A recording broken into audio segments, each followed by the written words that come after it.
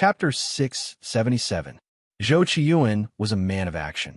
He did not speak much, and he always followed Hua Xiaoheng's orders unconditionally.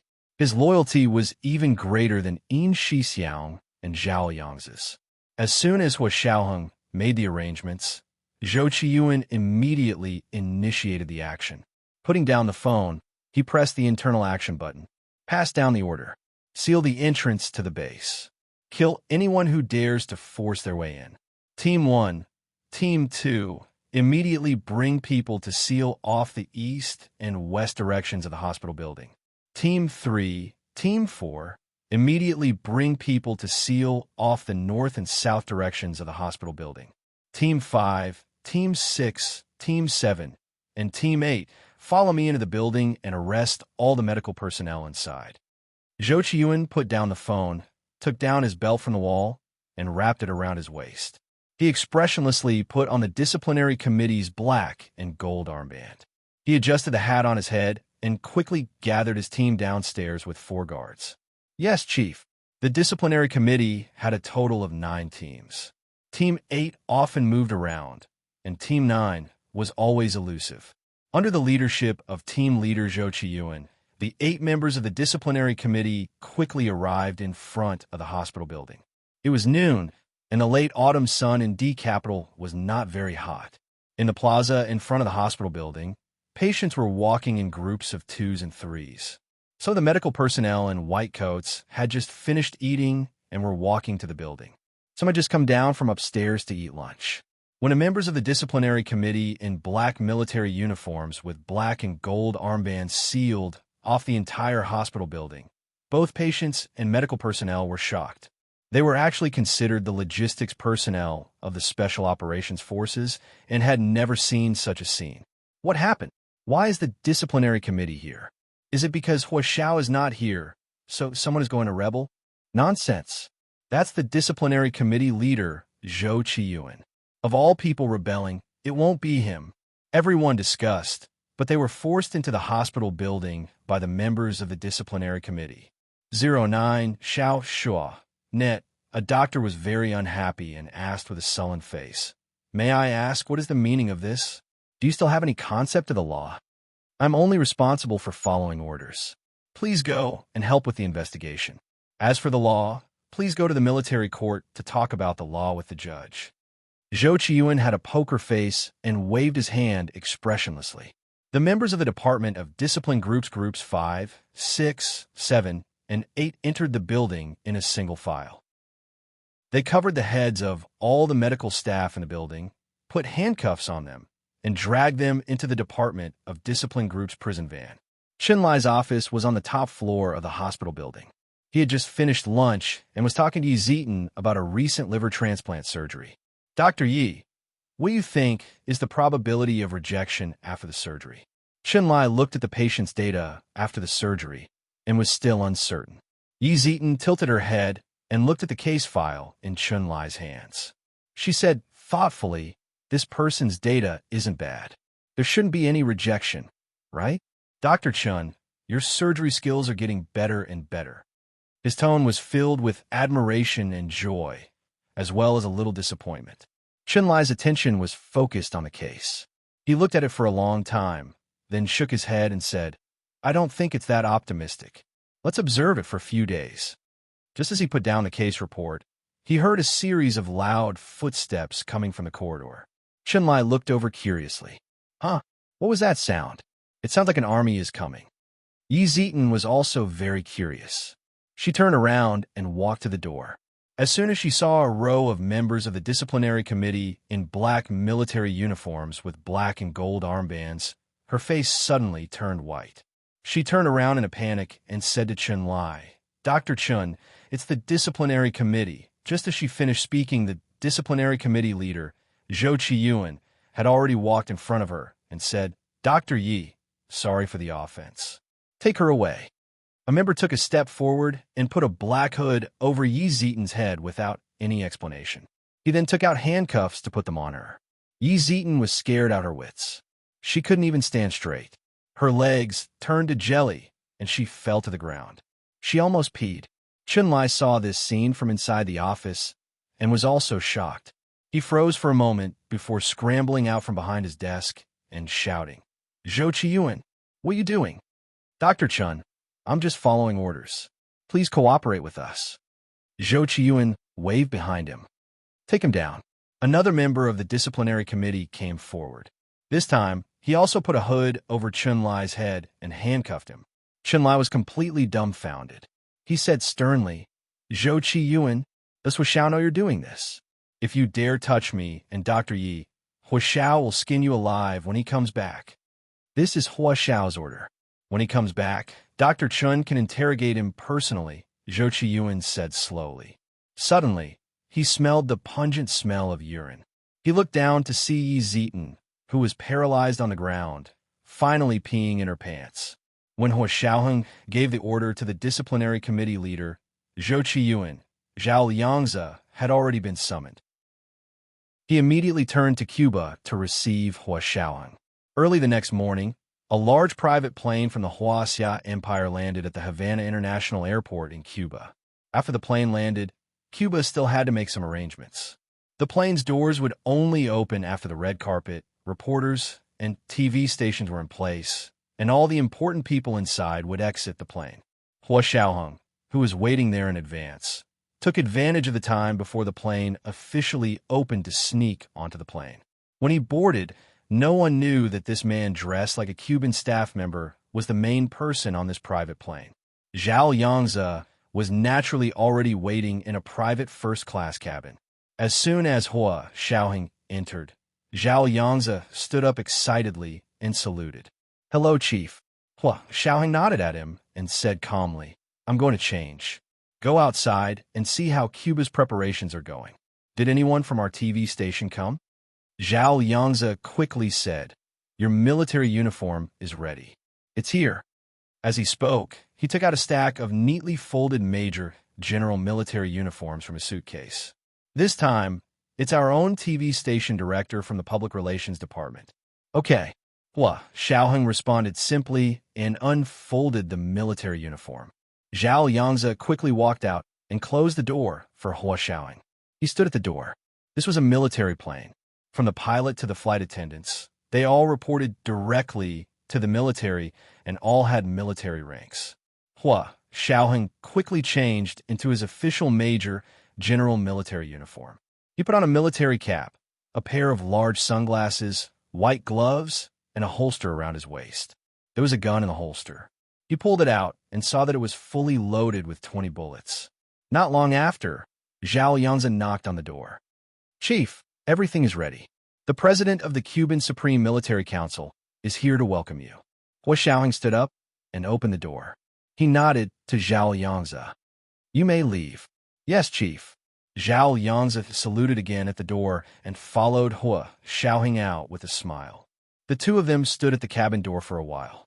Soon, the cabin door opened and Huashaoheng stepped out. The sky in Havana was a verdant blue, like the finest sapphire that could not be melted. White clouds floated in the blue sky, as if they had been casually painted with a brush. The military song of the Cuban Revolutionary Army played in the square, and a flock of white pigeons flew into the sky. A red carpet stretched from the cabin door to a place far below the stairs. The president of the Cuban Supreme Military Council, wearing the uniform of the Cuban Revolutionary Army, stood near the stairs and smiled in Huashaoheng's direction. Huashaoheng waved at him, then walked down the plane's suspension ladder with steady steps. The television stations and news reporters from both countries were captivated by Huashaoheng in his Major General uniform. All of them were mesmerized and raised their cameras to snap pictures. The directors of the television stations aimed their cameras only at Huashaoheng. The president of the Cuban Supreme Military Council only had a chance to be on camera when he shook hands with Huashaoheng. == Zhao Liangzi followed Huashaoheng. He sighed at the world where looks were the most important thing. At the same time, he marveled at his Major General's good looks and combat prowess. No wonder he was at the top of the food chain.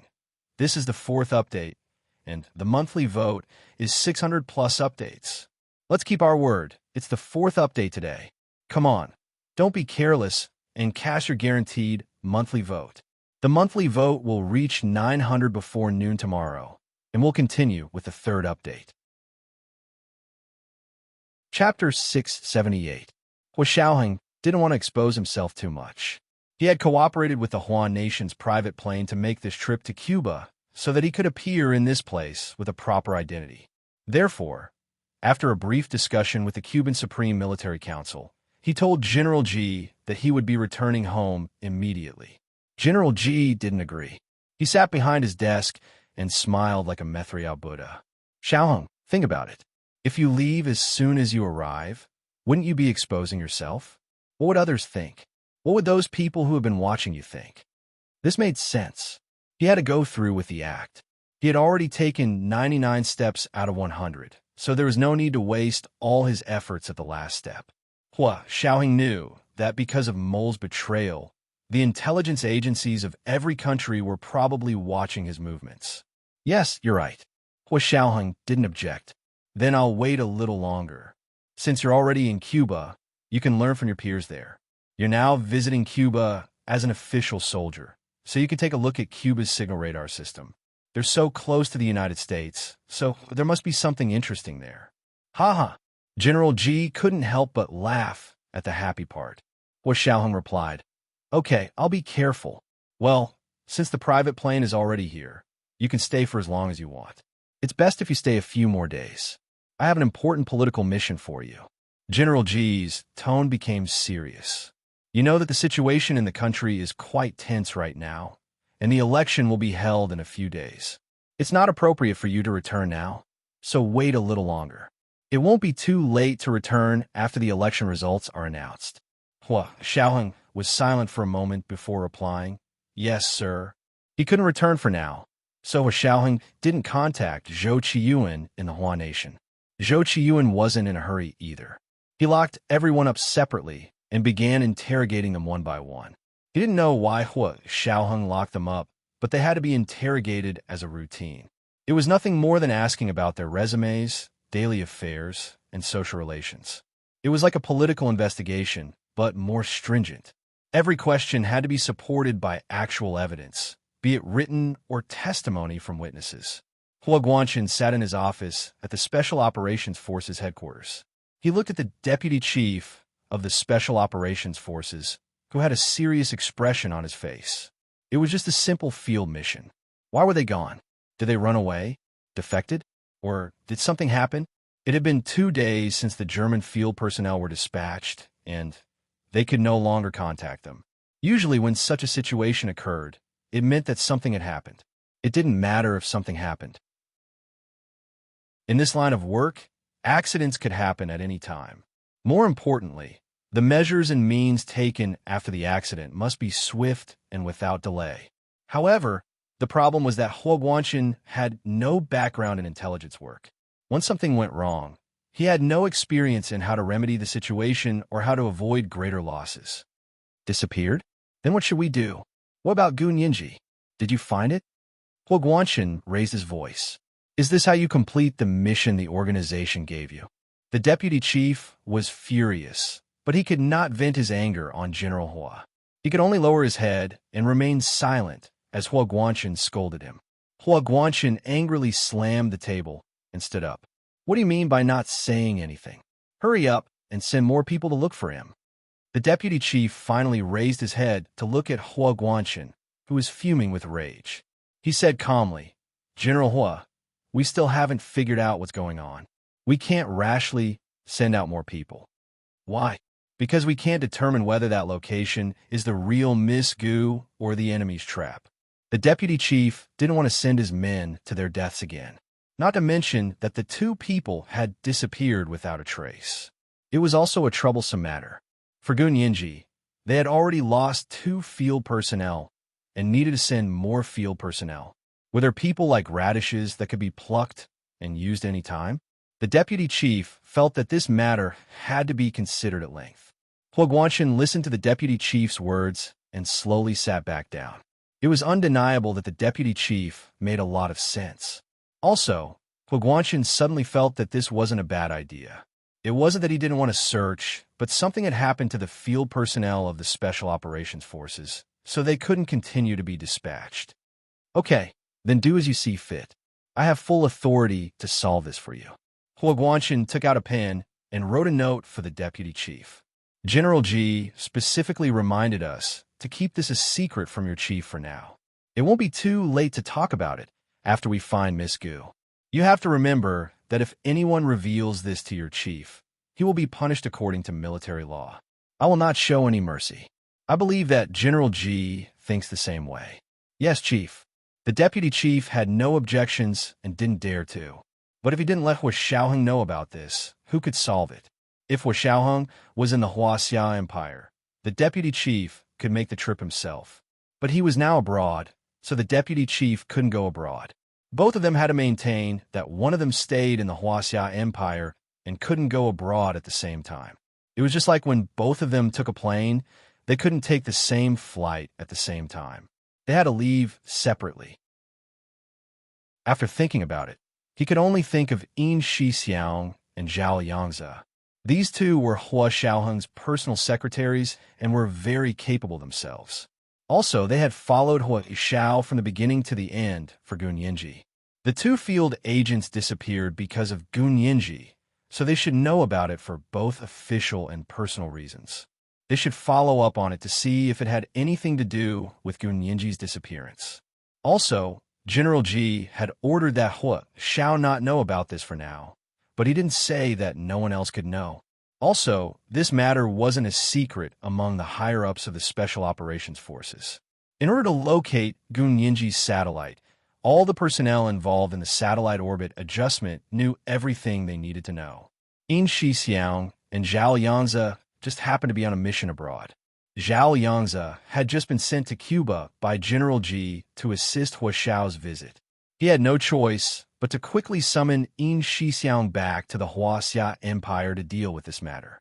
Yin Shixiang had originally been sent to Japan and was only halfway through his mission there when he suddenly received an urgent transfer order from the Special Operations Forces to immediately return to the Huaxia Empire. Even the plane tickets had been booked for him, and he was about to board the plane with his suitcase. He was a soldier, so it was his duty to obey orders. Yin Shixiang didn't say anything else and immediately boarded the plane. The flight from Tokyo to the imperial capital only took 3 hours. Yin Shixiang boarded the plane at 5 in the afternoon and arrived at the imperial capital international airport at 8 in the evening. However, because of the time difference, it was already 9 in the evening in the imperial capital. His adjutant came to pick him up. He opened the car door with a serious expression and invited him in. Yin Shixiang nodded and sat in the front passenger seat. He asked his adjutant, "Tell me, what happened?" His adjutant started the car and simply said, "Something happened to two people outside." In their professional terminology, people outside referred to field personnel, and "something happened" meant that they had died in the line of duty. Yin Shixiang's heart sank. Although this kind of thing wasn't rare, he still felt bad every time he heard such news. Those people were all their comrades. No soldier would be indifferent to the news of their comrades' deaths unless they didn't see them as comrades. "Okay, we'll talk about it when we get back," Yin Shixiang said dryly and didn't ask any more questions. After returning to the Special Operations Forces, Yin Shixiang didn't go back to his residence at all. Instead, he went directly to the headquarters base and returned to his room in Hua Xiao's official residence. He and Zhao Yangzi both had their own rooms there, as well as a study and a conference room. It was like two separate small suites. After taking a shower and changing clothes, Yin Shixiang dried his hair and went to the kitchen to find something to eat. He then informed his team members, "We'll be having a meeting in 10 minutes. All personnel on duty and officers above the rank of colonel must be present." After notifying them of the meeting, Yin Shixiang went to the safe and took out the phone he had prepared in the Huaxia Empire. It was already out of battery. Yin Shixiang took it to the conference room and plugged it into charge while waiting for everyone to start the meeting. He arrived early and waited for a while before the phone's battery was turned on. He swiped it open and saw an important message in the voicemail. The message was from Gun Yinji's external contact number. This was the first update. Today was Monday, and they had forgotten their recommendation tickets. It looked like they still had to do 4 updates today. This included a monthly ticket of 900 plus updates and a leader plus update. Congratulations to Raindrop 6868 for becoming the new leader of the Major General. Thank you to Raindrop 6868 for the 90,000 Chidian coins yesterday. Thank you to Whose Heart is Sweeter Candy for the 10,000 reading points yesterday. The second update would be 12 noon, the third update would be 7 p.m., and the fourth update would be around 9 p.m. Come on, don't be careless and cast your guaranteed monthly tickets.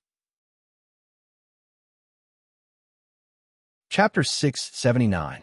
On Yin Shixiang's and Zhao Liang's phones, Gun Yinji's number was marked as an important contact number. Therefore, whenever there was a message, it would be picked up immediately. However, after so long, almost no one had called this number ever since Gun Yinji had become an adult. What was it about this time? Yin Shixiang was very surprised and quickly pressed the button to answer. A clear and somewhat anxious female voice came from his Bluetooth headset. Are you Yinji's guardian? I'm her roommate, Chi-Chi. My phone number is XXXXX. I have something important to tell you. It concerns Yinji. Please contact me immediately after you hear this message. You must contact me. This is a matter of life and death. Yin Shixiang was speechless. Okay, what was going on? He had only been away from the Huaxia Empire for 20 days. Why didn't he understand Chinese? He remembered Gun Yinji's roommate, Ma Chi-Chi. She was tall, straightforward, and always had a smile on her face. He hadn't expected her to drop such a huge bomb on him. Yin Shixiang felt a bit dizzy. He rubbed his temples and sat for a while before listening to the message again. Just as he was about to call Ma Chi-Chi back, the people he had called for the meeting arrived one after another. He said 10 minutes, so it was 10 minutes. No one arrived after 10 minutes. Yin Shixiang had no choice but to put down his phone and nod to everyone. Sit.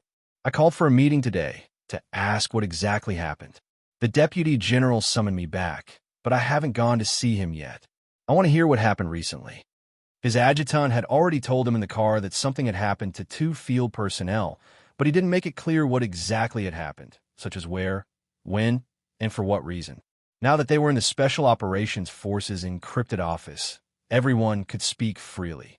09 small say net. Yin Shixiang's other deputy immediately stood up and said, Sir, it's like this. We lost contact with 2 of our field personnel during a mission in Germany. It's been almost 3 days now. Germany? The word Berlin in Ma Chi-Chi's voice message flashed through Yin Shixiang's mind. The capital of Germany was Berlin. Could it be related to Yinji? Yin Shixiang's skin tightened. He calmly clenched his fists and slowly loosened them. What are you going to do in Germany? I don't remember going on a field mission in Germany recently. We're not sure about that. You'll have to ask the deputy chief. His adjutant shook his head. You know, this is the rule. We won't ask about the details of our comrades' missions. Yin Shixiang choked. Indeed, his adjutant and his team members were not at this level, so they could not inquire about other people's affairs, nor could they tell others the details of their field missions. If he did, he would be violating confidentiality rules, but he could tell his superior. For example, Hui Xiaoheng and his 2 personal secretaries were of very high rank and had the authority to know the details of the Special Operations Force's personnel's field work. Okay, then I'll go see the deputy chief. You guys wait for me here. Yin Shixiang immediately stood up and went to the deputy chief's office building. The deputy commander had been extremely busy these few days. He had to find out the reason for the disappearance of the 2 field personnel and give a detailed and clear explanation to his superiors and subordinates. Otherwise, he would have to take responsibility. He called Yin Shixiang back because he wanted him to take responsibility for this matter. At the same time, he wanted to find out if it had anything to do with Gun Yinji's disappearance. As soon as Yin Shixiang arrived at the deputy chief's office building, he was immediately led inside. Lieutenant Colonel Yin, please come in. The deputy chief has been waiting for you. 09 Xiaosheng. He should have gotten off work at this time, but the deputy chief knew that he would be back at this time, so he had not gone home. Yin Shixiang walked in front of the deputy chief and saluted. reporting to Chief. Lieutenant Colonel Yin Shixiang reporting for duty. Okay, Lieutenant Colonel Yin, please sit. The deputy chief quickly pointed to the sofa in front of him. There's an important reason why I called you back so urgently this time. Yin Shixiang quickly sat upright on the sofa and rested his hands on his knees. He said very seriously, "Please speak. I was just wondering. It's like this." The deputy chief sighed. This matter started 4 days ago. Yin Shixiang's heart pounded, and he suddenly had a very bad feeling. 4 days ago, General G suddenly received a briefing from the deputy consul of our country's consulate in Munich, Germany. He said that a citizen of our country named Gun Yinji had gone missing in Munich. Lieutenant Colonel Yin, when we received the news, it had already been 17 or 18 days since she disappeared. Yin Shixiang felt his vision go black when he heard that. So it really was related to Gun Yinji. So Gun Yinji really had met with danger in Germany. But wait, Ma Chichi's message said that Gun Yinji had met with danger in Berlin, but the deputy chief said it was in Munich. Yin Shixiang was a bit anxious. He really wanted to go to the central control room immediately to get Gun Yinji's GPS location. That way, he wouldn't have to worry about whether it was in Munich or Berlin. However, the deputy chief's next words saved him from that dilemma. General G handed this matter over to General Hua. General Hua found us and asked if we could find a way to find Gun Yinji. As you know, Gun Yinji was already a key protected target in our department. Although her security measures have been revoked, but, Deputy Chief, Gun Yinji's security measures have been revoked? Why didn't we know about this? Yin Shixiang was shocked and interrupted him. When did this happen? Gun Yinji's security measures were personally set up by He Xiaoying. In the past, she was perfectly protected. Perhaps it was too well protected, but in those 6 years, no one actually came looking for Gun Yinji. They also couldn't find any information related to Gun Yinji's background. Later, He Xiaoying decided to let her go out and interact with society. At the same time, more people would notice her. This might help them find out about her background. It had to be said that this strategy was very correct. Soon, all sorts of contact and tests began on Gun Yinji. They went with the flow and finally found Gun Yinji's father, Gu Xiangwen, and found out about her background. However, He Xiaoying hadn't said anything yet. Who had the guts to revoke Gun Yinji's security measures? The deputy chief was stunned. This was an order from the Military Supreme Council. I was also following orders. Yin Shixiang nodded. Okay, then deputy chief, please keep the order. When He Xiaoying comes back, he will definitely ask about this. Of course, I've already saved it according to procedure.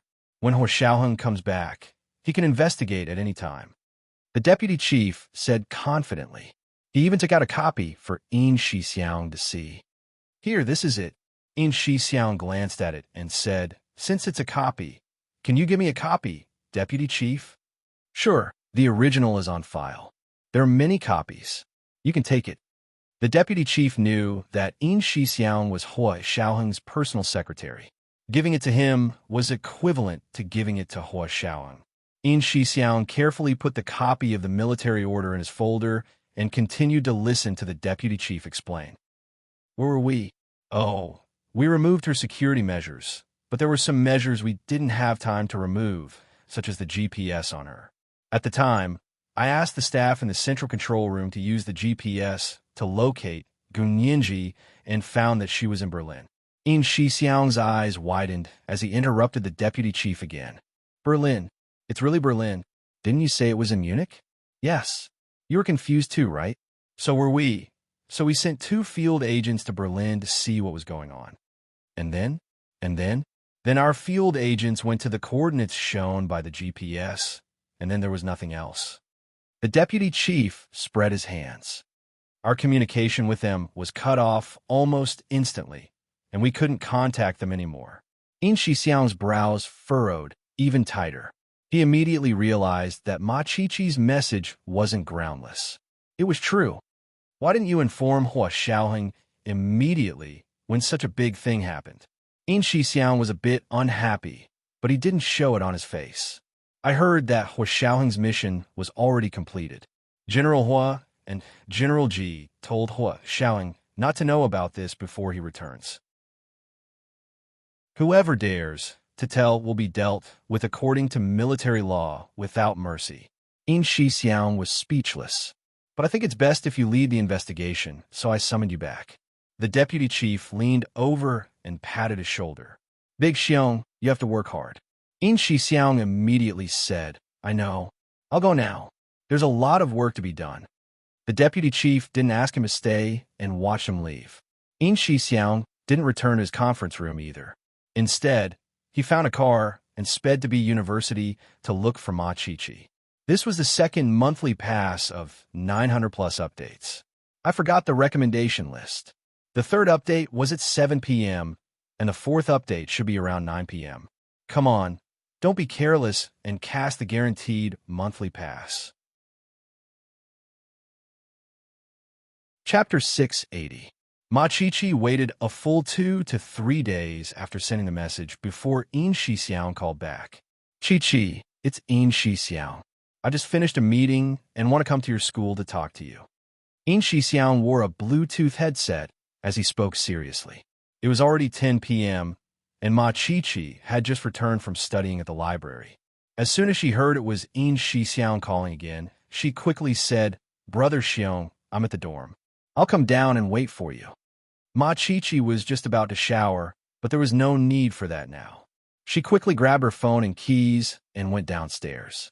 She waited outside the dormitory for 10 minutes before she saw a black Jeep with a military plate drive over and stop in front of her. In Shixiang opened the door. Get in. Ma Chi-Chi nodded and got in without another word. She had been anxious about Gunyinji for a few days, and now that In Shixiang had finally arrived, she was completely focused on saving Gunyinji. She didn't hear someone calling her name from behind her. Chi-Chi, Chi-Chi, come down. Chi-Chi, Chi-Chi, where are you going? The senior who came looking for Ma Chi-Chi with a bag of midnight snacks saw Ma Chi-Chi get into a military jeep. In a daze, he saw a very handsome man in the car.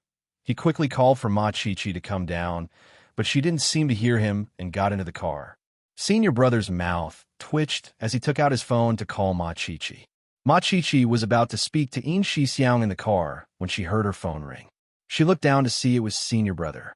She wasn't in the mood to flirt with senior brother, so she didn't pick up. She didn't expect senior brother to be so persistent and keep calling her. Ma Chi-Chi had no choice but to answer the phone and ask, Senior brother, what's up? Senior brother took 2 deep breaths to calm himself down. He smiled and asked deliberately, Chi-Chi, are you at the dorm? I bought you supper. Come down and get it. Ma Chi-Chi frowned. I'm already asleep. Thank you for the supper, senior brother. I'll treat you tomorrow. She then hung up. Senior brother stood in front of the B University female graduate student dormitory for a full minute before he finally put down his arm. He turned around and glared angrily in the direction of Ma Chi-Chi's dorm before quickly walking down the stairs of the dorm. He threw the supper in his hand into the trash can, dusted his hands, and strode off. In Shixiang drove Ma Chi-Chi all the way to B University's parking lot before stopping the car. It was already late at night. The parking lot here was reserved for faculty and students during the day, so there were only a few cars left. The empty parking lot was perfect for talking, and they didn't have to worry about being eavesdropped. In Shixiang turned to look at Ma Chi-Chi and said sternly, Chi-Chi, tell me again. What video? Ma Chi-Chi didn't say much. She took out her phone and unlocked it. She logged into her instant messaging account and clicked on the video Gunyinji had sent her. See for yourself. In Shixiang stared at her phone. On the 5-inch phone screen, there was a young woman with half of her face bruised and swollen. Her eyes were nervous and panicked, and her soft voice was filled with panic. Chi-Chi, Chi-Chi, I'm in Berlin. Save me. The video was very short. It was only a few seconds, so it was obviously sent in a hurry. This was Gunyinji. Was this the little girl who grew up under their meticulous care? Half of her face was swollen because her skin was fairer than the average person's. Now that she was injured, the bruises on her face looked much scarier and worse than the average person's. What made him feel even worse was the look in her eyes. In that instant, he seemed to see the 12-year-old Gunyinji again. The little girl who would hug her head in fear when someone spoke a little too loudly. She would curl up in a corner and cry silently. In Shixiang turned his head abruptly to look at the dark night outside the car window. He clenched his hand into a fist and covered his mouth to stop the sob that almost escaped his throat. However, he couldn't stop the tears from flowing out of the corners of his eyes. He could only pretend not to care and turn his head to the side, using his left hand to wipe away the tears. The video was too short, so Ma Chichi thought In Shixiang didn't understand it. Seeing him turn his head to look out the window, she played it for him again. Brother Xiong, look, is that Ninji? In Shixiang closed his eyes and took out his phone. He said to Ma Chichi, forward the video to me. Ma Chichi glanced at him. Brother Xiong, your account? In Shixiang thought about it. They didn't allow him to install the instant messaging software on the market. Their instant messaging software was made by themselves and had a dedicated line for communication. It was much more secure than the software used by ordinary people. How about this? Add my phone number, then save the video locally and send it to me via text. In Shixiang gave Ma Chichi his phone number. Although In Shixiang had just called Ma Chichi's cell phone, his cell phone had a special setting that could hide his cell phone number. Even though he had called, Ma Chichi couldn't see all of his cell phone numbers, so naturally, she couldn't save his cell phone number. In order to add his phone number, In Shixiang had to tell her the complete phone number. Ma Chichi glanced at him and slowly saved his phone number in her phone's address book. Then she followed In Shixiang's instructions and sent the video to him. In Shixiang received Gun Yinji's distress video and played it again. After confirming there were no problems, he saved it locally. Thank you, Chichi. If it weren't for you, we really wouldn't have known the situation was so serious. In Shixiang thanked Ma Chichi sincerely. Ma Chichi quickly waved her hands and shook her head. Brother Xiong, don't say that. Ninji is my roommate and also my good friend. Who else would I help if not her when something like this happened to her? Thank you, Chichi. It's Ninji's luck to have a good friend like you. In Shixiang smiled. He thought about how his Ninji had a lot of good friends. Her 3 undergrad roommates were very protective of her. Now that she had such a good roommate for her post-grad studies, it was obvious that their decision to let her study was the right choice. Brother Xiong, you're too kind. Ma Chichi sighed. Actually, I didn't do much. I just made a few calls and sent a few texts. Sigh. Ninji went out with Professor He. I didn't think something would happen to her. I asked Professor He, and he confirmed. Ijichu, what did he say? Ma Chichi thought about it and said, Professor He confirmed that Ninji is indeed missing. He also said he's looking for her. As she spoke, Ma Chichi showed In Shixiang Hijichu's German social media account, waiting for you to come home. In Shixiang finally remembered that Hijichu was also in Germany. He was the one who took Ninji to Germany. How could something happen to Ninji with Hijichu there? In Shixiang's back broke out in a cold sweat. No one knew Hijichu's capabilities and influence abroad better than In Shixiang and the others. He and Zhao Yangzi had both personally witnessed Hijichu's influence abroad. Who could be so powerful to lose Ninji with such a powerful force? In Shixiang's hands on the steering wheel began to tremble slightly. He tried his best to calm himself down and said calmly to Ma Chichi, Okay, I got it. It's getting late. I'll take you back. As he spoke, he started the car. Ma Chichi finally got the message through and sighed in relief. She leaned back in the seat and smiled. Brother Xiong, Ninji's boyfriend is with you, right? Yeah. In Shixiang answered absent-mindedly. He kept thinking about how to inform Hua Xiao, but when he thought about the deputy chief's words, he didn't dare disobey his superior's orders. Then you let him know, right? Ma Chichi didn't give up and asked again. She felt like she was really worried about Ninji's safety. If she didn't tell Ninji's awesome boyfriend, Ma Chichi would feel like she hadn't done her best. In Shixiang didn't know how to answer. The hierarchy in the military, the difference in administrative power, and the unconditional obedience of soldiers to their superiors. All of these things Ma Chichi couldn't understand at the moment were swirling in Shixiang's mind. Turning his head, Shixiang saw Ma Chichi's big, hopeful eyes and said slowly, You mean Hua Xiao? He's on a business trip, so I can't contact him for now. It was the third update, and today was Monday. I'd forgotten about the recommendation tickets. The fourth update should be around 9 o'clock at night. Come on, don't be careless and vote for the guaranteed monthly ticket. P.S. When a second update was posted for the first time this afternoon, I realized it was posted incorrectly. I posted the chapter before I edited it, but later I realized the word count was wrong. I've already edited it. It's more than 100 words more than the first one. If you find the plot is not coherent, go download the chapter from this afternoon again. P.S. If the monthly ticket reaches 1200 by 12 noon tomorrow, continue with the third update. Chapter 681. Business trip? Then call, or text, or video call. How could he not be notified? Ma Chi-Chi's eyes widened in disbelief. Brother Xiong, it's the age of the internet now. How could he not be notified? Don't tell me he went to some godforsaken place for a business trip. In Shixiang grimaced as he raked his hair and decided not to explain. You don't understand. Okay, we've arrived at your dorm. The female graduate student's dorm was right in front of them. In Shixiang stopped the car. Ma Chi-Chi really didn't understand, but she knew Hua Xiao and In Shixiang were soldiers.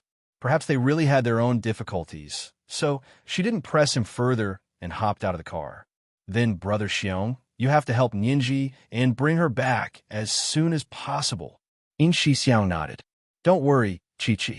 We'll do our best. He immediately started the car and left. Ma Chi-Chi stood on the steps in front of the dorm and watched In Shixiang's jeep disappear before returning to her dorm.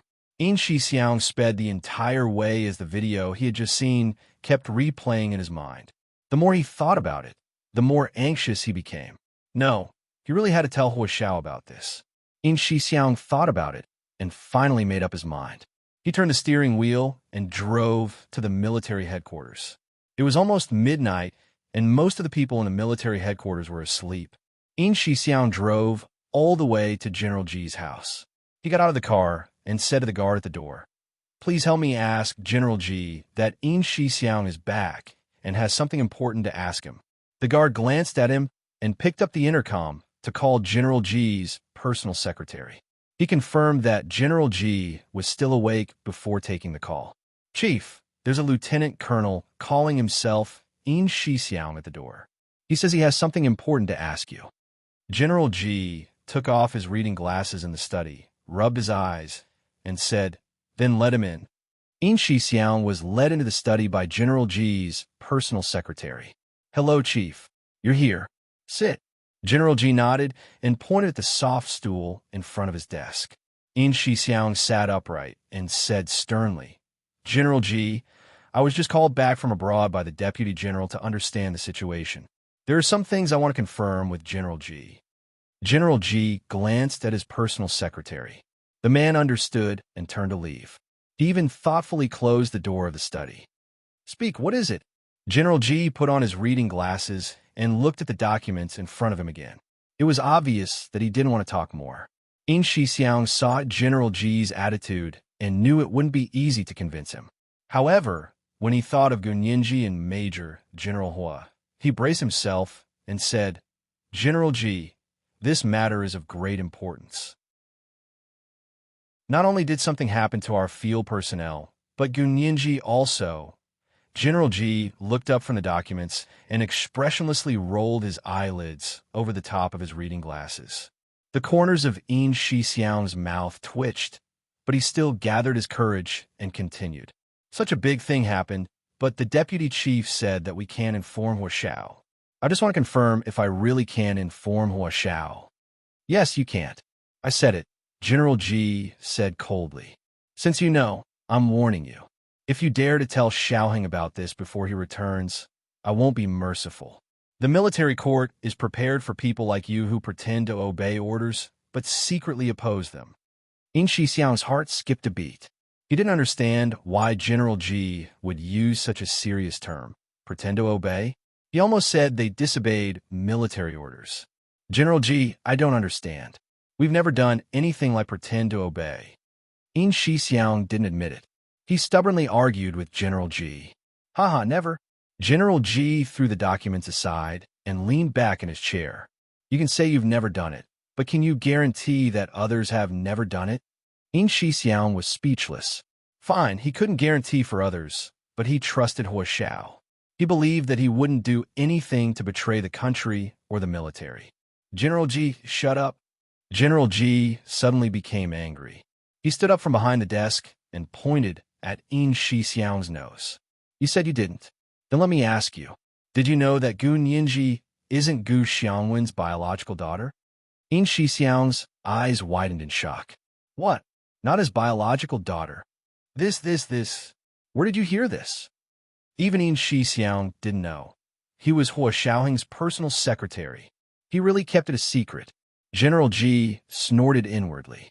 Big Xiong, you're incompetent. How can you not know something even your boss knows? TSK. Think carefully about what's going on before you argue with me about whether or not to inform Xiaoheng. General G waved his hand. Let's go. It's late. I need a rest. In Shixiang walked out of General G's house like he was sleepwalking. He also got into his car like he was sleepwalking. Then, he started the car in a daze. Even in such a state of mind, he drove all the way back to the Special Operations Forces headquarters without any accidents. Back at the headquarters, he subconsciously went to the conference room. Seeing that it was full of people, he finally came to his senses and nodded to everyone. Sorry to keep everyone waiting. Everyone in the conference room expressed that it was fine and waited for him to speak. In Shixiang took the mineral water on the table and opened the cap to drink half a bottle. Then he said to everyone in the conference room, I went to see the deputy chief and then General G. That's why I was delayed. Everyone expressed their understanding and didn't seem to be full of resentment. In Shixiang nodded and said, First, deal with the disappearance of the 2 field agents. I'm giving you the authority to send people to understand the entire situation. I want to see the whole truth before 10 tomorrow morning. This included the decision-making process, the selection of field agents, the confirmation of field coordinates, and finally the final contact between the 2 field agents and them. Roger, Chief. In Shixiang's subordinates accepted the task and immediately left the conference room to begin preparations. In Shixiang sat alone in the conference room and covered his face with his hands. He sat there silently for a while until he was truly exhausted, so he returned to his room to rest. Gu Nianji had already been recuperating at the blonde, blue-eyed owner's place for 2 days. For the past 2 days, she had changed the dressing and bandages on the wound on her arm all by herself. Fortunately, it was her left arm that was injured, so it wasn't difficult to bandage it. Actually, her wound healed the next day, but in order to not let these people know about her strange constitution, Gu Nianji continued to pretend to change the dressing and bandage. She hung her left arm around her neck and pretended to be seriously ill. However, she felt that it was too boring to recuperate alone, so she borrowed the owner's laptop and planned to surf the internet to kill time. The lady boss generously lent her laptop to her. For the past 2 days, Gu Nianji spent most of her time on the laptop. She had nothing to do, so she often searched for things related to Li Haiqing's case. She didn't know how many news reports and case analyses she had read, but there was nothing new to read. She continued searching, wanting to see old news. As she searched old news, Gu Nianji suddenly discovered a strange phenomenon. She realized that the search engine here didn't seem to be able to find all the relevant news. For example, when she searched for old news about Li Haiqing's case, she originally wanted to collect all the news reports from the time of the case until now, then compile them into a book based on the timeline. She wanted to see if there was any internal connection between the news and the progress of the case.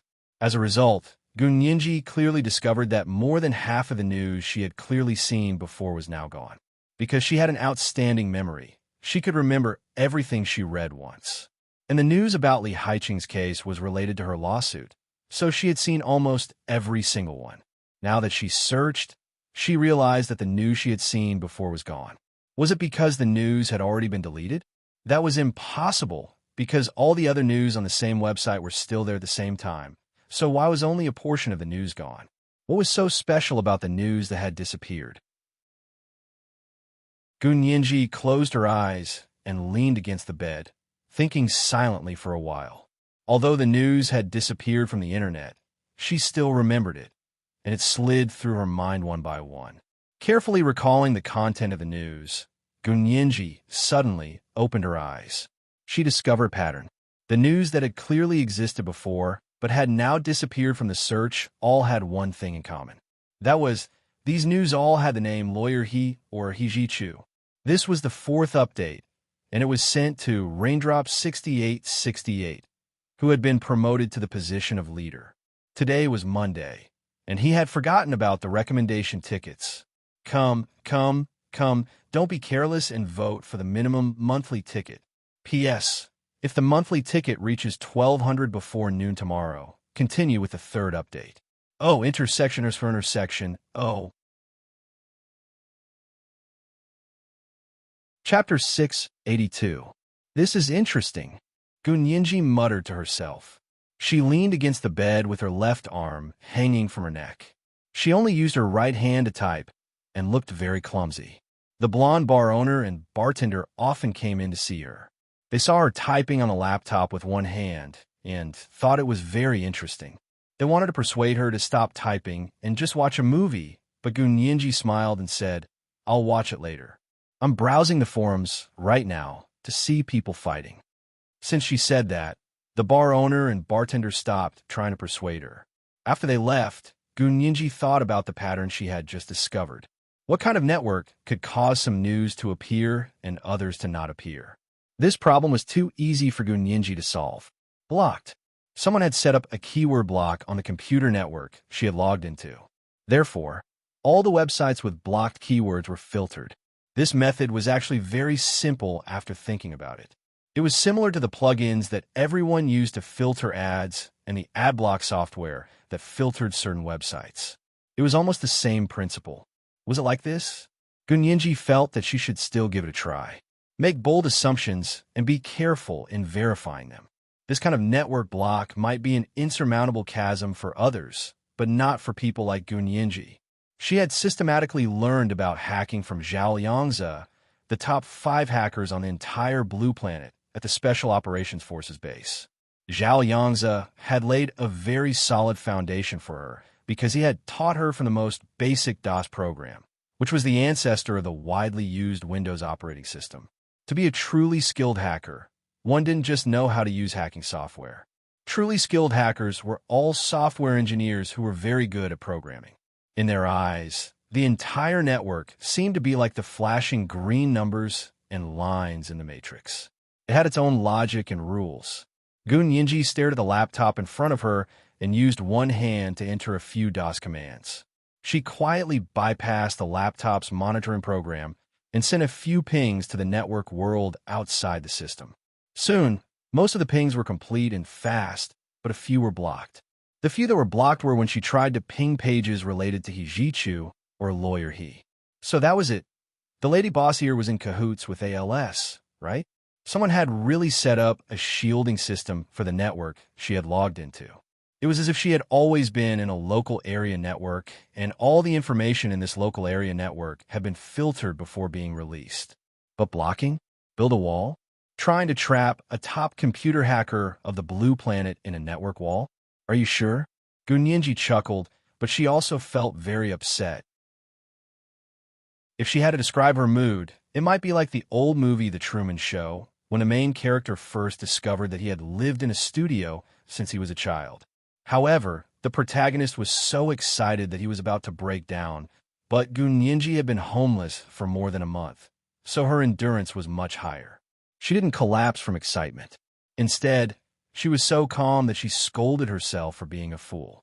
She felt that her decision to run away at all costs a few days ago was too stupid. What are her advantages?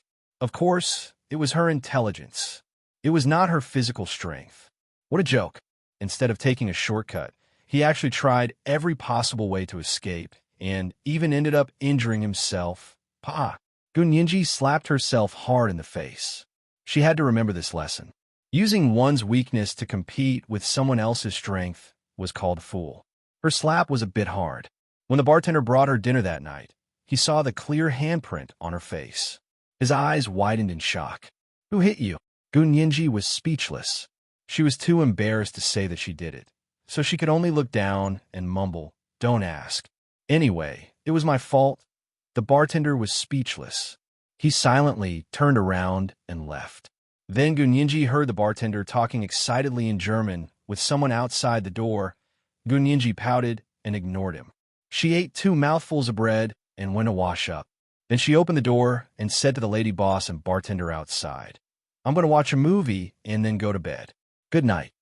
This meant she was going to lock the door. The lady boss glared at the bartender and turned to Gunyinji with a smile.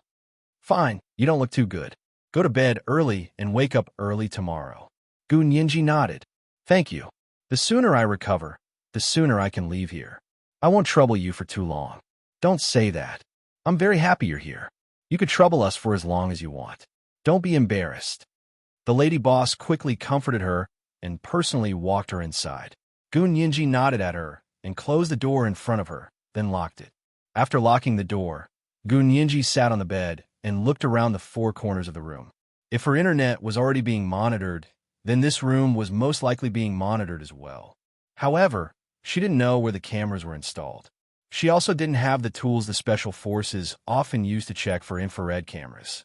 However, if the other party had installed cameras here, then they must be monitoring through the internet.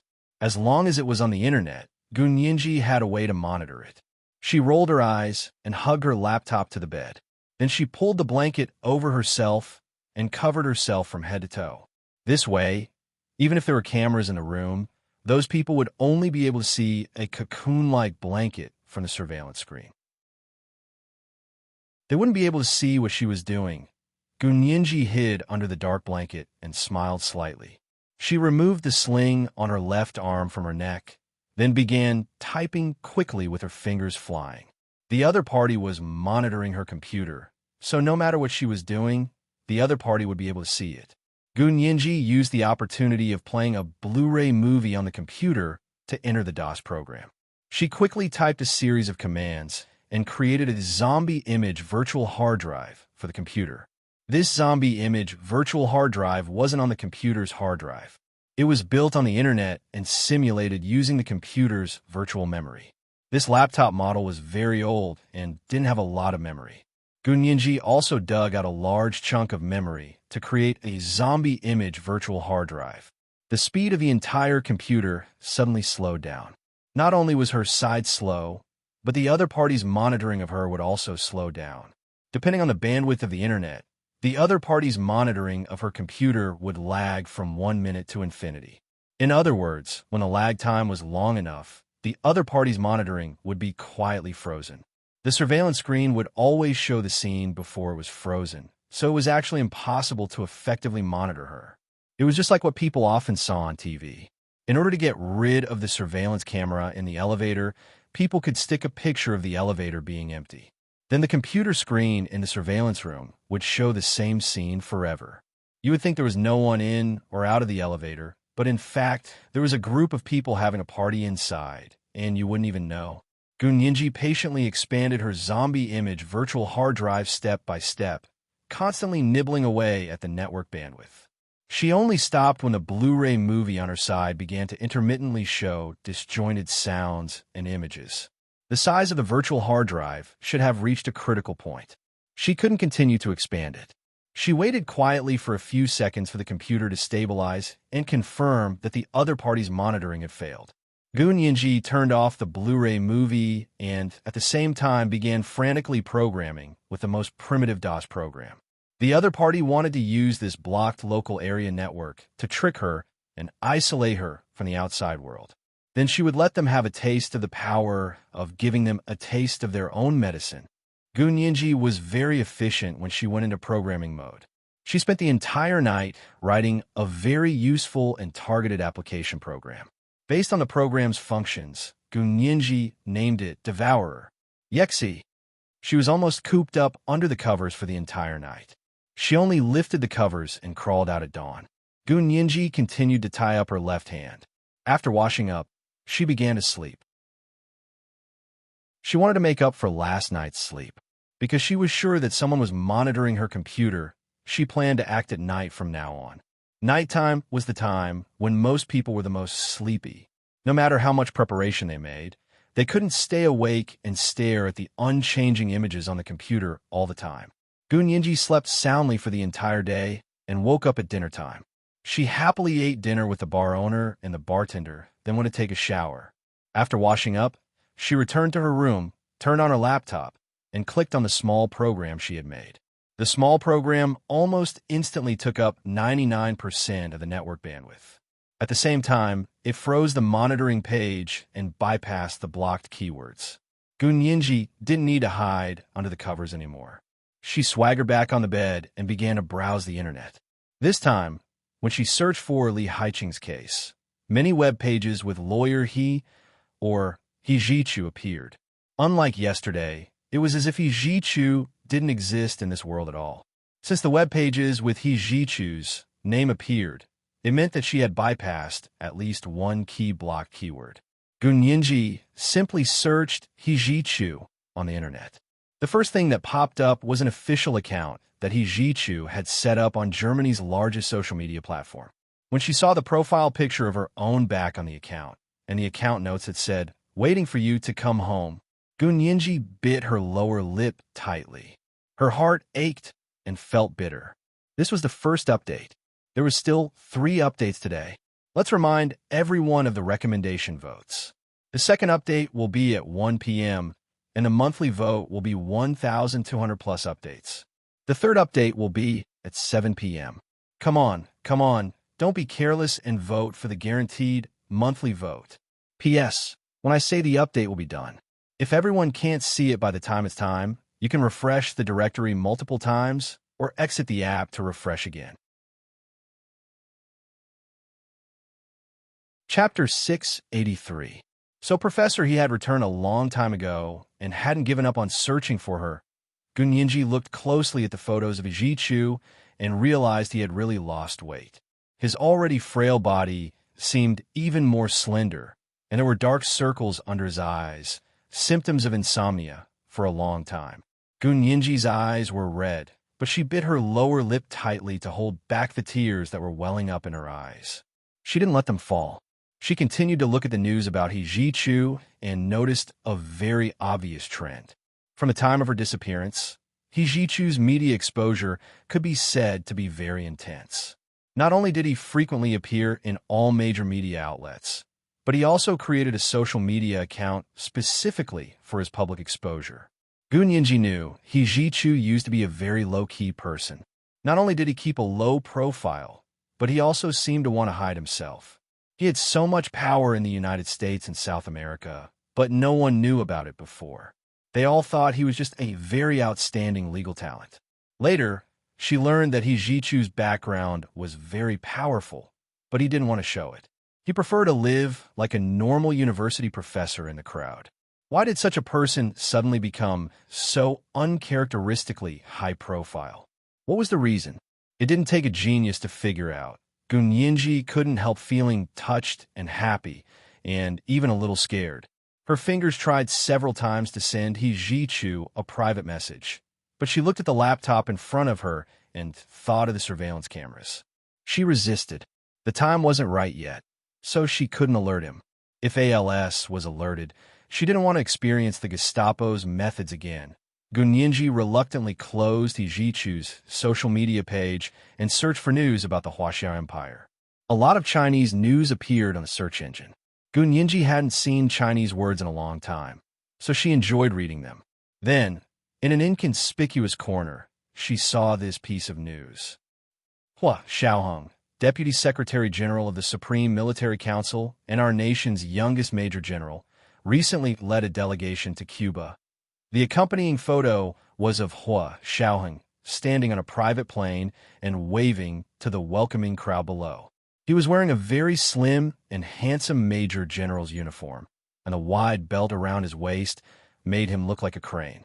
Standing high up in the plane, it was as if the vast blue sky and white clouds had become his backdrop. Although he was wearing sunglasses and she couldn't see his eyes, Gun Yinji could tell from the slight smile on his face that he was in a good mood. Looking at Hua Xiaoheng's high-spirited photo, Then looking at herself in the mirror with disheveled hair and dirty face, Gun Yinji felt depressed. This was his current mission, right? Looking at the time, he should have left the country 2 days ago, so the previous mission should have been completed, right? They had already completed one mission, and now it was time for another. Did he call her? At that moment, Gun Yinji regretted throwing her phone away. However, if Hua Xiaoheng had called her and found that her phone was out of service, would he not have guessed that something had happened to her? That was absolutely impossible. There was only one possibility, and that was that he hadn't called her. If he was still in the middle of a mission and didn't call her, she could understand. This was one of the costs of being with Hua Xiaoheng, and she was already prepared to accept it. But now that the previous mission had been completed, and even a new mission had begun, the two of them had been separated for a few months, and he still hadn't called her. She really couldn't take it anymore. At that moment, Gun Yinji didn't know that Hua Xiaoheng was actually still in the middle of a previous mission. His current visit was only to wrap up the previous mission. However, her heart ached even more, and the indescribable feeling made her feel like a fishbone was stuck in her throat, and she began to feel irritated. She stood up and paced around the small room, constantly telling herself to calm down. She had to calm down, and she had to calm down. Now that she was alone, no matter if she threw a tantrum or cried tears of grievance, no one would care. The only person she could rely on was herself. 09 small say net. Raising her head, she forcefully suppressed the tears in her eyes. Rationally, she thought that Hua Xiaoheng definitely didn't know that something had happened to her, so he could still act happy in front of the media. Of course, it was also possible that at his position, no matter what he was thinking, no one could tell from his face. He was a high-ranking Imperial Major General, and he worked in intelligence work like the Special Operations Forces. Showing his emotions on his face was his failure. However, Gun Yinji still had some doubts. If Hua Xiaoheng didn't know that something had happened to her, then why would the Special Operations Forces send people here? She still remembered the 2 Special Operations Forces members who had their throats slit. Gun Yinji didn't want to contact He Zichu for now because she was worried about alerting the enemy, because she had a bigger plan. She didn't want the 2 Special Operations Forces members who had come to save her to die in vain. Those 2 people had come to save her, right? Gun Yinji bit her lower lip and whispered in her heart, "It must be. Otherwise, they wouldn't have been killed." Glancing at Hua Xiaoheng's handsome face again, Gun Yinji quietly closed the page and opened an open-source programming page on a hacker's website to continue writing the program. The original DOS was still too time-consuming to use, and Gun Yinji didn't have that much time to waste on DOS. The initial program written in DOS needed to be perfected and optimized to achieve the effect she wanted. She wanted the group of people monitoring her to know that soon they would feel the despair that she had once felt. Gun Yinji endured the bitterness in her heart and stayed up all night to perfect and optimize her devourer. Yexi, as much as possible on the programming page on the hacker's website. Now that she opened the program, not only could she bypass the enemy's surveillance, but she could also completely disable the network control program that controlled the camera. Therefore, she didn't even need to find where the camera was. She only needed to make the camera lose contact with the enemy. Anyway, by the time she left, it would be too late for them to discover what had happened in this room. After writing the program, Gun Yinji slept for the entire day and only woke up for dinner at night. The blonde lady boss was a bit worried about her health and asked, "Do you want to see a doctor? Why have you been sleeping so much lately?" Gun Yinji smiled and said, "I have nothing to do, so of course I can only sleep. Time passes faster when I'm asleep, so it doesn't feel like I'm locked up." The bartender sitting across from her blushed. He coughed lightly and turned to the side to eat. The lady boss was calmer and smiled. "How can that be? You have complete freedom. Tell me, where do you want to go? I'll go with you." Gun Yinji looked at her with a smile and shook her head. "No need, my injuries haven't healed yet. Actually, I heard that the body recovers faster when sleeping, so I decided to sleep more. That way, I can recover faster." "Oh, yes, that's the reason. Sleeping is indeed the time when the body recovers itself. The blonde lady boss was visibly relieved and even served Gun Yinji a bowl of clam soup. Gun Yinji tasted it and found it familiar, so she put it down. You don't like it? The lady boss raised her eyebrows. It tastes pretty good. I like it, but I'm already full. Gun Yinji patted her stomach. My injuries haven't healed yet, and neither have my appetite. The lady boss quickly glanced at Gun Yinji's left arm. It was still bandaged, and she was clumsy when holding things. She also looked unbalanced when walking. She hadn't forgotten the bloody mess on Gun Yinji's left arm that day. What a pity. Such flawless skin had such a heavy scratch. She would probably need skin grafts to cover up the wound. All right, then you should rest early. I hope you can recover soon. The lady boss spoke very sincerely, without the slightest hint of hypocrisy. Gun Yinji muttered to herself, but didn't show anything strange on her face. Now wasn't the time for a showdown. After washing up again, Gun Yinji returned to her small room and locked the door. She turned on her laptop and opened her small program. She instantly regained control of the network. Gun Yinji began to browse the internet again and downloaded the instant messaging software. Although the computer had a password protection, it was a piece of cake for Gun Yinji to crack the download password. Gun Yinji didn't think about cracking the password on the first night she stayed there because it would be immoral. But when she learned that the lady boss was in cahoots with ALS and that the bar was just a setup, she didn't care anymore. You guys are monitoring me anyway, so I'm just counterattacking.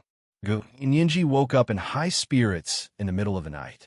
Her eyes sparkled as she sat in front of the laptop. Gun Yinji, come on, let's get started. She opened the program and saw that her devourer, Yexi, was working normally. After a day of nibbling away, it had successfully entered the surveillance network. She first pulled up the surveillance footage and saw that Gun Yinji had created a zombie desktop on their monitor. In order to make it look realistic, she even used macro to record a small desktop program and randomly clicked on some web pages and games. Gun Yinji had already deceived everyone and snuck in through the back door of their system. She was excited and nervous because she didn't enter a normal network.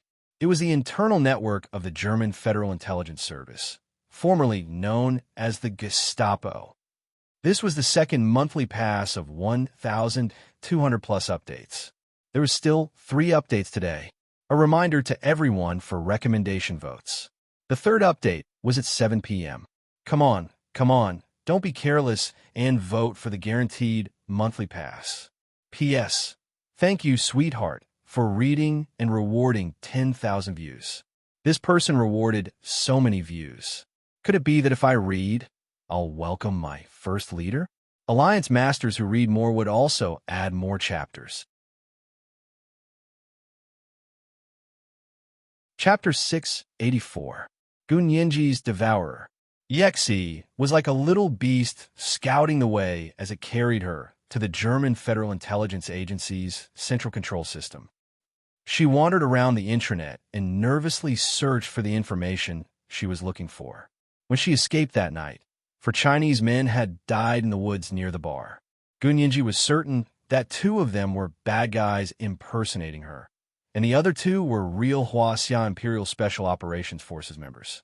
She touched the diamond earrings on her ears and hesitated. In the end, she didn't take them off. They were her only connection to Huaxiao. She knew it was dangerous to wear them, but she didn't want to take them off. She wanted to enter Al's intranet and find information on the 4 dead men. That morning, when the blonde bar owner told her about the tragedy in the woods, Gun Yinji thought the case would once again spread like wildfire in Germany. After all, even the bar owner knew about it, but after that, she didn't see any news online. It was as if what happened that night was a figment of her imagination. She finally understood that the bar owner knew so much not because the case was well known, but purely because she was in cahoots with ALS. She was probably also an intelligence agent from the German Federal Intelligence Agency. She probably told Gun Yinji to get some information from her. Unfortunately, she had no idea why the Huaxia Empire would send people, so she didn't have a chance to leak the information. Gun Yinji shrugged and continued to search the German Federal Intelligence Agency's intranet. From the website structure, The German Federal Intelligence Agency's website was divided into 8 major systems. Bureau 1 was the main intelligence agent, and ALS was the director. Gun Yinji's hand paused and dug out an encrypted file from Bureau 1. The password was simple because some idiot intelligence agent had created a TXT file and stored it with the encrypted file. The TXT file was called "There are all kinds of passwords for all kinds of encrypted files." So when Gun Yinji opened the file, she had the key to open all the encrypted files. Gun Yinji was stunned when she successfully opened the encrypted file. The file was actually a list of intelligence agents.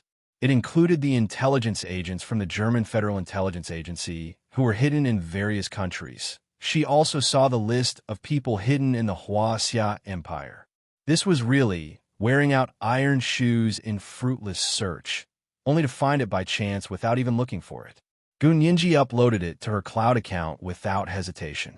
Division 2 managed the signals. Division 3 did intelligence analysis. Division 4, however, added the most difficult password, and it wasn't in that stupid password file. Gun Yinji looked at the introduction outside and saw that Bureau 4 was the management of the Federal Intelligence Agency. They were all bureaucrats, so she couldn't be bothered to look at it. She didn't bother to crack the password, so she skipped over it. Division 5 was responsible for international counterterrorism, while Division 6 was responsible for technical support. The technician monitoring her now should be from Division 6. Gun Yinji's hands itched, so she drew a pig's head and saved it in Bureau 6's encrypted file. Bureau 7 was responsible for training intelligence personnel. Gun Yinji wasn't interested in the training measures, but she thought that Hua Xiao and the others would be interested. She carefully selected a few documents and uploaded them to the cloud system. The last one was Bureau 8, which was responsible for counter-espionage activities. Gun Yinji perked up. Her instincts told her that all the information related to the deaths of the 4 Chinese men should be there. He clicked on it and looked through the folders one by one, flipping through the photos one by one. 3 hours later, when her eyes were almost blinded, she finally found the folder related to the deaths of the 4 Chinese men. She clicked on it. Not only were there various photos of the crime scene and the deceased from various angles, but there was also the analysis of the Federal Intelligence Agency's report. Gun Yinji skimmed through it and realized that ALS and the others had even discussed whether they should use the documents on the dead Chinese men to send a diplomatic note to the Huaxia Empire to question why they sent their intelligence agency personnel to Germany. That idea was rejected. The person didn't have a name and only had a code name, G, in the document. This G said that first, the documents were fake. If they pretended not to know and used the fake documents to question the Huaxia Empire's Ministry of Foreign Affairs, it would only backfire and make them realize that Gun Yinji was in their hands. Gun Yinji trembled nervously when she suddenly saw her name in the top-secret documents. She almost couldn't hold the mouse steady. Her heart was pounding so hard that it was about to jump out of her throat. After finally calming down, Gun Yinji quickly downloaded the documents and immediately uploaded them to her cloud account. But at this moment, the network suddenly slowed down and her upload stopped halfway. Gun Yinji's heart sank. Had someone discovered her? She looked at her watch and saw that 4 hours had passed. She had been too greedy. This was her first time invading the enemy's intranet, but she had stayed for too long and left too many traces. She knew that her actions were very crude, and if Zhao Liangzi found out, he would definitely scold her to death. However, this opportunity was too rare. She didn't want to give up this chance to help Hua Xiao and the Special Operations Forces find out all the secrets of the German Federal Intelligence Agency. As time passed, Gun Yinji's fingers flew quickly as she continued to write and add programs. 10 minutes later, her upload was still in a static state, but the warning system in her program had already started. This meant that the enemy might have already discovered that there was a problem with the surveillance and that an outsider had entered the intranet. What should she do? If she gave up this time, she might never have the chance to enter again. Also, if ALS and the others also had computer experts, it was possible that they would be able to find her, give up, or continue. This was a fatal question. In the 1 minute that she debated with herself, Gunyinji finally made a decision. She would do something big. She would let these arrogant white people know that even a rabbit would bite when it was cornered. It was fine if they didn't bite, but once they did, they would take advantage of their weakness and kill them. Gunyinji closed her eyes and held onto the mouse to start the Devourer program's final system. After a while, she let go of the mouse and watched as the program she had written began to wreak havoc in the German Federal Intelligence Agency's intranet. At that moment, in the central control room of the German Federal Intelligence Agency, the alarms kept ringing and resonated through the entire base as the sky brightened. Hurry! Hurry! There's an enemy invasion. Where? Where? The intranet. You idiot! The intranet has been breached. Activate the emergency system. Pursue the intruder. We must track the IP of the origin of the program. Seeing that the situation was becoming more and more urgent, their best software engineer was still on the way, but it was already too late. If they didn't take the final measures, all of their secrets would be destroyed. This was a more serious loss than the highest commander of the German Federal Intelligence Agency being an enemy mole, because it meant that all of the top secret information that the German Federal Intelligence Agency had from the Gestapo era could be exposed. The Germans in the central control room all looked at each other with pale faces. Everyone was trembling and trembling. They didn't know how to face this situation. ALS yelled, "It's too late. Don't track the IP anymore. Cut off the power. Cut off the power immediately." Just as the mainframe's power was cut off, Gunyinji's Devourer, Yexi, was activated and unleashed its final attack. It transformed into tens of thousands of small programs like white blood cells that devoured bacteria. It split up and became extremely fast. It devoured all the files in the Federal Intelligence Agency's intranet like a locust, regardless of whether they were encrypted or not, whether they were system files or data files. It shrunk them all and transferred them to external mailboxes at lightning speed. There were so many of them, and they were so fast that they had already completed all the devouring programs while the power was being cut off. Finally, the self-destruction program was activated. When Reinitz was urgently called over by ALS and stood in front of the huge mainframe of the Federal Intelligence Agency's central control system, he only saw a bright circle of light appear on the screen. A cute pink little pig walked out of the circle of light, rolled twice toward them, and then turned around with its back facing them. It revealed a short tail on its chubby little butt and wagged it. Then the circle of light gradually shrank, and just like that, the pink and tender little pig disappeared into the circle of light. Boom! ALS punched the mainframe heavily, his eyes bulging. This is too much. Don't let me find out who did this. This was the third watch. A reminder for everyone's recommendation votes. The next third watch should be a monthly vote of 1,500. The first watch tomorrow should be at 8 a.m., so don't refresh too early. Chapter 685. Cheps. Gunyinji quietly spat out a word as she watched the pink piggy slowly disappear on her laptop. She gestured a gun with her hand and aimed at the screen. The last thing she did was send a private message to He Jichu's official social media account before the Federal Intelligence Agency's intranet completely collapsed. There is only one German acronym, Gestapo. The acronym was the abbreviation for Gestapo. Gunyinji didn't write anything else, and she didn't write her name because she didn't know if there were any other blocked words. Once she touched the blocked words, she would miss her only chance. At the same time, almost all the hacker organizations in the world noticed the huge change on the German Federal Intelligence Agency's website. Pink Piggy, the German Federal Intelligence Agency's intranet collapsed. Pink Piggy did it. Oh my God, this can't be any better. She's my idol. My goddess. Absolutely. How do you know it's her? It's not him. Are you stupid? Why would a man use a cute pink piggy? This is definitely a woman, and a very young and delicate one at that. Ha ha. Lifetime series. Witness history. Conversations like these flooded the bullet screens of all the major hacker organizations on the Blue Planet. This kind of dreamlike attack and retreat, like the autumn wind sweeping away the fallen leaves, couldn't be any more cool. From then on, the international hacker world gained a newcomer with the codename Pink Piggy. Her achievements spread to all the major hacker organizations on the Cerulean planet overnight. Even the network intelligence agencies of several major countries on the Cerulean planet, as well as the hacker organizations, were deeply impressed by her achievements and secretly sent out orders to recruit her.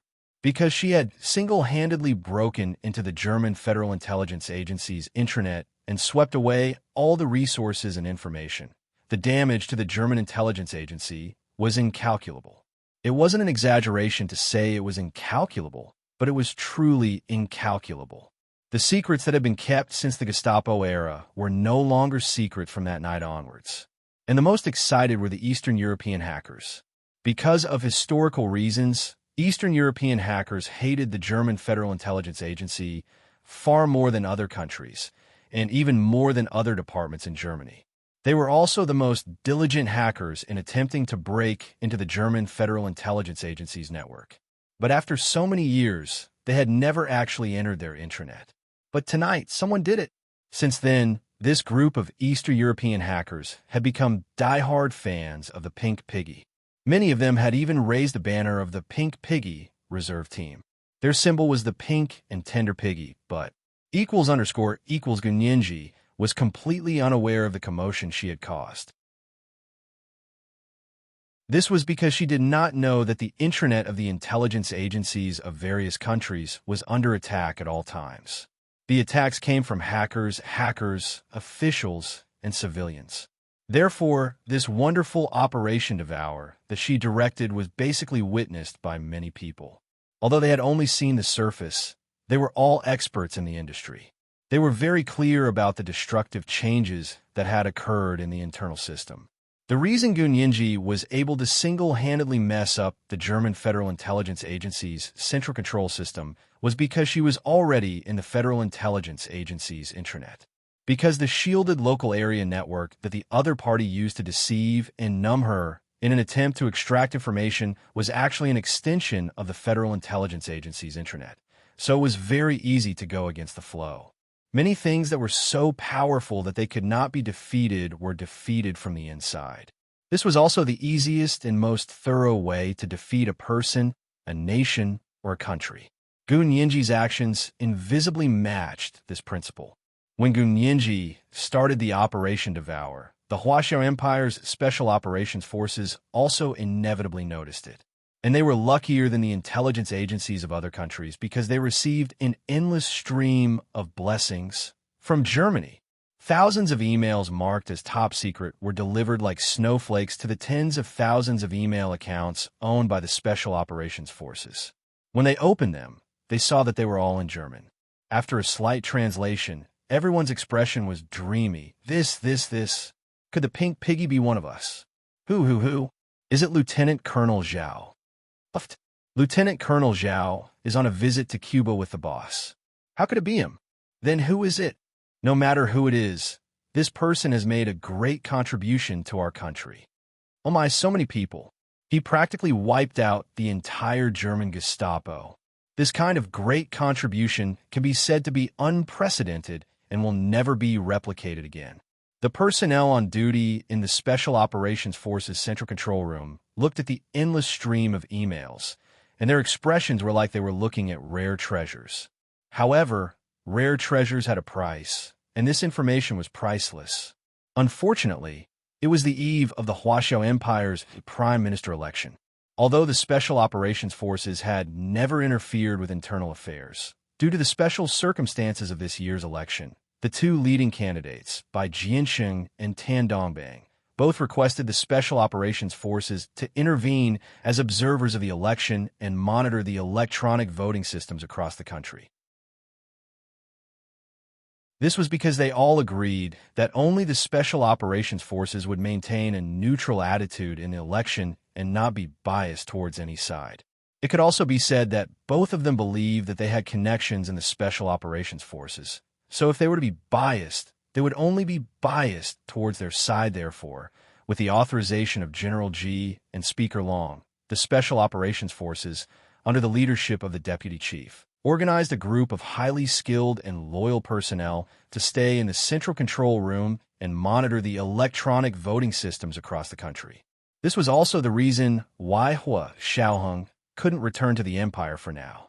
General Ji actually didn't want the Special Operations Forces to be involved in internal affairs, but the two candidates had come with a huge demand from the public, and he couldn't resist.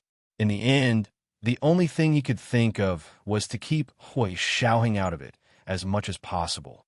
That way, regardless of the outcome, Hua Xiaoheng could continue to be the impartial Major General Chief of the Special Operations Forces. Before the results of the voting were out, none of these people were allowed to leave the building, nor were they allowed to have any contact with the outside world. Tonight, they were doing the final confirmation and maintenance before the election to lay a solid foundation for tomorrow's voting. But they didn't expect to encounter such a big drama. Other than the Special Operations Forces, the Huaxiao Empire's Secret Task Force also noticed the strange behavior of the German intelligence agency. But similarly, their focus was on the election that was to be held tomorrow, so they had no time to care about anything else. In the center of this storm, the German Federal Intelligence Agency's central control room was eerily quiet. Reinitz's expression was calm as he casually patted Al's shoulder. "Don't worry. Let me take a look." He sat down in front of the central control system, and his slender fingers quickly entered a series of commands as he said, "This hacker is a woman. She can't be more than 25 years old, or even younger. She's a genius, but also a bit childish. If you have a chance to find her, hand her over to me. I can help you train the most powerful hacker." "You think this person is a woman just because of the pink piggy?" Al's expression was very gloomy, and he was about to go berserk at any moment. "That's not all. Looking at her procedures and the way she does things, it's more like a woman's," Reinitz said calmly as he hit the enter key. ALS kicked the table in frustration. "Don't care if she's a man or a woman. Hurry up and find the whereabouts of those emails. I'm looking into it now." ALS stood behind him and was dazzled by what he saw. He couldn't help but say, "Didn't you find the email addresses? Why are you still looking into it?" Reinitz's voice carried a strong sense of praise and admiration. "The person who wrote this program is really a genius. She can turn parts into parts and parts into parts, and it works smoothly. She also considered extreme environments and only exploded at the last moment, sweeping away all the documents. She's really too creative and too capable." ALS glared at him with a sour expression. "You're speaking up for our enemy. Do you know that you're very dangerous?" Reinitz glanced at him from the corner of his eyes. His dark blue eyes glanced at him, and it was as if there was an endless amount of pressure. ALS kept quiet and stood to the side with a fierce expression as he watched Reinitz continue to investigate. After an hour, Reinitz shook his head with difficulty and sighed. "I've never seen such a smart programmer. The person who wrote this program is really a genius. Definitely a genius." As he spoke, he turned his chair and looked at ALS. "ALS, if you can find out who she is, you must recruit her. With her help, you'll definitely be able to win by a surprise move. Better than you." ALS suddenly threw out this sentence. He was very unhappy that Reinitz was diminishing his own ambition and boosting his opponent's prestige. "Haha, her skills might not be as good as mine. She's a newbie hacker, but her talent is really too high. However, his talent is just too high. Given time, he will be able to surpass me easily." Reinitz shook his head with a smile and said again, "Don't doubt me. If you find her, hand her over to me. I'll train you into the best hacker expert." The enemy was too strong, so strong that Reinitz's love for talent was aroused. ALS sneered. "When I find her, the first thing I'll do is skin her alive. She dared to mess with our system like this. That's enough for a life sentence." Reinitz coughed. "Are you sure? Even if she's a woman, I'll skin her alive." ALS glared at him. Seeing that Reinitz had stopped, ALS asked again, "Found her?" Reinitz shook his head. "Nope. Then why aren't you continuing?" Al's eyes were red with impatience. "All the materials in the system have been transferred. Why aren't you pursuing her?" "How am I supposed to pursue her?" Reinitz couldn't stop praising the little program. "Genius. She really is a genius." I didn't expect this person to use the wheat and chessboard theory on our email transfer program. Just this alone has already surpassed all the software engineers in this world. ALS was speechless. This is the first update. There are 2 updates today. A reminder for everyone's recommendation votes. The second update at 7 p.m. We've reached 1,500 votes for the third update. Moi.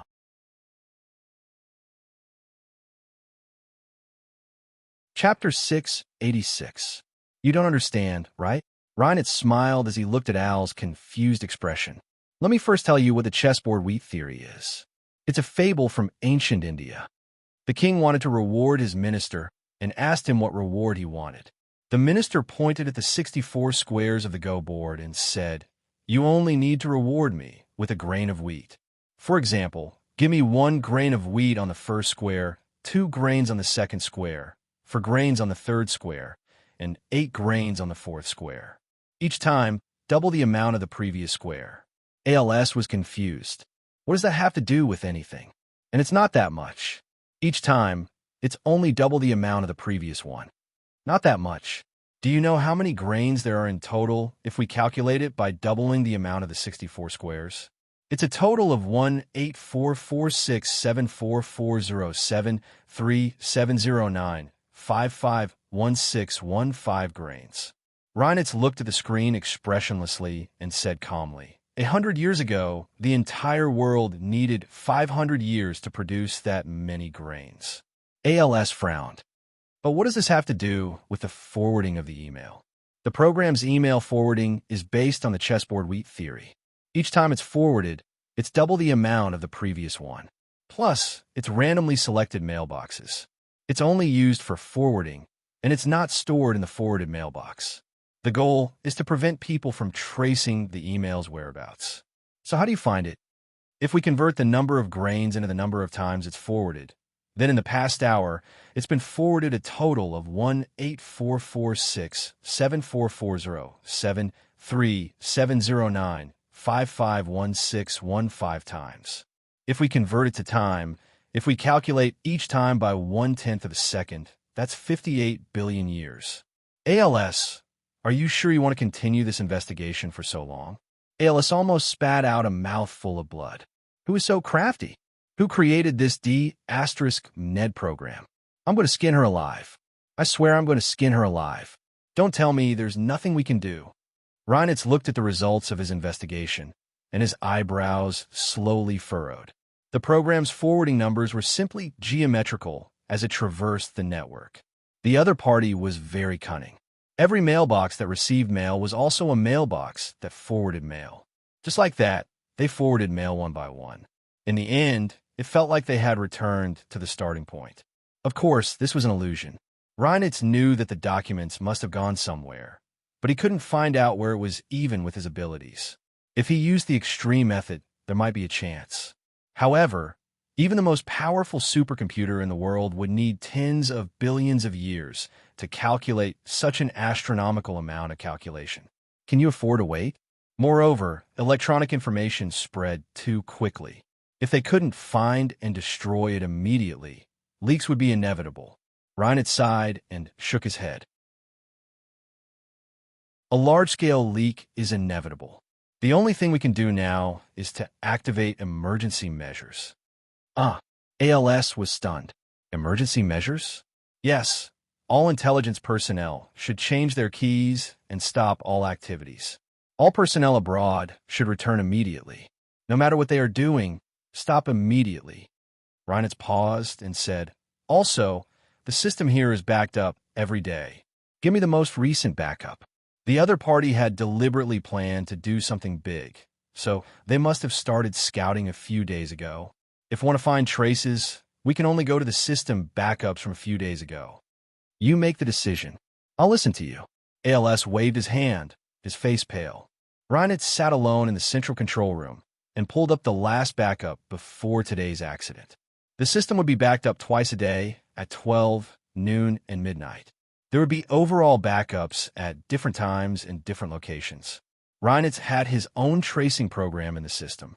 After pulling out the backup, he started his own tracing program. Like killing a virus, he began scanning the system before the incident. This program could detect unstable factors that invaded the system. It didn't necessarily have to be a Trojan horse. As long as it didn't match the system key, it would be marked as an accidental program. It would take at least 24 hours to completely scan the entire system. Reinitz wasn't in a hurry. He crossed his arms as he sat in the central control room. He was very confident. He would definitely find this person. It was finally over. Gu Nianji looked out the window and saw that the sky was already bright. The original desktop appeared on the laptop screen. All traces of her previous input had been erased by the Devourer program. The laptop was now in the same state as before she used DOS to avoid the blocked words. Gu Nianji went to the bathroom to wash her face and took the laptop out to look for the bar owner. "Look, why can't I go online?" The bar owner seemed to have a lot on her mind. She looked at the computer absent-mindedly and said, "It's probably because the circuit here is broken. I can't do anything about it." "I see." Gu Nianji looked disappointed. "Okay, then I'll go watch a movie." The bartender couldn't stand Gu Nianji's depressed look. He quickly took out his phone and gave it to her. "I have data here. Go play with it." "Thank you." Gu Nianji's eyes lit up. She shook the bartender's arm in surprise. "Thank you, thank you, thank you." The bartender's ears quietly turned red. The bar owner suddenly turned her head and shouted at the bartender, "What are you thinking? Are you very rich? You even borrowed money from me yesterday to pay your phone bill. Where did you get the data?" Gu Nianji was speechless. The bartender was shocked. He instinctively tightened his grip on the phone and looked at Gu Nianji helplessly. Gu Nianji withdrew her hand and said sheepishly, "It's okay, it's okay. I'll go back to sleep." She took the laptop back to her room and locked the door. She stretched and went to bed. She hadn't slept the night before and was almost dead tired. She immediately fell asleep as soon as her head hit the pillow. Hijichu opened his social media account every day as usual to check the private messages. His fingers quickly swiped across them. He frowned slightly and was a bit impatient. There were too many infatuated private messages. If it weren't for Nianji, he wouldn't have bothered to read their confessions. He was afraid that he would miss Nianji's private messages because of his impatience. Therefore, even though the veins on his forehead were popping, he didn't say a word and finished reading them all. With how popular his account was, he received thousands of private messages every day. It took him a few hours to read them one by one. He had been in Berlin for 2 days and had already sent many people to search everywhere, but there was still no news. That day, the first thing he did when he woke up was to take out his phone to check the private messages on his social media account. As he browsed through them one by one, his fingers suddenly paused. Hijichu sat up in bed. His sleeping robe was half covered, revealing his exquisite collarbones and well-defined chest. However, his eyes were only fixed on his phone. There was a private message. There was another private message with only one word on it: Gestapo. Hijichu was very proficient in German. He only needed one glance to recognize that it was the German abbreviation for Gestapo. The fog that had been shrouding him suddenly dissipated. The thing that had been making him feel uneasy for the past few days had finally been confirmed. He had already begun to suspect that Gu Nianji's disappearance had something to do with the German government. With the intensity of his search, he would have found her long ago if the government hadn't intentionally hidden it. He had already planned to use other methods to directly pressure the German government if he still couldn't find Nianji one day. This private message from an unknown source confirmed Hijichu's suspicions. Only the Gestapo would be able to wipe away all traces of Gu Nianji's disappearance. Normal gangs wouldn't be able to do it. Haha, the Gestapo? If they didn't hand over Nianji, he would completely change the German Federal Intelligence Agency. Getting up from the bed, Hijichu put on his Bluetooth headset and washed up while assigning tasks to his subordinates. Go and find out which strongholds the German Federal Intelligence Agency have in Berlin and won all of their locations. Also, find out if anything special has happened recently. Hijichu's subordinates were very efficient. By noon, they quickly returned with a lot of information. Mr. He, the Federal Intelligence Agency has a headquarters in Berlin and a few branch offices. Also, there should be various disguised locations. It's not easy to find them for now, so please give us some time. Hijichu frowned unhappily. Do you think I would let you investigate if I had time? His subordinates didn't want to argue with their master, so they could only change the topic. But yesterday, I heard that the Federal Intelligence Agency suffered a huge setback and is currently in a state of paralysis. Everyone is pretending to be dead and won't speak properly no matter what I ask. Oh, Hijichu was a bit interested and leaned forward to ask, "What setback?" Their internal network was breached last night, and I heard they suffered heavy losses. Hijichu was speechless. I also heard that the hacker is very powerful. Her codename is Pink Piggy. Hijichu, what do you mean? Why is she called Pink Piggy? Hijichu's heart was beating uncontrollably, and his head was starting to hurt again. I heard the international hacker community is saying that this Pink Piggy is a young girl and a genius programmer. Hijichu's subordinates also yearned for this Pink Piggy, and their faces were full of dreamy expressions as they spoke. Hijichu looked at him with disdain and said coldly, "Wipe that covetous look off your face. Is she someone you can covet?" "Mr. He, I just admire this kind of person. There's no need to use such a serious word as covet." The subordinate was more familiar with Hijichu, so he smiled cheekily and defended himself. Hijichu snorted and gently stroked his delicate jaw with one hand. He looked down at the private message on his phone, Gestapo, and said slowly, "Sent a letter to the Federal Intelligence Agency. Just say that a friend of mine is a guest there, and it's time to send her back." This was the second watch. Today's second watch had already ended.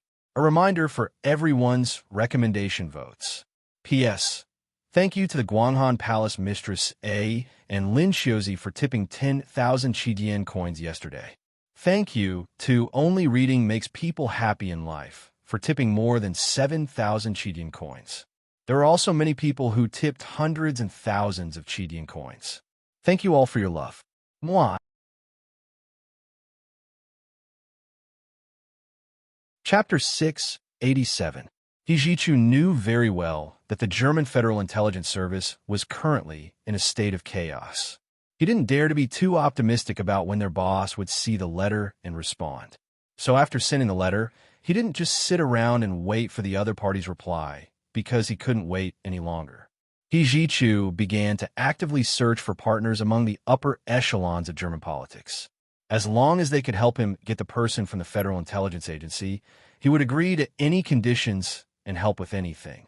At that moment, the Federal Intelligence Agency was truly in chaos. The mail system was also in a state of complete standstill. Whether it was email, instant messaging, traditional letters, or express delivery, everything was frozen. ALS led Bureau 1's intelligence personnel and the German military police to control the security of the entire headquarters. Fully armed soldiers and plainclothed agents surrounded the headquarters of the Federal Intelligence Agency. No one was allowed to enter, and no one was allowed to leave. Reinitz sat quietly in the central control room for an entire day and night. He basically didn't sleep for 24 hours as he watched his tracing program scan the entire backup system files. As he expected, the system's abnormality began the day before and the night before. Reinitz began to look through the abnormal files that the program found and eliminated them. He knew very well that the Federal Intelligence Agency's central control system was divided into a local area network and a perimeter network. The perimeter network and the local area network were completely separated, so it was impossible to break into the local area network from the perimeter network unless there was a traitor who directly built a channel between the perimeter network and the local area network. And the abnormal system file showed that this time their system was hacked, not by a hacker from the perimeter network, but from within the local area network. Could there be a traitor? But if there really was a traitor with such amazing programming skills, such bold imagination, and such genius algorithms, how could they be unknown? And to be a traitor for someone else? This didn't make sense. Reinitz calmly clicked the mouse and read the files line by line. Finally, when it was almost 5 in the afternoon, Reinitz found traces of the other party's login in the system that hadn't been erased in time. He continued to follow the clues and finally found the model of the other party's computer. Reinitz suddenly froze. He saw the serial number on the computer. It was the Bureau's computer. He then checked the owner of the computer. It was Tina, the owner of the bar that Gunyinji was at. Reinitz immediately understood who this pink piggy was. Although Tina was the owner of the computer, she had been letting Gunyinji use it for the past few days. Of course, there was a tacit understanding of why. I really didn't expect this. This is too unexpected. Really too unexpected. They had never known that Gunyinji was a computer expert. He really hit it well. Who would have thought that an amazing 18-year-old genius law student was also a computer expert? Hua Xiaoheng from the Huaxiao Empire had surprised them again and again. This time, he had caused them to stumble again. Wasn't his luck a little too good? Reinitz silently read through all the problematic system files and closed the page expressionlessly. He rubbed the space between his eyebrows. No matter how strong his body was, he couldn't stand staying in front of the computer for a whole 36 hours. Walking out of the central control room, Reinitz let out a long sigh. He looked very tired. With one hand in his trouser pocket and the other holding a cigarette, he lowered his head and walked out of the building listlessly. Standing in the open space in front of the building, he lit the cigarette and took a deep puff. The facts were now very clear. Gunyinji had hacked into their system and taken all the files. She must have sent them back to the Huaxiao Empire, right? Reinitz took out his phone and scrolled through the news from the Huaxiao Empire. He remembered very clearly that the Huaxiao Empire was voting on this day and night for the general election, because one of the popular candidates, Bai Jiansheng, was particularly concerned about the murder of Li Haiqing, a female exchange student in Germany. Therefore, there was a certain amount of attention in Germany. And because it was the weekend, many Germans were at home watching TV, waiting for the results of the Huaxiao Empire's general election to be announced. It could be said that the Huaxiao Empire's prime minister election was the most intense in decades. Because in previous elections, there was always one candidate who had an absolute lead in the polls early on. This time, however, both candidates' poll ratings simply rose in a spiral, and no one had an absolute lead. Reinitz looked at his phone. It was past 5 in the afternoon in Berlin, Germany. It was just past midnight in the Huaxiao Empire, which meant that the voting deadline had just passed. They should start counting the votes now. No one knew who would emerge victorious until the very last moment. Fortunately, the Huaxiao Empire was in a tense time for the general election, so Reinitz predicted that they wouldn't immediately pay attention to the information Gunyinji brought back. Or rather, they wouldn't immediately start working on it, but wanting them to spit out the information they had obtained? How is that possible in the electronic age? At that moment, the Huaxiao Empire's general election was being counted in the eyes of the world. At the same time, Hua Xiaoheng, who was in Cuba, received a call from General Ji. He explained to him why he had to stay abroad. Hua Xiaoheng smiled. I understand. Don't worry. General Ji was also very emotional. It's finally over. The entire nation has been struggling for so long, and it's finally going to stop. He then said, I'll give you a new mission now. Hua Xiaoheng quickly stood up. Please give me your instructions, Chief. The results of the general election are actually out. General Ji paused. Tan Dongbang won. Now, the military wants you to go to the United States immediately and use the military special plane to bring Tan Guerin back. You have to be quick. You have to get on the plane with her and fly out of the United States before the results are announced to the world. Hua Xiaoheng nodded helplessly. Yes, Chief. He wouldn't complain to General Ji. Although he didn't approve of the Tan's actions, he wouldn't have any other thoughts other than remaining silent and neutral from his standpoint. Okay, Xiaoheng. You know I've always had high hopes for you. I hope you won't disappoint me again. General Ji hung up after saying that. Hua Xiaoheng's heart froze. He sensed that General Ji seemed to be a bit unhappy with him, but he didn't ask further. He was going back anyway, so it wouldn't be too late to talk to General Ji later. After General Ji hung up, Hua Xiaoheng looked down at his phone. His finger rubbed over Gunyinji's name for a while, but he finally resisted the urge to call her. He wasn't an 18 or 19-year-old kid anymore. No matter how much he missed her, he wouldn't show it. He had gone on missions in the past, and the longest he had been gone for was 6 months. However, he had never missed her as much as he did now, even though they had only been apart for 3 months, 20 days, 18 hours, 32 minutes, and 24 seconds. He hadn't contacted her in the past few months and had only sent her a birthday present once. Would she be angry? In Hua Xiaoheng's impression, Gun Yinji had never been truly angry with him.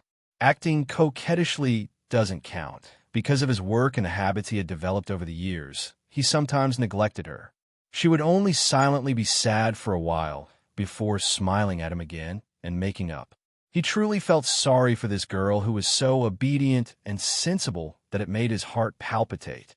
So this time, he wanted to give her some compensation and a surprise. For this surprise, all the waiting was worth it.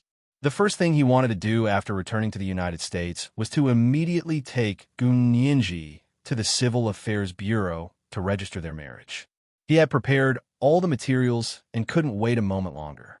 He could even imagine Gun Yinji's cute little face. When she heard that he was going to take her to register for marriage, her already large eyes would widen even more. Her round, dark, and clear eyes were like that of a newborn animal. She was filled with curiosity towards this world and him. It was a pair of eyes that he couldn't resist. The corners of Hua Xiaoheng's lips curled up slightly. He turned to Zhao Liangzi and ordered, "Inform the American embassy that we are going to the United States. Ask them to complete the paperwork for us.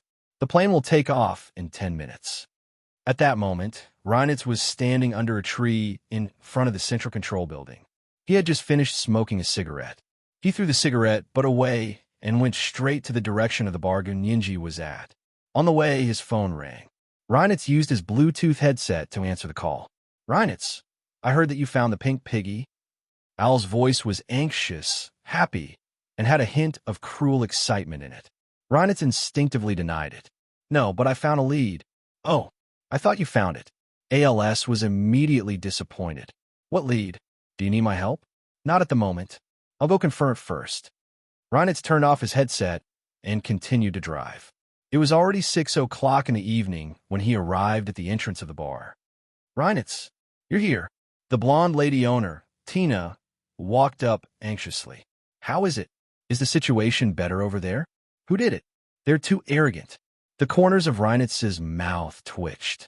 He wanted to smile, but he couldn't.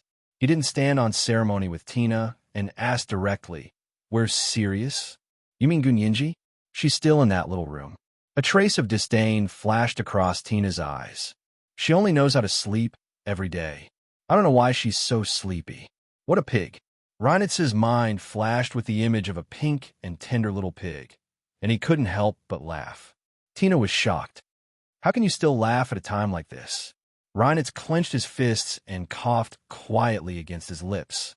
"I can't even laugh. Do I have to cry?" He brushed past the lady owner and went to find Gun Yinji.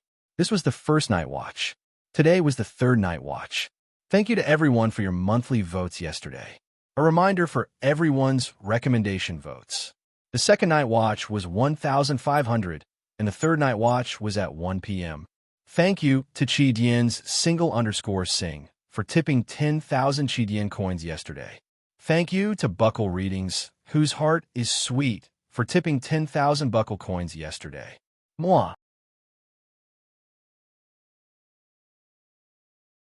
Chapter 688. When Reinitz arrived at the bar, Gun Yinji had just woken up and didn't want to get up yet. She hugged the blankets and rolled around on the bed, calculating how long it would take for Professor He to see her private message and think of a way to avenge her. She believed that with He Jichu's status and ability, he would be more suitable to deal with the German government than Brother Xiong and Huashao. Gun Yinji didn't want to cause a diplomatic dispute between Germany and the Huaxia Empire because of her, so it was best for He Jichu, an unknown foreigner, to help her. Deep in her heart, she felt that she might not leave alive this time. After all, she had turned the German Federal Intelligence Service upside down. Would those people who respected the Gestapo as their seniors let her go? Even if she thought about it, they wouldn't. Also, she had too little time to prepare. In the end, in order to maximize the benefits, she fought with her life on the line and didn't use the last precious time to erase her login traces. Instead, she chose to devour all the emails. The ingenious use of the chessboard and wheat theory allowed her to forward 64 emails within the last few seconds of the power outage. That way, the other party wouldn't be able to trace all the emails even after billions of years. Because tracking the emails needed to be done one by one, time was linear. However, she could forward emails to multiple emails at the same time, and time was shared. The two were fundamentally different. Even if they found out one day that the Huaxia Empire had the documents, it would only be their guess because they would never have any physical evidence to prove it. Wasn't this how the espionage activities between countries played out? Gun Yinji closed her eyes and laid on the bed, trying her best not to think about the consequences of being discovered. She used a fantasy that she would go back, that she would definitely go back, to numb herself. In her mind, she envisioned being picked up by He Ji-chu, returning to the Huaxia Empire with him, and enjoying the beautiful future with Ma Chi-chi. After bypassing the censor terms, she had already seen the results of Li Haiqing's case online. Because of Seth's sudden death, Li Haiqing's case had been closed. The other woman in the same case, Nina, was sentenced to 50 years without bail for assisting in murder and rape. Under Professor He's strong pressure, the German court had already appointed another judge to try the civil case. The Roslaw regional government and police, as well as Seth's mother, Ramona, faced a sky-high compensation of 1 billion euros. Of course, the other party was dissatisfied and was appealing. What happened next was none of Gun Yinji's concern. She was confident that Professor He would handle the case properly. Also, Major General Hua, who was in Cuba, hadn't called her for so long. She didn't want to talk to him anymore. This time, he would know how angry she was because no matter how he coaxed her, she couldn't hear or see him. If he came back and knew he would never see her again, would he be angry or sad? Unfortunately, she wouldn't have the chance to know, right? Gun Yinji, who was lost in her reverie, was almost moved to tears by herself. Suddenly, there were a few knocks on the door. All the atmosphere was gone. How annoying. Gun Yinji pouted unhappily and closed her eyes to continue playing dead. She refused to respond. Reinitz knocked on the door for a while and saw that there was no one inside. Feeling anxious, he took out a special key and put it in the keyhole. With a click, he opened the door. Gun Yinji, damn it. She had locked the door from the inside. How did this person unlock the door? The trust between people was gone, wasn't it? Gun Yinji turned her head angrily and was about to accuse the lady boss of publicly violating her privacy when the person who appeared in front of her wasn't the blonde lady boss. Instead, it was Reinitz's religiously handsome face looking down at her from above. His face had the familiar look of hopelessness, as if all the joy in the world had nothing to do with him. Gun Yinji's heart sank, and her palms instantly sweated. Oh no, why is it Reinitz? He came too fast, as expected of the Terminator of Sweet Dreams. Gun Yinji immediately remembered what Reinitz had said to her before. She remembered that he had said he was a relatively successful software engineer and had set up a small company that was later acquired. Now that she thought about it, those were probably Reinitz's words of humility. His software programming ability couldn't be as simple as being relatively successful. Reinitz, whom she hadn't seen for a long time, suddenly appeared. There could only be one reason. Gun Yinji wasn't narcissistic enough to think that it was her Mary Sue shining brightly and winning over all the outstanding men. Reinitz coming here to see her was probably because she had been exposed. Damn, she had really been exposed too quickly. Gun Yinji wiped the sweat from her palms on the bed sheets and said calmly, Reinitz, can you go out for a bit? I need to get up and change my clothes, wash my face, and brush my teeth. Reinitz didn't move and just stood in front of her bed with his arms crossed. His blue eyes stared at her without blinking, as if he wanted to see her true inner world through her calm expression. Gun Yinji felt very uncomfortable under his stare and braced herself to say again, Reinitz, please go out for a bit. I need to get up and change my clothes. Reinitz finally agreed, but didn't turn around to leave. Instead, he turned around and sat on a single sofa against the wall across from her bed. He crossed his legs and lit a cigarette in his hand as he said calmly, Change. Gun Yinji was speechless. How shameless. With a sullen expression, she wrapped herself in a thin blanket and got up from the bed. She took the clothes by the bed and went to the bathroom. She purposely dawdled in the bathroom for a long time and waited for her emotions to calm down before opening the bathroom door to ask, "Tell me, what do you want to do with me?" Reinitz looked at her with confusion and finally said, "What did you find out?" He was asking her when she found out that the bar owner and the bartender were Al's people. Gunyinji laughed lightly and said, "Do you want to know? Actually, I found out there was something wrong with you first, and then I naturally found out there was something wrong with the bar owner and the bartender." This answer surprised Reinitz once again. He narrowed his blue eyes and stared at Gunyinji's beautiful face. Although she was a bit haggard, there was a more delicate beauty to her. He couldn't take his eyes off her even more than when he first saw her. "There's something wrong with me? What's wrong with me?" Reinitz asked calmly as he gently covered his left wrist with his right hand. Only he knew how fast his pulse was beating. "It's very simple." Gunyinji tilted her head and said, "In the beginning, you wanted to dispel my suspicions and let me eat my food first. That was when they were in Mother Hannah's cabin." Reinitz froze. That early? But she didn't show it at all. Even he was fooled by her. This kind of habit isn't a normal person's habit. It can't be described as considerate. This is clearly a habit of field agents, Gunyinji said calmly and gestured with her hand. Gunyinji said calmly and gestured with her hands. Someone who knows about this habit and uses it to help dispel other people's suspicions can only be a secret agent. "What about you? How'd you know? Are you also a special agent?" Reinitz calmed down and began to ask Gunyinji. Gunyinji shrugged and said nonchalantly, "I want to be a special agent, but they won't accept me. But I don't believe you don't know my identity and who I grew up with." It was no secret that the Special Operations Forces even had a spy. Reinitz looked at her silently and said dryly, "That's all. That's too careless. Of course it's more than that." Gunyinji counted on her fingers. "Also, you say you're a software engineer, but your marksmanship was too good that night when you led me on the run. I've seen too many people with good marksmanship in this world, but among so many sharpshooters, only one person's marksmanship is better than yours. How could someone like that be just a nameless software engineer? Do you believe it?" "I don't believe it anyway." Reinitz stared at Gunyinji, his blue eyes gradually becoming obsessed. After a while, he slowly nodded. "I see. It looks like you planned this from the start." "Same here." Gunyinji smiled fakely. "Didn't you guys also plan this? Tell me, how long did you guys set this line up? How many big fish did you catch?" Seeing Gunyinji still refuse to admit defeat at this point and not even take a verbal loss, Reinitz suddenly became deeply jealous of Huashaoing. Why was he able to obtain this genius girl's unswerving care and support? Why? This is the second monthly vote of 1,500 plus updates. It's the third update today, so thank you all for your monthly votes yesterday. A reminder for everyone's recommendation votes.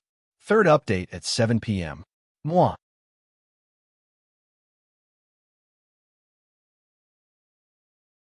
Chapter 689.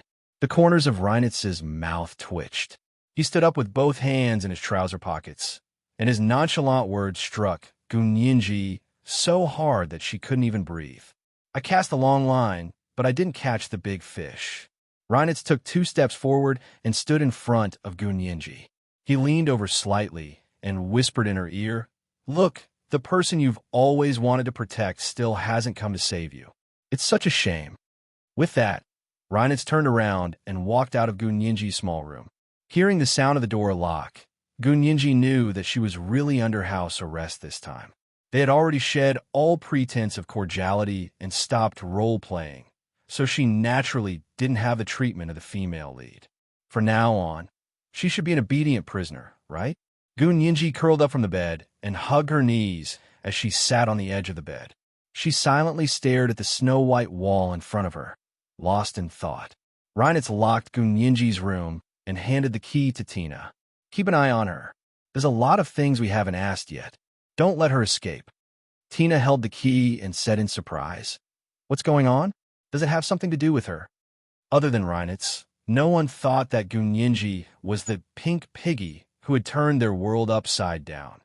After all, She was only an 18-year-old girl with outstanding qualifications in the law. How could she know how to use a computer?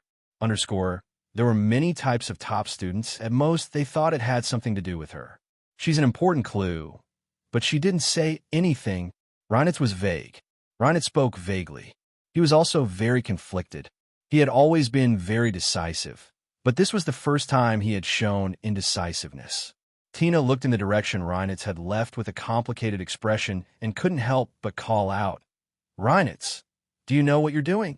Reinitz's footsteps paused and stopped, but he didn't turn around. He raised his head and looked at the dark night sky. He didn't say anything and continued to walk forward. He got in the car and started it. The headlights were so bright that Tina instinctively covered her eyes with her arm. The engine of Reinitz's sports car roared, and he quickly disappeared into the alley in front of the bar like an arrow. The bartender was also an agent from the Federal Intelligence Service. He looked worriedly in the direction Reinitz had disappeared, then looked at the door lock on Gunyinji's side. He asked quietly, "What happened? Are you really going to lock her up?" "Don't worry about it. Go home. I'll watch over here today." The lady boss, Tina, waved her hand and let the bartender go home. Only the owner, Tina, and Gunyinji were left at the bar. Because she knew that Gunyinji was related to the hacker, Pink Piggy, Tina now hated Gunyinji to the core and wouldn't even let her have dinner. Gunyinji hadn't been hungry at all because she'd been in high spirits during her fight with Reinitz. She was so sleepy that she went straight to bed. When it was past midnight, she suddenly heard the screech of brakes outside the door. Gunyinji was woken up by the noise. She rubbed her eyes and wondered if Reinitz had returned to interrogate her again. In the end, she was wrong. The person who came was ALS. He chased after her with a murderous look on his face. Tina yawned and opened the door to the bar to let ALS in. She muttered, "It's so late. Are you in a hurry to reincarnate?" "Reincarnate? I'm in a hurry to get an abortion." ALS glared at her. "Is Gunyinji still here? I'm taking her away." Tina was even more shocked. "What's wrong?" "Reinitz came in the evening and locked her in the room. Now you're saying you're taking her away. Why don't you two fight it out? Whoever wins gets to keep it." ALS snorted. "Reinitz is obsessed with women. Don't worry about him."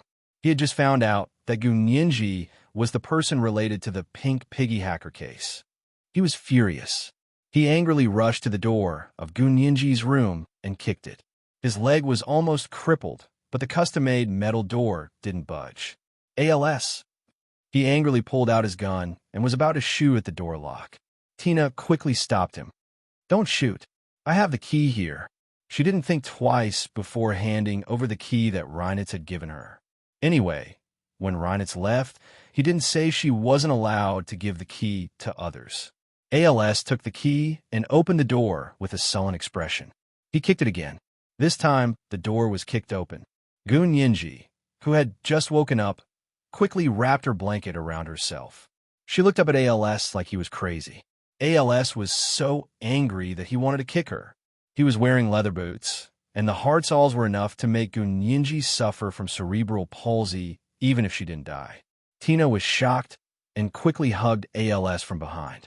She said, "ALS, calm down. Reinitz said she's an important clue. If you beat her up, wouldn't you be disconnected? If something happened to Gunyinji, how would they be able to track the whereabouts of those emails?" ALS had been holding in his anger for 2 days and 1 night. If he didn't vent, he would go crazy. "Let go. I won't hit her, but she must go with me." ALS stomped his feet in anger. He was so strong that Tina almost couldn't hold him anymore. Tina regretted giving ALS the key if she knew this would happen. If she really took Gunyinji away, Reinitz would definitely blame her. "ALS, don't make things difficult for me." Tina became serious. "Think carefully about what Reinitz said." ALS waved his arms and made hissing sounds like a wild beast. Gunyinji's mouth twitched as she watched. How come she didn't realize that ALS was a manic psychopath before? If this kind of person became the head of the Secret Service, the Federal Intelligence Agency would have no future. No wonder a small fry like her could wipe them out.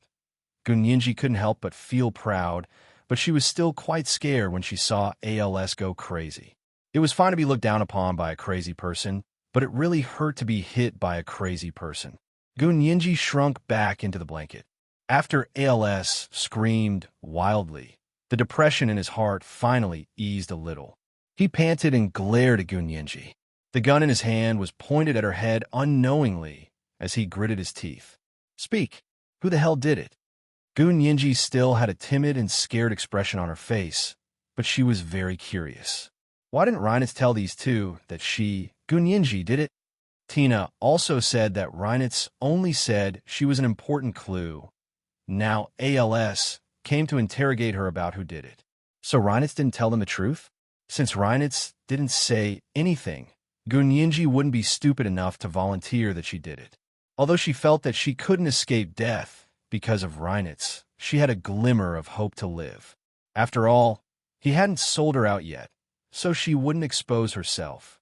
Gunyinji stubbornly turned her head away. Suddenly, all kinds of revolutionary martyrs appeared on her body. She looked like she was saying, "I won't say it, I won't say it. I won't say it even if you beat me to death." ALS became even angrier and suddenly approached Gunyinji. He grabbed her hair and pulled her out of the blanket. Gunyinji slept in the long-sleeved pajamas that Tina gave her. She wasn't afraid of being exposed, but her scalp hurt from being pulled. She quickly tried to pry Al's hand away and said angrily, "Let go. What kind of man are you if you hit a woman? Why would I be talking about morality with a traitorous spy like you?" ALS laughed sinisterly and slapped Gunyinji.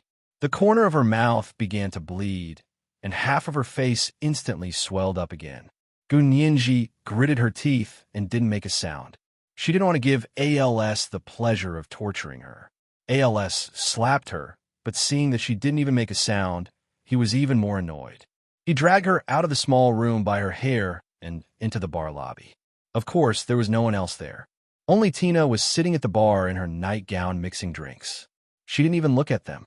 ALS took out his handcuffs and cuffed Gunyinji's right hand to a small carved iron railing in the bar lobby. He continued to interrogate her. "If you know what's good for you, then tell me now who the pink piggy is and where she is. Otherwise, I have thousands of ways to make you wish you were dead." Gunyinji's heart sank.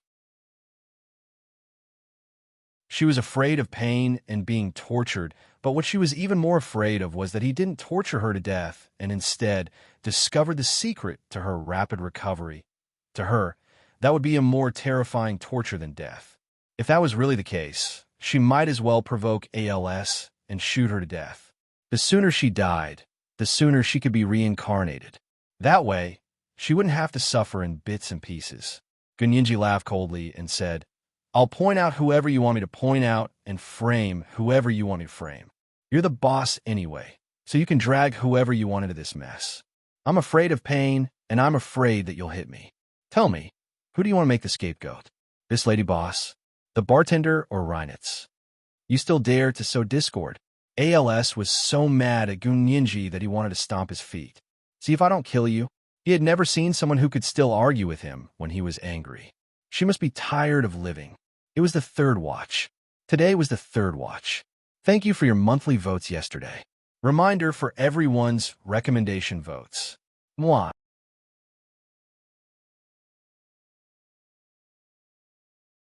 Chapter 690. Tina was also shocked by Gunyinji's words. Not only was she shocked, but she was also a bit flustered.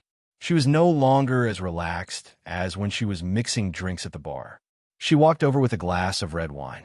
With a flick of her wrist, she splashed the entire glass on Gunyinji's face. She said coldly, "People with cheap mouths will be torn apart. Miss Gu, you're so pretty. You don't want that pretty little face of yours to become a smiling man, do you?" The Smiling Man was a famous novel by the famous French author Victor Hugo. The male protagonist was a disfigured aristocrat who had been kidnapped at a young age. This kind of disfigurement was when the corners of his mouth were cut open with a knife, all the way to his ears. At first glance, he looked like a clown. Even when he cried, he looked like he was smiling. Although Gunyinji had never read the novel, she knew it wasn't something good the moment she heard the title. Also, the red wine that Tina splashed on her face irritated the swollen part of her face from Al's punch. It burned like pepper spray. Gun Yinji thought that if it didn't work, she should just kill herself. It was enough for ALS to go crazy alone. If even Tina went crazy, she should think of the fastest way to die. Gun Yinji's gaze began to wander around the lobby. Finally, it landed on the pistol in Al's hand. If she could provoke ALS to shoot her, then she could die with dignity and comfort. Gun Yinji had already disregarded life and death. Or rather, when she decided to use the Devourer to forward the email instead of erasing all traces of her login, she was already prepared to die. After being with Hua Xiaoheng for so many years, she had been subtly influenced by them in many ways. For example, the habit of constantly being alert to the surroundings and the open-mindedness and freedom of disregarding life and death. She only regretted that she wouldn't be able to see Hua Xiao one last time before she died. There was also Professor He, especially Professor He. When he went through so much trouble to find her only to see her corpse, wouldn't he be sad? Gun Yinji's wandering gaze made ALS and Tina very angry. Couldn't this girl be more focused? They were torturing a confession here. ALS didn't stop there. He took out the high-voltage electrobaton he always carried and pressed it against Gun Yinji's arm. He asked darkly, "Last chance. Tell me, who did you contact to get them to break into our system?" Was he trying to give himself an electric shock? Gun Yinji instantly thought of the electric shock she had received in the blue hole in the Caribbean Sea. She couldn't help but feel disdainful. Could this stun baton be more powerful than the electric fence in the blue hole? That was the high-tech gadget created by her genius father, Gu Xiangwen. Gun Yinji had a nonchalant look on her face, but Al's relentless questioning reminded Tina of something. She cried out in alarm. "I think I know who it is." "Who?" ALS and Gun Yinji shouted at the same time. ALS saw Gun Yinji's nervous expression and became happy. He quickly said to Tina, "Who did you think of?" "ALS, how could you forget?" She had sent a video request for help to someone in the Huaxia Empire. "It must be that person who contacted her," Tina said excitedly. The surprise on Gun Yinji's face froze. "Chi-Chi? Was she talking about Ma Chi-Chi?" The more Tina spoke, the happier she became. She used Carl's work phone to send a video for help. It had long been monitored. "I'll call Carl right now and ask him to send over his work phone." Carl was the name of the bartender. Gun Yinji's heart sank. She secretly wondered if it would affect Ma Chi-Chi, but then she thought about it. The instant messaging app had hundreds of millions of accounts, and Ma Chi-Chi didn't have her real name verified. What was there for her to be afraid of? Therefore, she was calm on the inside, but she pretended to be afraid on the outside. She hid under the carved iron railing and didn't dare to look at ALS and Tina.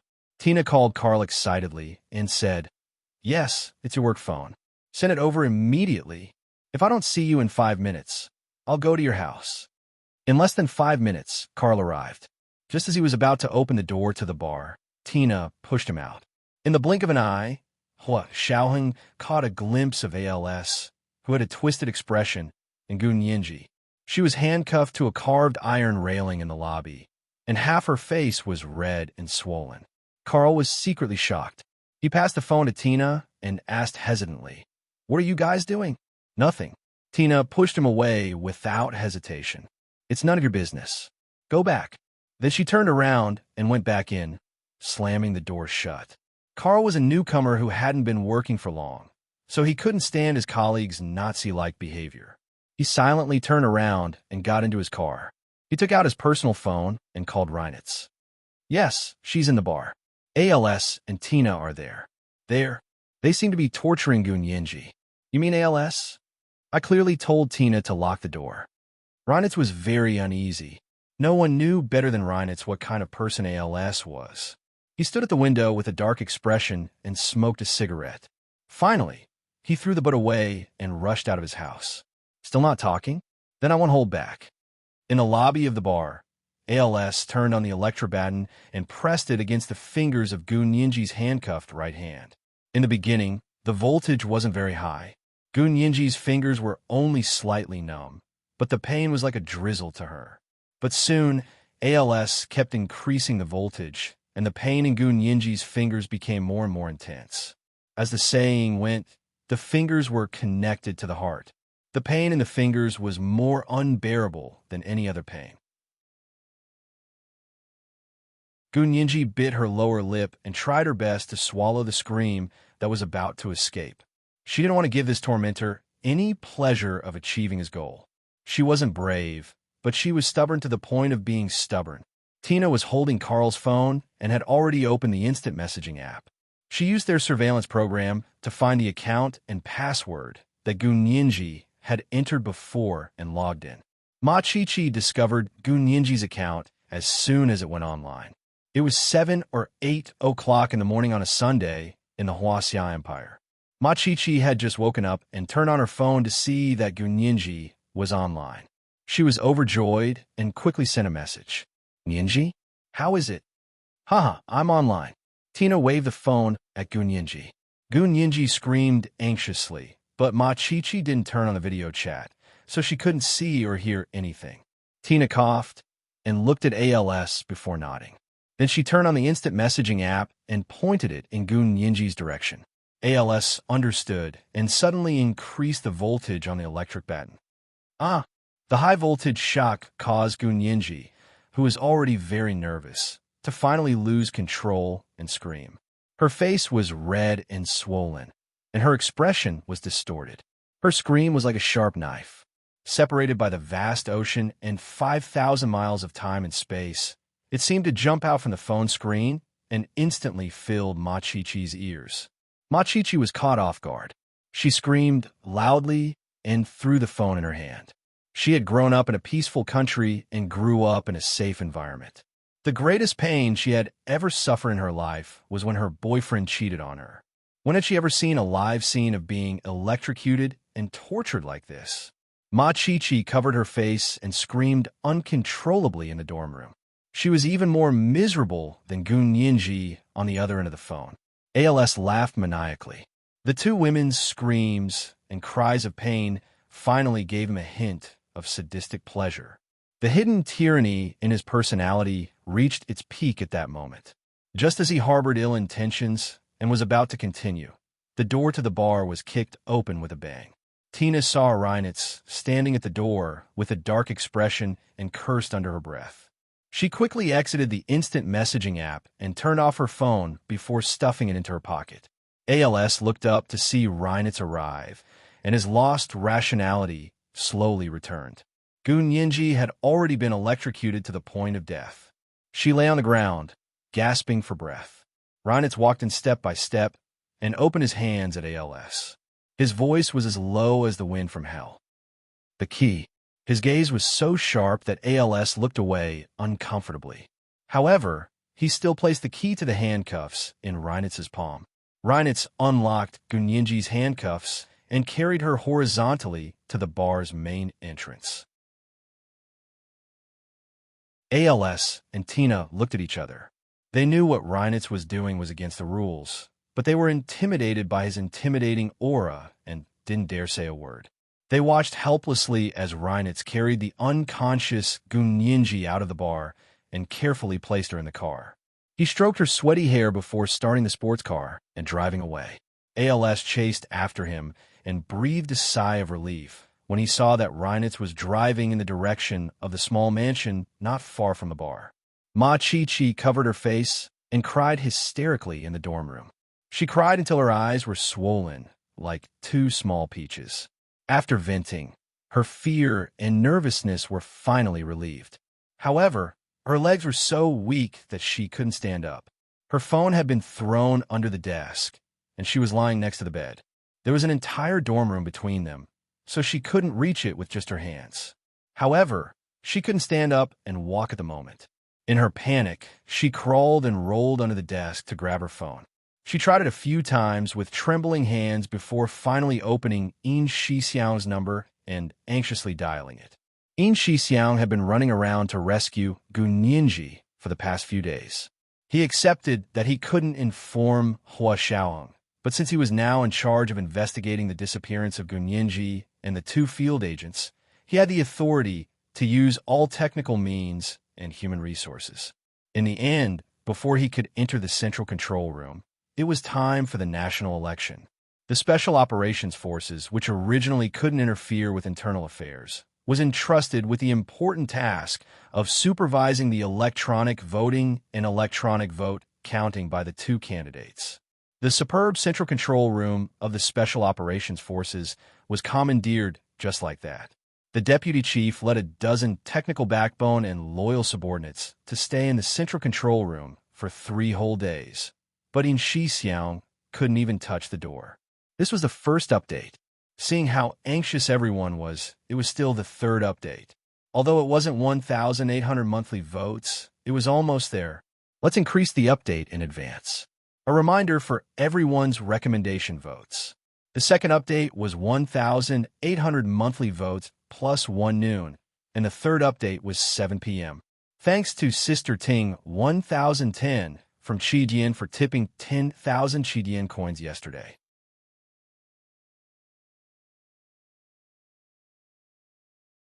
Chapter 691. In Xixiang had tried many methods in the past 3 days. He was just short of barging in with a gun, but the deputy chief wouldn't let him in no matter what. He said he was worried about leaking information. But without the support and information from the Special Forces Central Control Room, how could he save anyone? He couldn't even confirm the coordinates of the satellite navigation system.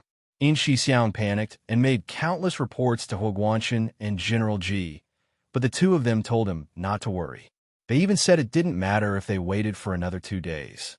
After the results of the election were announced, the Special Forces would retreat and he, In Xixiang, would be able to use the central control room. In Xixiang was so anxious that a few strands of his hair turned white, but there was nothing he could do. He even called He Jichu, who wanted to ask if there was any news from them. When he heard that Hua Xiaoheng still didn't know about it, He Jichu hung up without a word. He called again, but it didn't go through. In Xixiang guessed that He Jichu must have blocked his number. To be honest, In Xixiang understood He Jichu very well. He wanted nothing more than to block his own number.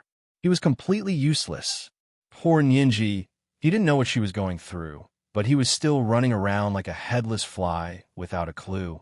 The Special Operations Forces, which were invincible overseas and rarely suffered defeat, were constrained domestically to the point where their hands and feet were tied.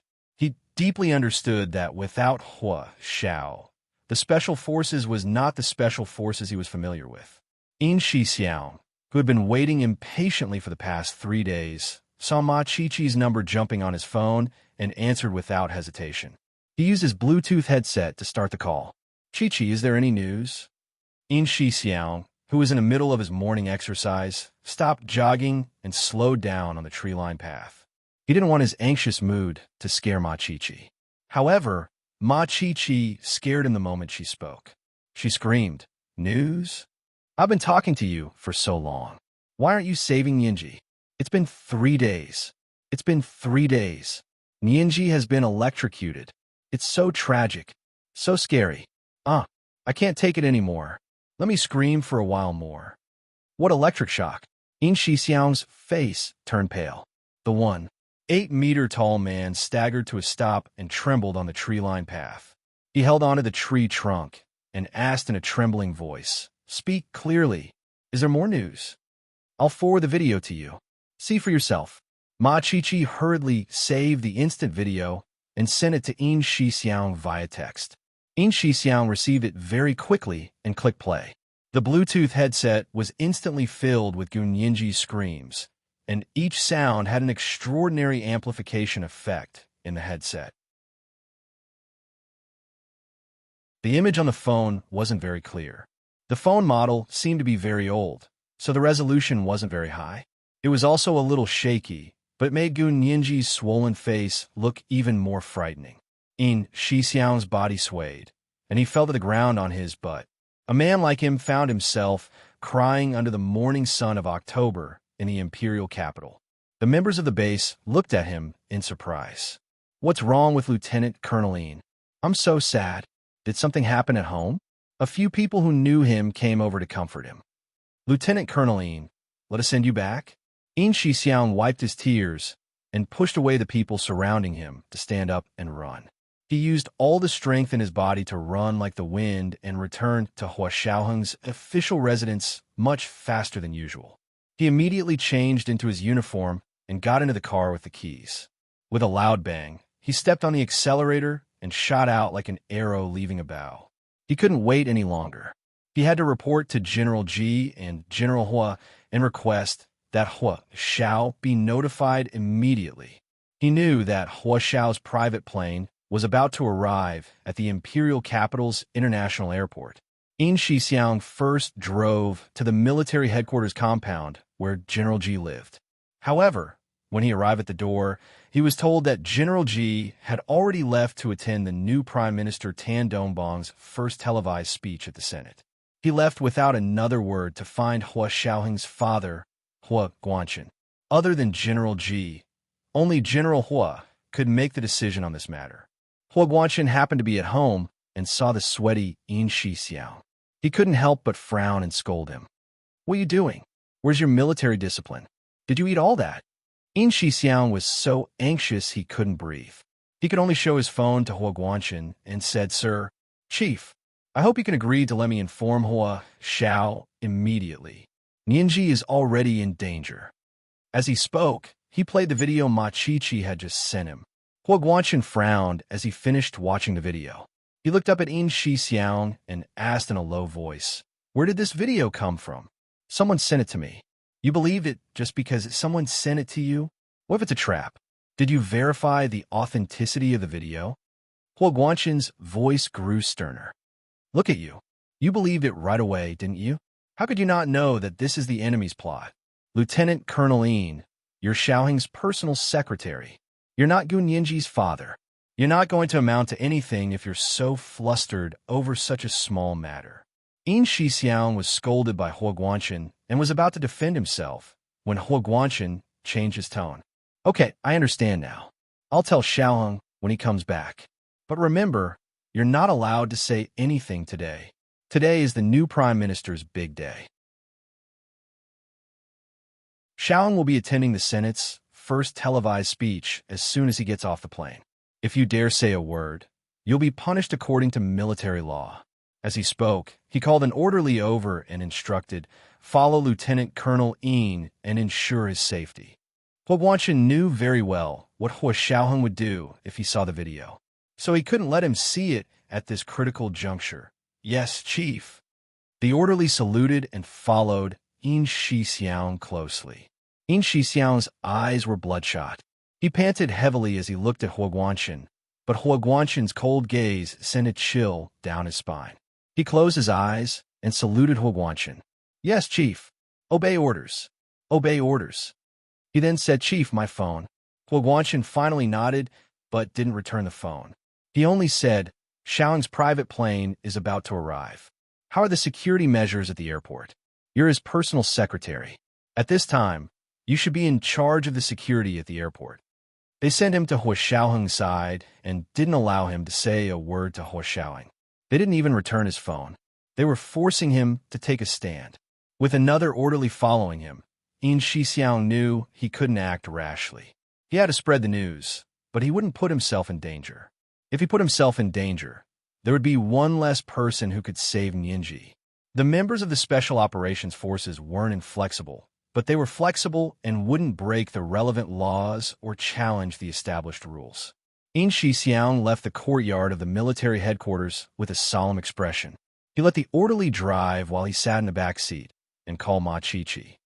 "Chi-Chi, I'm Brother Xiong." Yin Shixiang deliberately spoke slowly, but Ma Chi-Chi still thought it was strange. "Brother Xiong, can we talk properly?" Her voice was still choked with sobs from crying. At that moment, she was applying 2 wet tea bags to her red and swollen eyes. "Haha, I'm talking properly." Yin Shixiang chuckled and said, "Chi-Chi, I can't help you with what you just said." "What?" Ma Chi-Chi stood up immediately. "Brother Xiong, I didn't expect you to be so heartless." "It's not that I'm heartless." Yin Shixiang spoke to her through his Bluetooth headset and said calmly, "It's just that there are priorities. Hua Xiao is about to return to the Empire. I'm going to the airport to pick him up now." "Oh, it's Hua Xiao, Ninji's boyfriend." Ma Chi-Chi suddenly became nervous. "He's back. That's great. Tell him. However, In Xixiang didn't seem to hear what she said and continued. I need to be in charge of airport security. Hua Xiao's plane will land in an hour. I'm at the entrance to the VIP area of Flight T3. Yes, sorry, I'm at that entrance. It's easy to see. He hung up. Ma Qiqi was baffled and secretly cursed In Xixiang for being unreliable. If she kept relying on him at a time like this, Nianji would probably turn to dust. She felt her heart palpitate and fidget when she thought about the situation in the video she had just seen. In a moment of frustration, she turned on the TV in the living room as a backdrop and wandered around the living room, thinking of who else she could ask for help. Just then, the melodious sound of a violin came from the TV. Ma Qiqi glanced at it and saw that the TV was broadcasting a documentary about the new Prime Minister, Tan Dongbang's family. She couldn't help but pout. She thought to herself that this TV station was really quick to suck up to the people. They had been slandering the Tan family before, but the election had just ended yesterday, and today the wind had already turned. However, she didn't want to watch the Tan family, so she impatiently took the remote control and changed the channel. She didn't expect this same documentary to be playing on the other channel. Ma Qiqi wasn't satisfied and changed the channel again, but it was still a documentary about the Tan family. She changed all the channels within a minute, and every channel was actually showing the documentary about the new Prime Minister's family. Recording. Film. This was like the Spring Festival Gala. Was this forced brainwashing? Ma Qiqi snorted and threw the remote control away. She hugged her little pillow as she sat on the sofa, still thinking about In Xixiang's strange words. She felt like she had missed out on some incredible news. On the TV, they were introducing the new Prime Minister, Tan Dongbang's only daughter, Tan Guiran. They praised her as a flower, saying that she was talented and beautiful, a musical prodigy, and that she had held a solo concert at the Carnegie Mellon Golden Music Hall in America at the age of 15. This made Ma Qiqi even more annoyed, and she rolled her eyes countless times. Just as she was about to turn off the TV, the image suddenly changed to a short video of Tan Guiran boarding a plane in America. It was obviously recorded when she boarded the plane 10 hours ago. The narrator's voice was very gentle. Major General Hua Xiaoheng, Deputy Secretary General of the Military Supreme Council, personally took a private plane to America to welcome Miss Tan Guiran back. The plane is about to land at Terminal T3 of the Imperial Capital International Airport. Let's connect with our colleagues at Terminal T3 to see what's going on there. This was the second monthly pass of 1,800 plus an advance pass. Today was the third watch. Thank you, dear friends, for your monthly passes yesterday. A reminder for everyone's recommendation votes. Third watch at 7 p.m. Moi.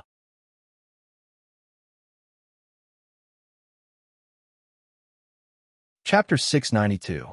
As the camera switched, the large screen showed the tall and magnificent view of Terminal T3 of the Imperial Capital International Airport. Ma Qiqi stood up immediately. She had caught a glimpse of the handsome back of a tall man in a military uniform in the short video. He looked very familiar. It had to be Gu Ninji's boyfriend, Hua Xiao.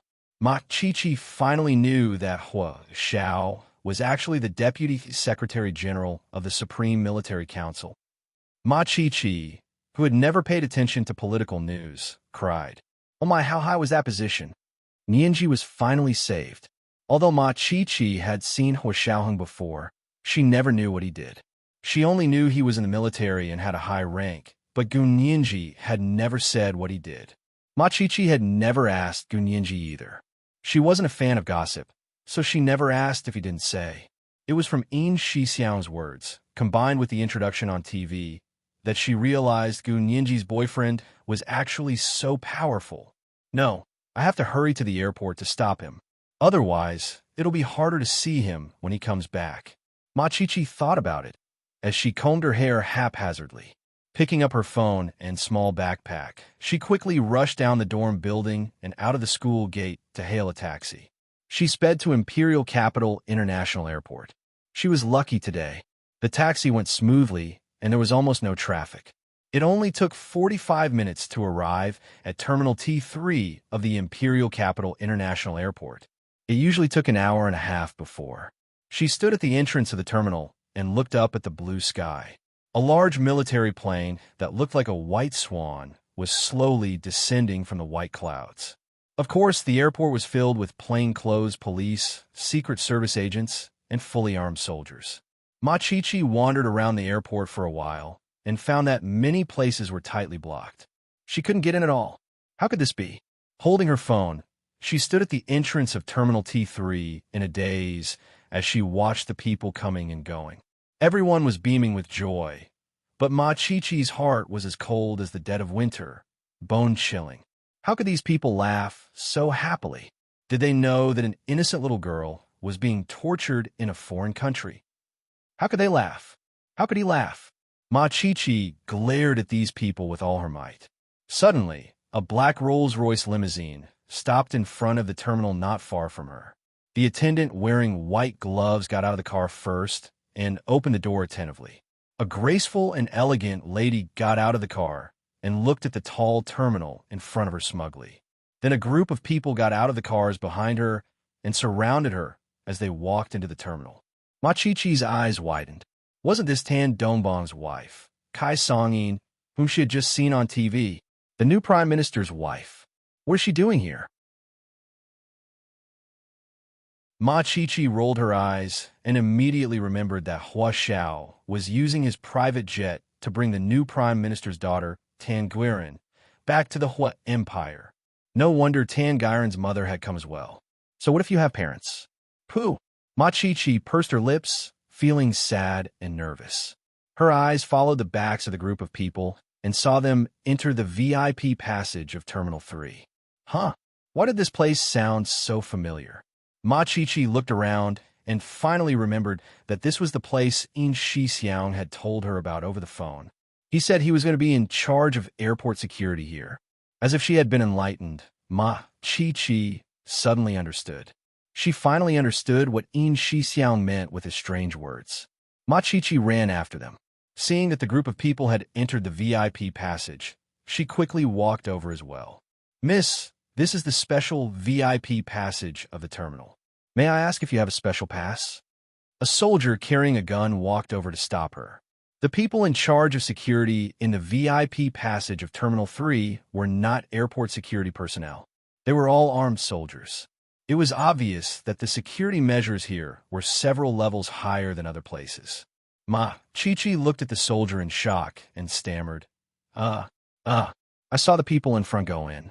I thought, may I ask if you came with Mrs. Tan and the others? The soldier asked politely. His attitude toward her was considered amiable. Machichi wanted to say yes, but she was too embarrassed to lie. As she was struggling, she saw In Shixiang walk over from the corner of her eye. Just as she was about to call out to him, In Shixiang acted like he didn't know her and said to the soldier, "Go over there and watch. It seems like there are a few people passing by." "Yes, sir."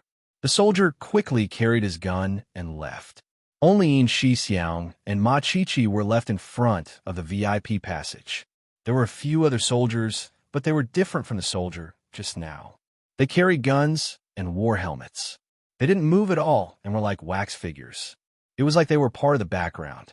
They didn't have the freedom to move and only listened to In Shixiang's orders.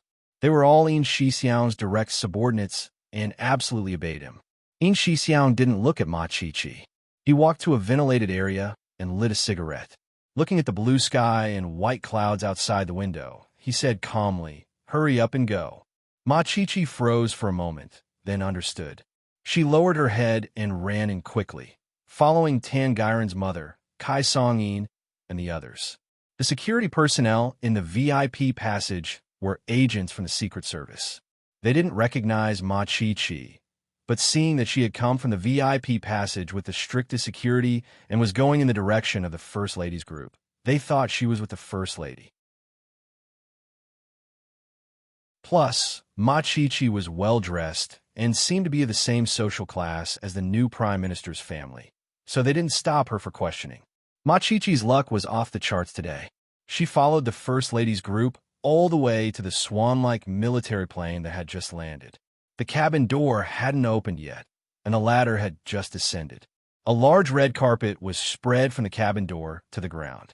The wife of the new prime minister, Kai Song-in, stood on the red carpet and looked at the cabin door excitedly. Ma Chi-Chi also held her breath and quietly stood behind the group of people. She was tall, so she could see through the crowd and clearly see what was going on the ladder. At that moment, the snow-white cabin door opened, and a beautiful woman in a pink dress stood at the cabin door. She smiled and waved at the people below. This must be the new prime minister's daughter, Tanguran.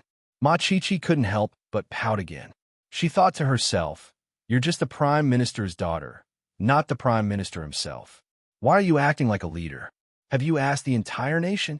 She rolled her eyes more today than she had in the past 20 years. Her eyelids were about to cramp.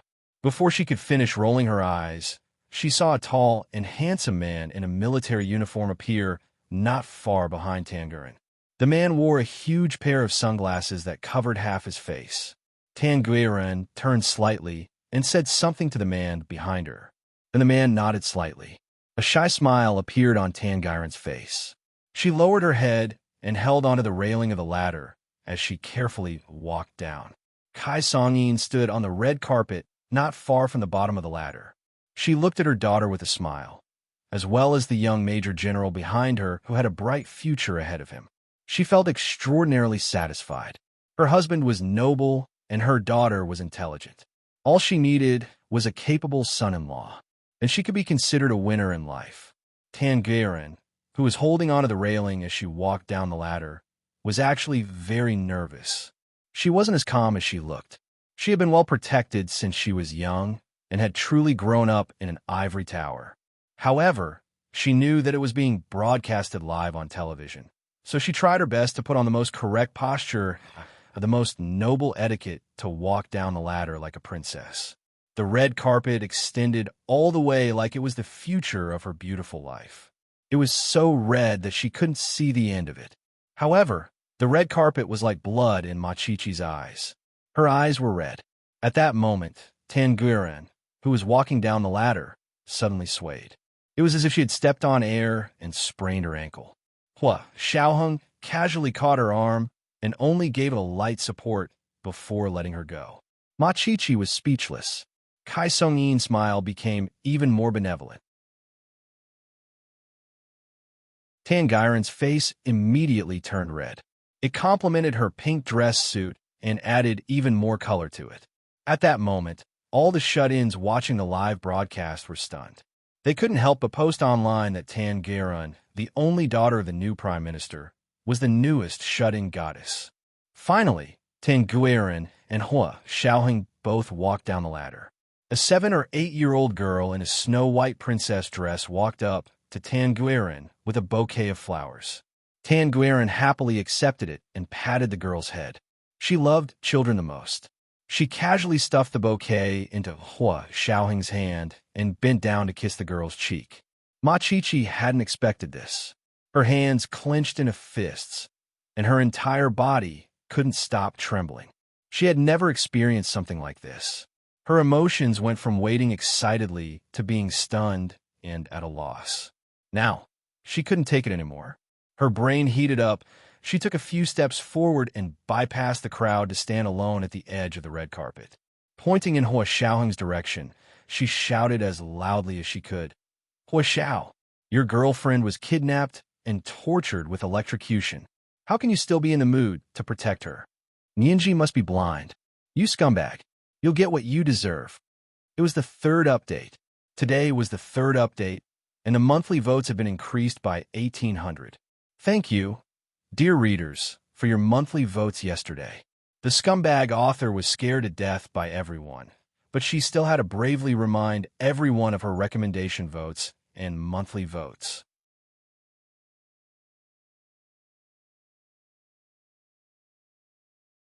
Chapter 693. Ma Chi-Chi was stunned after cursing in one breath. She was clearly there to ask for help from Yinji. How to become hatred?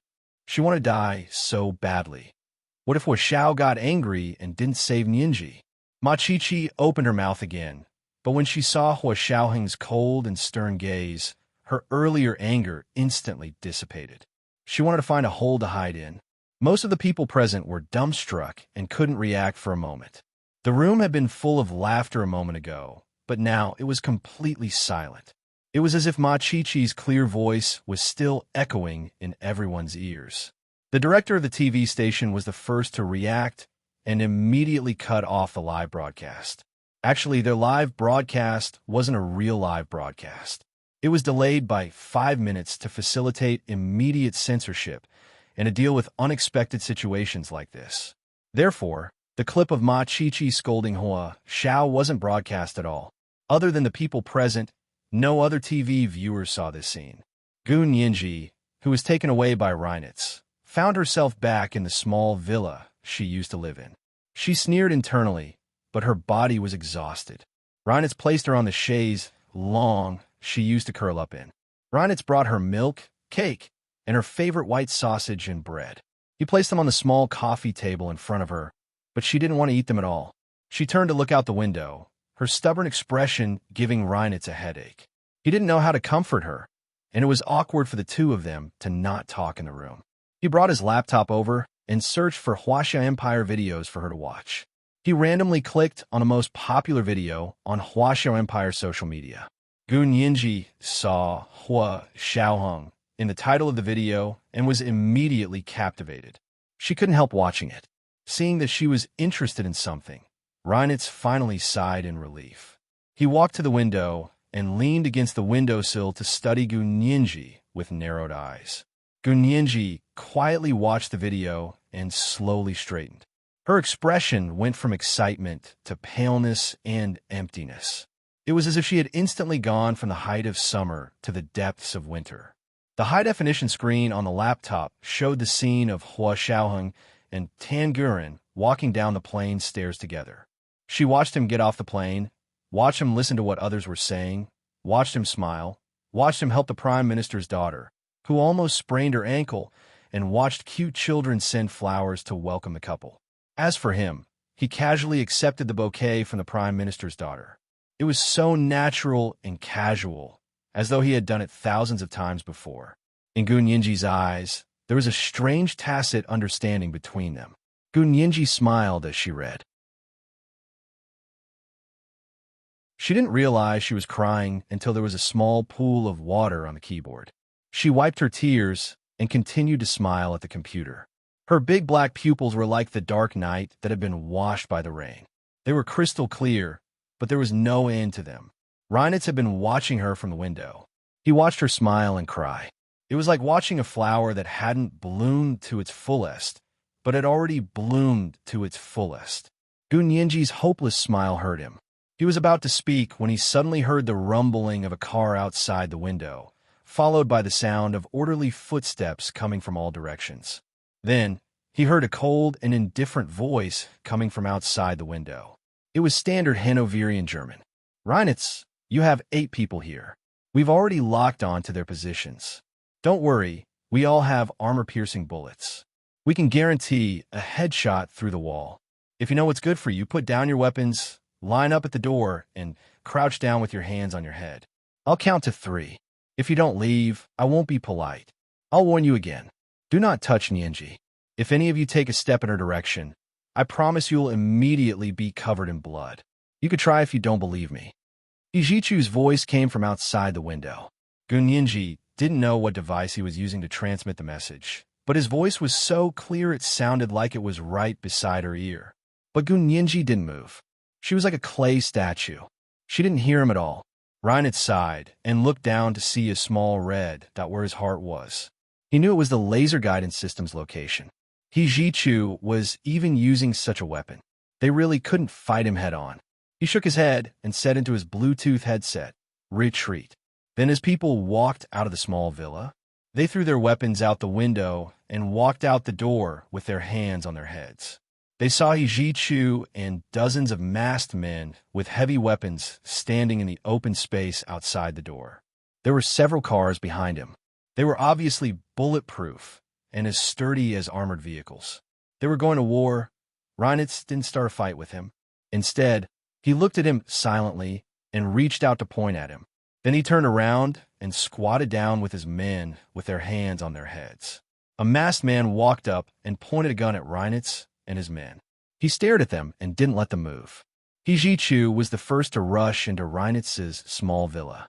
As soon as he entered, he saw a skinny girl sitting dazedly on a chaise lounge in a small, warmly decorated living room. There was a laptop in front of her, and her eyes were fixed on a laptop, as if she wanted to see through the screen. Hijichu's heart ached.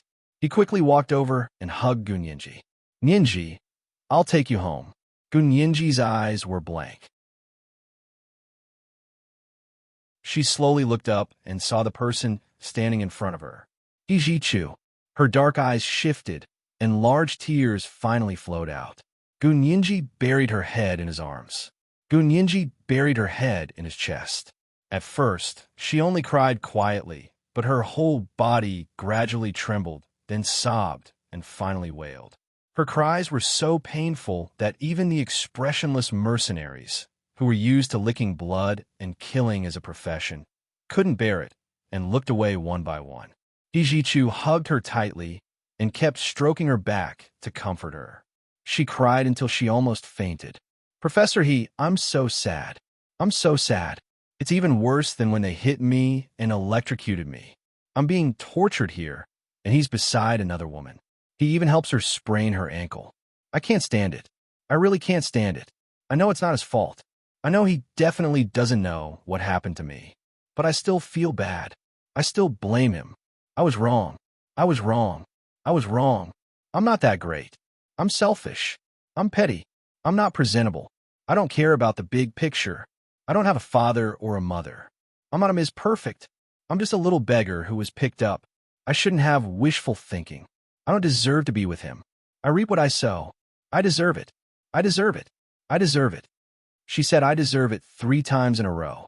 Her whole body was convulsing from crying, and she was on the verge of breaking down. Hijichu felt like a knife was being twisted in his heart, and tears rolled down his cheeks. "Ninji, you're not. You're not. It's my fault. Come home with me. I'll take you home." Gunyinji cried until she fainted. Hijichu carried her out of Reinitz's villa and quickly got into the car. Reinitz and his men were temporarily tied up there, so Hijichu didn't have much time to retreat. Hijichu used all his connections and bribed them with astronomical prices to find Reinitz's stronghold and successfully rescue Gunyinji. They rushed and finally boarded their private plane before Reinitz and his men were rescued. They flew out of German airspace. On the tarmac in front of Terminal T3 in the Huaxia Empire's imperial capital, a sudden accident happened. The bodyguards of the new First Lady, Kai Songyin, turned pale with fright as soon as Ma Chichi screamed. A few burly men immediately rushed over and hugged Ma Chichi from behind to cover her mouth. 2 other people held her on both sides, and one of them slapped her face several times. Ma Chichi had never been hit like this in her entire life, and the person's hand was heavy. She was stunned immediately, and her cute round face immediately swelled up as tears fell uncontrollably. She didn't want to cry in front of so many people, but it really hurt. In that instant, she could only think of when Gunyinji was electrocuted. It must have been 1,000 times more painful than what she was feeling right now. Ma Chichi began to cry even more sadly. However, the bodyguards didn't care whether she lived or died. They frantically covered her mouth and only wanted to drag her away immediately. Tanguerin was furious when she saw this. She had never been used to seeing others bully the weak, let alone slapping an innocent girl in front of her. "Let her go. Let her go." Tanguerin quickly walked over and pointed to the bodyguards. She said sternly, "Let her go right now, in broad daylight. Is there still any law?" The bodyguards froze and couldn't help but look at Tanguerin's mother, Kai Songyin. Kai Songyin gave him a look, and they finally let go. Tanguerin quickly hugged Ma Chichi and took out a handkerchief to wipe her tears. She said, "Don't be afraid. No one will dare to hit you again." Ma Chichi pushed her away and said angrily, "Who wants you to pretend to be nice? Go away. Don't touch me." Tan Gaoren took a few steps back in shock and looked at her mother, Kai Songyin, at a loss. Then she looked at Hua Xiaoheng behind her. Hua Xiaoheng's expression was normal, and she couldn't tell what he was thinking. However, his deep eyes carried a heavy sense of pressure. Even Tan Gaoren didn't dare to look at him for too long. One look was enough to scare her, and she quickly looked away. Kai Songyin didn't say anything and only pulled on Tan Gaoren's hand to indicate that she shouldn't be nosy. Kai Songyin's bodyguards surrounded Ma Qiqi again and grabbed her arms from both sides. Another person gagged her mouth. At that moment, Yin Shixiang caught up from behind. His hand was like a knife as he quickly snatched Ma Qiqi from the hands of the bodyguards. Then, he coldly warned the First Lady, Kai Songyin, who was smiling as she watched from the side. "Mrs. Tan, your husband hasn't officially taken office yet, but your bodyguards have already severely injured our citizen. I think many people will be very interested in this piece of news." Kai Songyin smiled and said casually, "If they're interested, then they'll be interested. They rely on this to make a living, so we can't ruin their livelihood, right?" She wasn't at all worried about how the media would write about their family. At that moment, the Secret Service security guards who were maintaining order at the airport also rushed over. They pointed at Ma Qiqi and said to Yin Shixiang, "This person trespassed on the restricted area of the airport and may have broken the law. Please hand her over to us." Of course, Yin Shixiang didn't want to, but he could handle Kai Songyin's bodyguard alone, but he couldn't handle the elite Secret Service agents who were also soldiers. Soon, Ma Qiqi was taken over by the Secret Service. One person grabbed Ma Qiqi's arm and clamped it behind her back. Another female agent took out handcuffs and was about to put them on Ma Qiqi. Hua Xiaoheng had been silent on the side, but his brows gradually furrowed. It wasn't until he saw Yin Shixiang appear that his brows couldn't help twitching. His heart sank. Ma Qiqi's words couldn't have been baseless. Something had really happened to Nianji. He didn't believe it at first. How could he not know something had happened to Nianji with the strict security measures he had put in place? At first, he thought Ma Qiqi was making a mountain out of a molehill. After all, she was only a student who had always been in school. Perhaps she would cry for 3 days if her boyfriend cheated on her. But now, even Yin Shixiang was helping her. It seemed like this was no small matter. Hua Xiaoheng threw away the flowers in his hand and strode over to Ma Qiqi.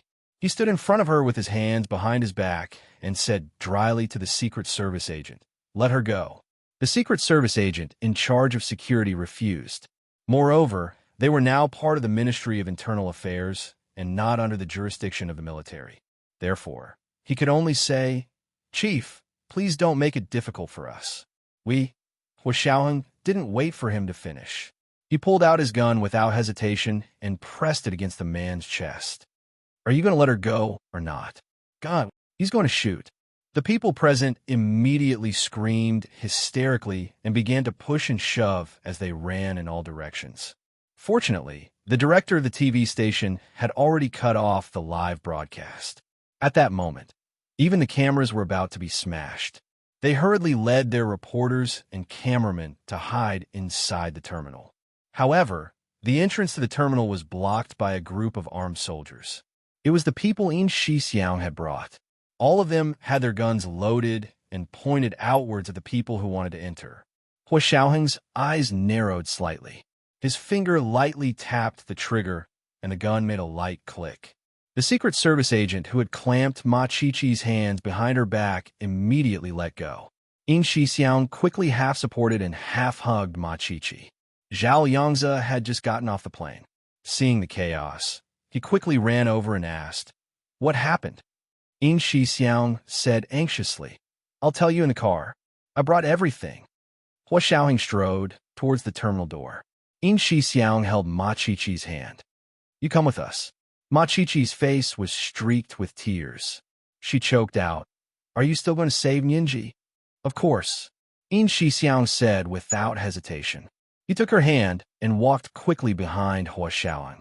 Zhao Yangzi finally understood that something had happened to Gun Nianji. He immediately said to Yin Shixiang, "Big Xiong, did you bring your phone?" "I didn't bring my work phone, so I can't connect to the system. He wanted to immediately connect to the Special Operations Forces Central Control System so that he could activate the satellite tracking system to locate Gu Nianji.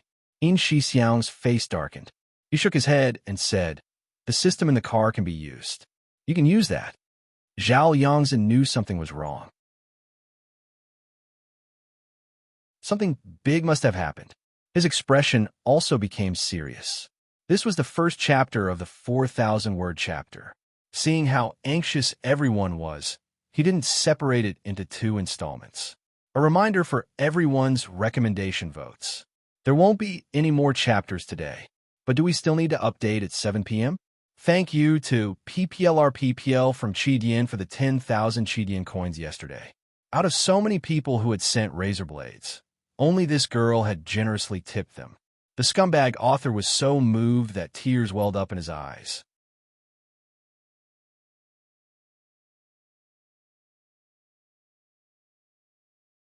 Chapter 694. Hua Xiaoheng left the T3 terminal with a cold expression. He completely ignored the guests who had come with Kai Songyin to welcome Tan Guiran. When he walked out of the Imperial Capital International Airport, the Special Operations Forces vehicle that In Shixiang had brought was already waiting.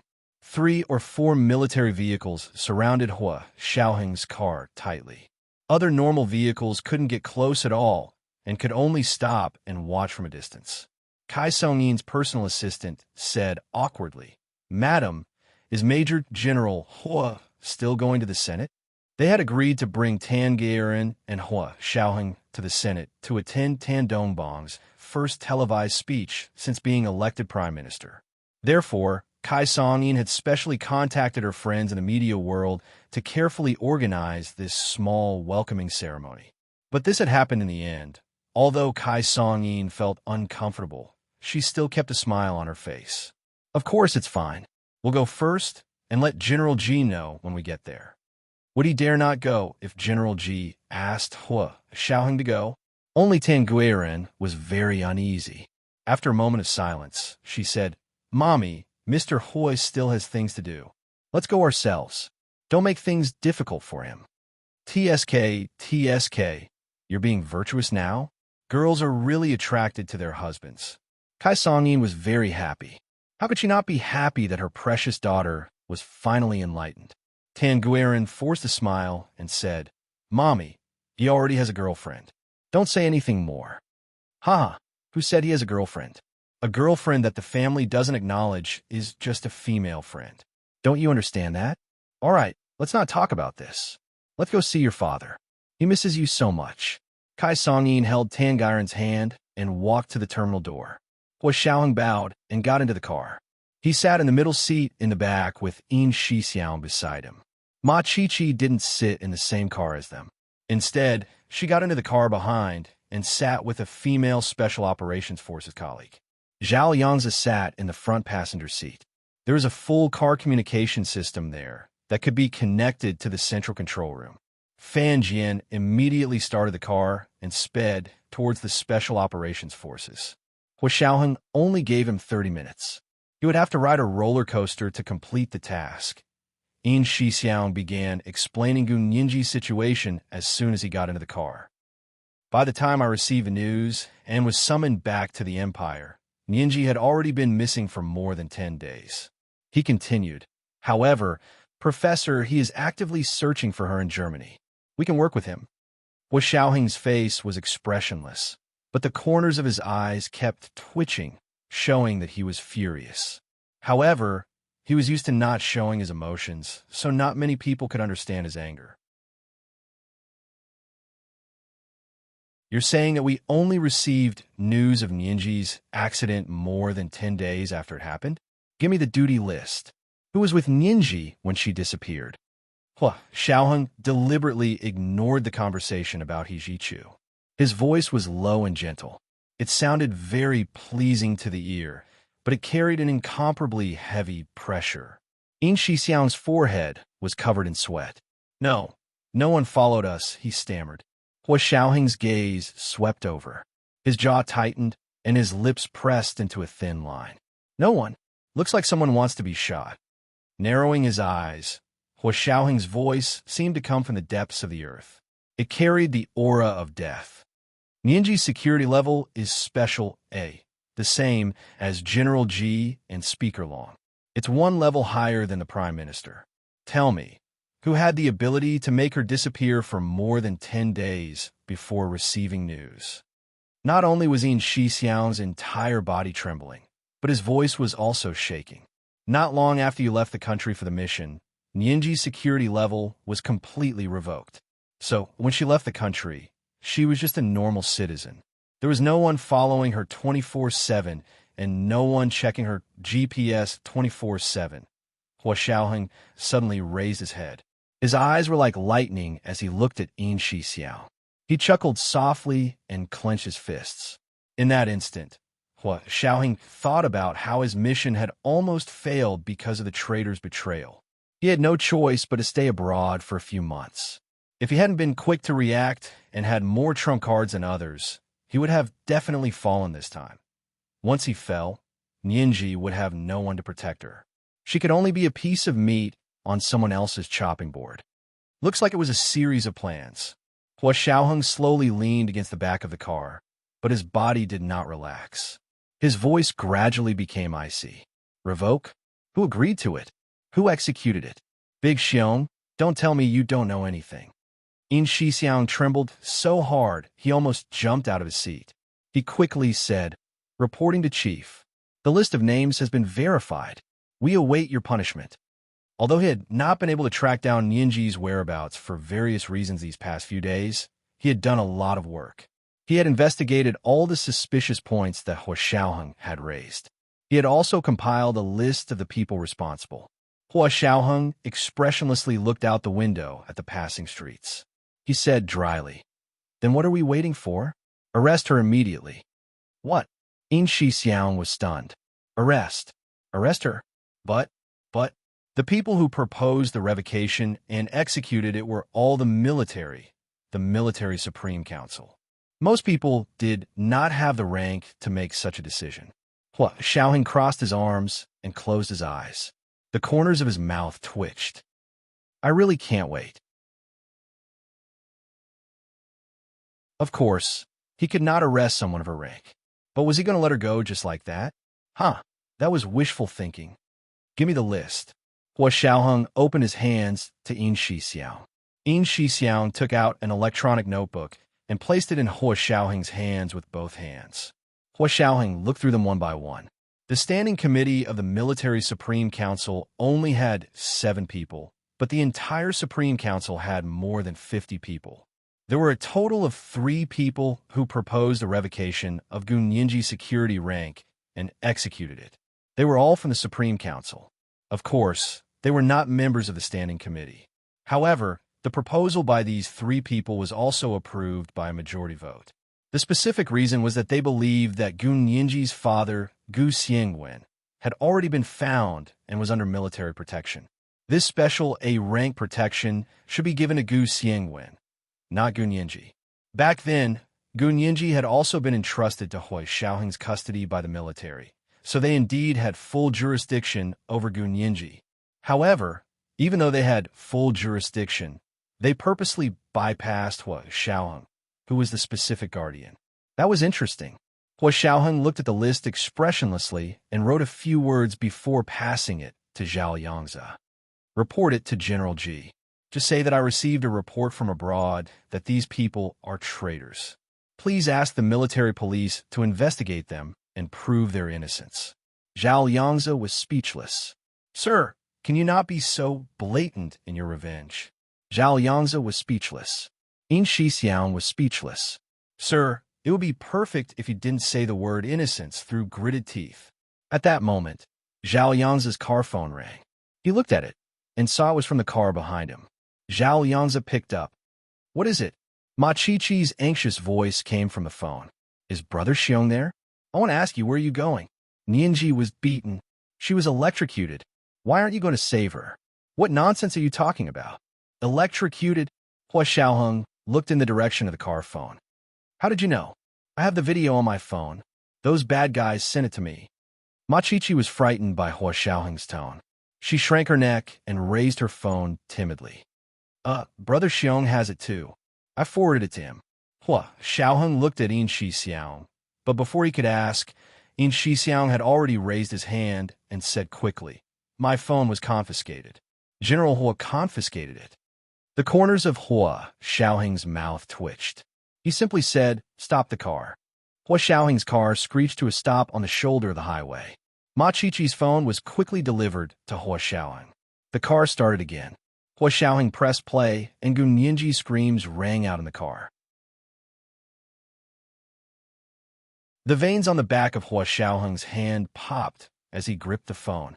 Gun Yinji's beautiful face wasn't very clear on the 5-inch phone screen, but he could see that her face was swollen and badly deformed. However, she looked at the camera anxiously and not fearfully. She was worried. What was she worried about? Hua Xiaoheng's fingers slowly moved to the phone screen.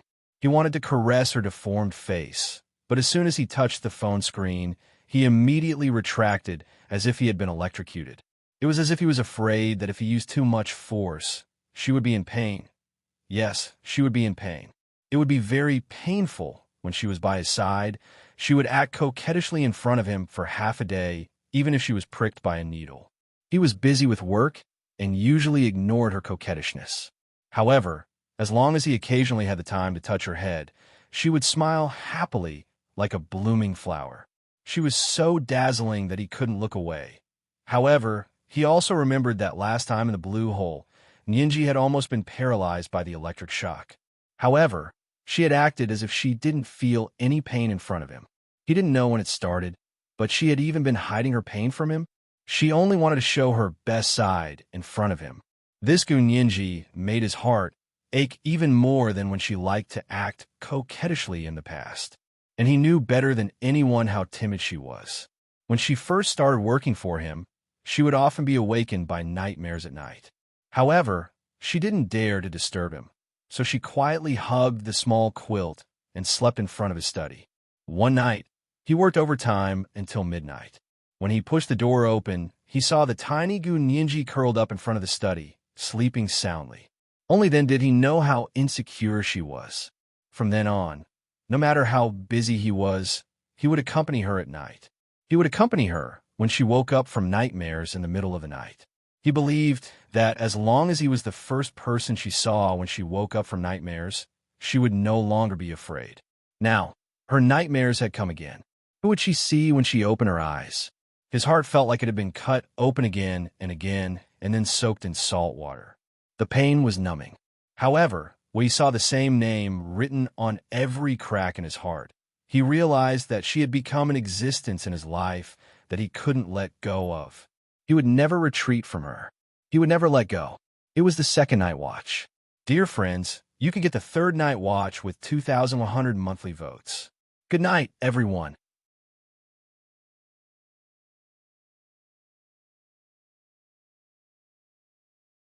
Chapter 695.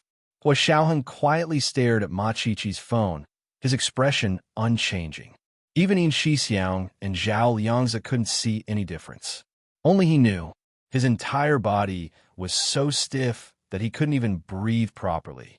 He gripped the phone with one hand, his gaze so intense it seemed like he wanted to burn a hole in the phone screen. After watching for a while, he finally played the video from Ma Qiqi's phone and saved it to his own phone. He then passed Ma Qiqi's phone to Zhao Liangzi. Delete all the videos of Ninji. If she has a cloud account, delete them as well. Zhao Liangzi silently took the phone and checked it with the software. He then physically deleted both of Gunninji's videos. There's no cloud storage account. Only the phone has the storage. Hua Xiaoheng nodded and said to the driver, Fan Jian, stop the car and tell the people in the back to take Miss Ma Qiqi back. The car screeched to a stop on the side of the road again. In Shixiang got out of the car and returned the phone to Ma Qiqi. Thank you for your hard work today. He added, don't worry. You won't be beaten for nothing. Ma Qiqi shook her head furiously. I'm fine, but you guys will save Ninji. Isn't that right?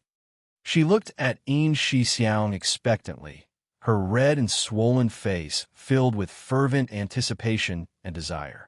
In Shixiang's heart skipped a beat. He looked away and nodded. Yes, But this is a secret operation, so it's not convenient for you to be here. That's good. That's good. Don't worry about me. Go back now. Go back now. Ma Chichi quickly pushed In Shixiang into the car. Don't drive me. I'll call a car myself. You guys go save Nianji. I'll be fine even if I walk back. Of course they wouldn't let her walk back. In Shixiang said to the female colleague in the car, please take her back to B University.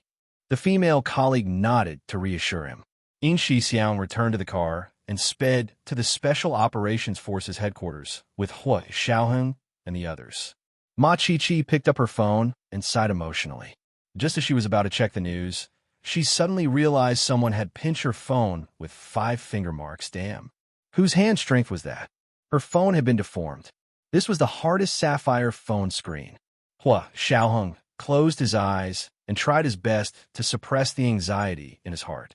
He asked Zhao Liangzi, have you found Nianji's location? Don't tell me they took back her GPS. Although no one was monitoring Nianji's GPS 24 hours a day, the receiver was still on her, so her location could be found in minutes. Zhao Liangzi abruptly turned his head from the front seat and stammered. Well, Xiao, I haven't checked yet, but I'm afraid it's too late. What's wrong? In Shixiang panicked. Little Zay, what did you find? Hua Xiaoheng opened his eyes and said calmly, speak. Zhao Liangzi reported to Hua Xiaoheng with a dreamy, pained, and guilty expression. Hua Xiao, those people won't let Nianji go.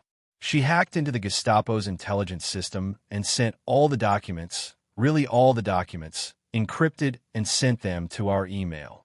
Hua Xiao, it's too late. What encrypted file? In Shixiang didn't understand and was very anxious. Little Zay, can't you speak properly? Speak human language. We've already been delayed for a long time. Zhao Liangzi passed the information he found to the back seat. I created all these emails. I told Nianji about it and demonstrated it when I taught her how to be a hacker. As soon as I logged into our system just now, I received countless notifications from these emails. My inbox almost exploded. Zhao Liangzi's expression was unnatural. His eyes stared blankly. So many documents. From a number and scale, it's almost the entire German Federal Intelligence Agency's system. All the documents, encrypted and unencrypted, system files, notebooks, data forms. This kind of thing has already been recorded in the history of intelligence in the entire world, let alone our country. Also, she's already a legend in the world of international hackers. Hua Xiao, if Nianji was part of our system, she could replace you as the head of the Special Operations Forces with just this achievement alone. The military was a department that rewarded people based on their achievements, and the Special Operations Forces was even more so. Here, as long as you had achievements, it didn't matter how others slandered you. Similarly, you could suck up and use connections to get into a certain position, but you also had to have the ability to produce the corresponding achievements. If you couldn't do it, you would still be kicked out. Although this was a department that couldn't completely break away from reality, it used absolute ruthless competition to ensure its strength. Only by doing so could it ensure that the country's important weapons would always be in the hands of the elites and in the hands of the most suitable people. In Shixiang skimmed through the information Zhao Liangzi had found and couldn't help wiping a cold sweat. He mumbled, Pink Piggy? Her code name is Pink Piggy. Are you sure this Pink Piggy is Nianji? It's definitely her. Zhao Liangzi closed his eyes. His eyes were red. Every programmer has their own style. These codes and algorithms can't be done by anyone but her. It's just that her environment was definitely not good, so the program was written in a hurry and was rather crude. But as long as it works, it's fine. She seized the opportunity and probably directly hacked into the German Federal Intelligence Agency's internal network. This kind of opportunity is really too rare. Even I would have made the same choice if I encountered it, let alone her. For every person in the intelligence field, this kind of opportunity was a once-in-a-lifetime opportunity. In Shixiang was already speechless as he watched. Although many of the encrypted files couldn't be cracked in a short time, there were also many unencrypted files. He randomly flipped through a few and used the translation function that came with his email to read a few sentences. He felt his blood boil. It was the fervent gaze of a jeweler who saw a peerlessly beautiful diamond being unearthed. It was the supreme enjoyment of a gluttonous diner who discovered a peerless delicacy in a small village shop. It was also the top-secret information that all intelligence personnel were willing to exchange with their lives. Do you understand now? No matter who has Ninji, what she did, they will not let her go. Zhao Yangzi's tears finally flowed. When he saw the video of Gu Ninji being electrocuted and heard her screams, Zhao Yangzi was very upset. His chest felt suffocated, and he wanted nothing more than to rush out and find the abuser and electrocute her to vent his anger. But when he saw this priceless information and thought of Gu Ninji's current situation, Zhao Yangzi couldn't say anything. He really cried. He cried uncontrollably.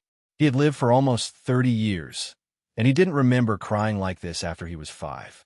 This was the pain of being completely helpless in the face of a difficult situation. He knew that no matter what he did, there was no way to turn things around. Hua Xiaoheng looked at the information Zhao Liangzi had found, and his eyes darkened. He scolded Zhao Liangzi. "What are you crying for? A man doesn't cry even if he bleeds. If you cry again, get out of here." Zhao Yangzi quickly wiped his face and denied. "I'm not crying. The tears are flowing out on their own. I can't do anything about it. In Xixiang Dam, I really didn't know little Zay was so eloquent. He even dared to talk back to Hua Xiao."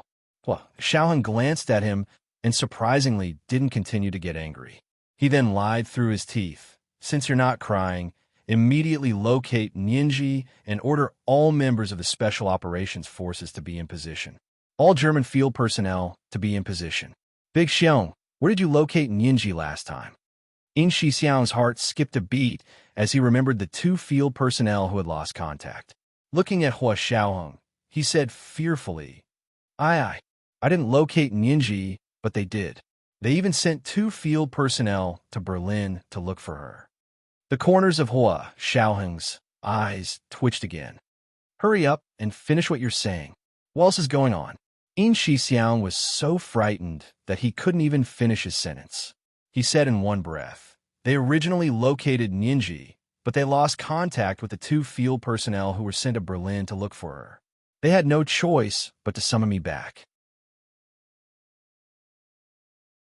But as soon as I came back, they commandeered the central control room to monitor the voting and counting of the votes. That's why I haven't entered the central control room yet." End of report. Zhao Yangzi finally turned on the GPS with a grim expression. However, he discovered that the GPS in the central control room was no longer connected to the vehicle system. He turned around and shook his head at Hua Xiaoheng. "Hua Xiao, the central control room cut off the connection to the GPS in the vehicle system. I have no choice." The deputy chief said he was afraid of leaks. In Xixiang quickly raised his hand to show that he really had no choice. Although he had a high military rank, he was only Hua Xiaoheng's personal secretary in terms of position. When Hua Xiaoheng wasn't around, it was easy for him to be a figurehead. That was how awkward it was to have no real power. The deputy chief? How dare he do that? Hua Xiaoheng punched the car door. Zhao Yangzi and In Xixiang pretended not to see the punch that made a dent in the bulletproof steel car door. Hua Xiaoheng let out a long sigh and ordered Fan Jian, who was in the driver's seat, activate emergency mode. "I'll give you 5 minutes. If you don't arrive at the Special Operations Forces by then, you'll be sent to the kitchen to feed the pigs." Fan Jian's entire body trembled. He quickly turned on the emergency mode and gave the order to the entire fleet. Instantly, the highway from the Imperial Capital International Airport into the city rang with the sound of an air raid siren. Several military vehicles really began to speed on the highway like a roller coaster. The rich heirs who had been racing on the highway in their sports cars all dodged to the side and watched the scene with their mouths agape. They had to admit, what Formula One? What NASCAR? In the face of these military vehicles that were truly as fast as lightning, they were all weak. Speed was the most important thing in war. Without speed, how could they talk about efficiency? Fan Jian really pulled out all the stops this time. Originally, It would have taken them another 10 minutes to arrive at the Special Operations Forces headquarters. However, under Hua Xiaoheng's pressure, Fan Jian shortened the 10 minutes that was already an extraordinary performance to 5 minutes. In the end, he managed to arrive in 21 minutes of the originally scheduled 30 minutes. Therefore, this stretch of road that would normally have taken them an hour and a half without traffic jams was completed in 21 minutes. It could be considered a record for the Special Operations Forces. When he got out of the car, Fan Jian's face was pale and his legs were trembling. However, Hua Xiaoheng had already opened the door and got out of the car. He walked directly to the central control room. As he walked, he ordered the disciplinary team to arrest everyone in the central control room responsible for monitoring the election for dereliction of duty and overstepping their authority for the next 3 days. Lock them in the detention room and have them write an explanation in a day. Repeat 3 times. This was the first watch. Today was the third watch. A reminder for everyone's recommendation tickets. The second watch monthly ticket was 2,100 plus 1 in the afternoon, and the third watch at 7 in the evening. Thanks to Qi Dian's Only Reading Makes People Happy in Life, PPLR and Xia Yun Dong Ning for the 10,000 Qi Dian coins each yesterday. Moi.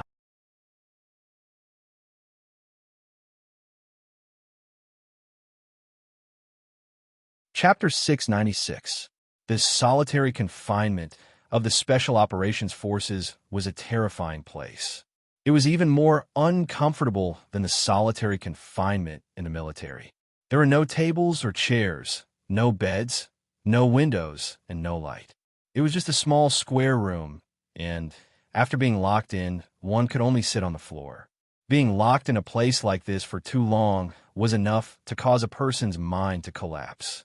Most of the time, when dealing with criminals, I didn't need to torture them.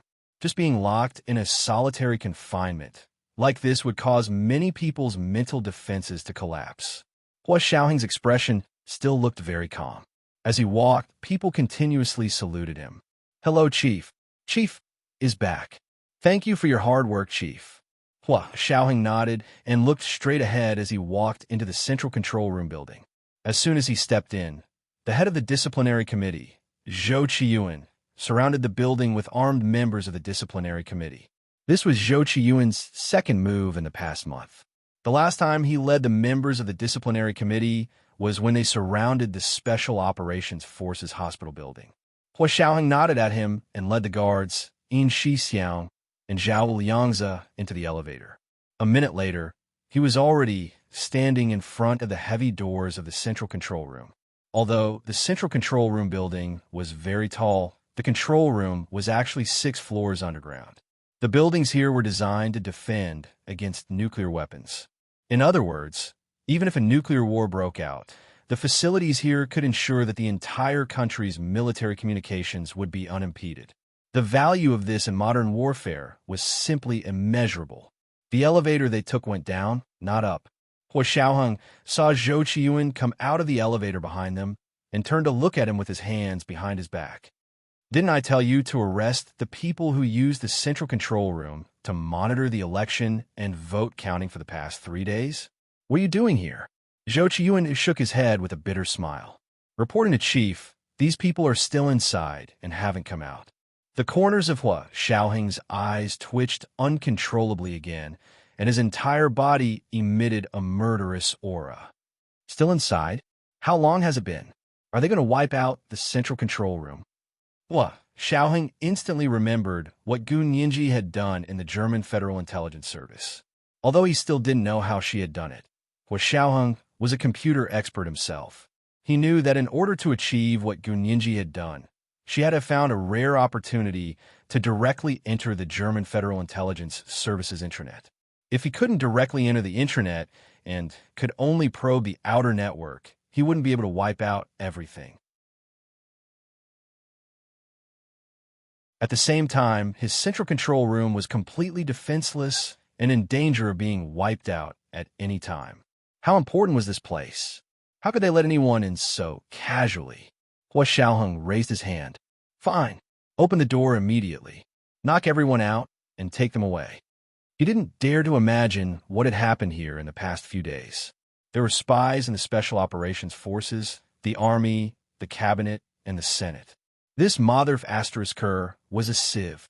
However, those people above them were still thinking about fighting for power and profit every day.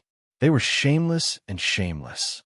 Hua Xiaoheng's heart was burning with anxiety. He couldn't take it anymore and kicked out without waiting for Zhou Qiyuan to open the door for him.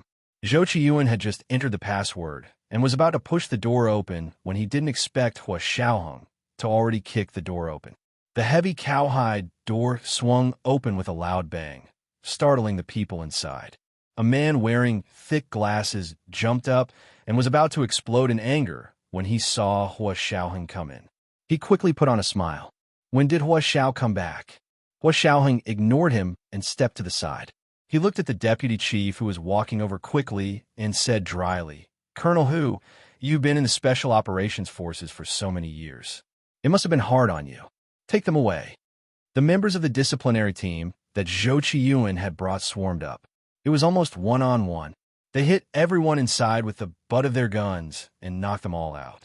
Remember to take them away and lock them in the solitary confinement room. They can't have any contact with the outside world. When they leave the solitary confinement room to write the confession materials, they can only be given pen and paper. They can't be allowed to touch the computer. Hua Xiaoheng ordered Zhou Qiyuan coldly and called Little Zhe over. Back up all the systems for these 3 days. Don't worry about it for now. Connect to the Nandis satellite system first and locate Nianji's location. To Hua Xiaoheng, rescuing Gu Nianji was the most important thing now. Everything else had to wait. Also, he didn't plan on cleaning up the mess here. He had to show the higher-ups what kind of damage their whims had caused to the country. He had to chop off a few hands that shouldn't have reached out to serve as a warning to others. Yes, Chief.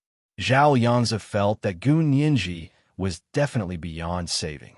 With what she had done, if she were here, she would have been shot already. But he could empathize with Hua Xiaoheng's heart. Just like himself, he wouldn't just watch the person he loved die. No matter what, he would definitely fight one last time. When Zhao Yangzi started the system, the headquarters of the Special Operations Forces had already entered a wartime state. All members were in combat mode. The branches of the Special Operations Forces across the country also received orders and began to be on standby. They sorted out and investigated one by one. Hua Xiaoheng only brought his trusted technical analysts to stay in the central control room and wait for Zhao Liangzi's location results. This result would determine what he would do next. He refused to believe what Zhao Liangzi said. Even though he knew what he said was correct according to common sense, he refused to believe it.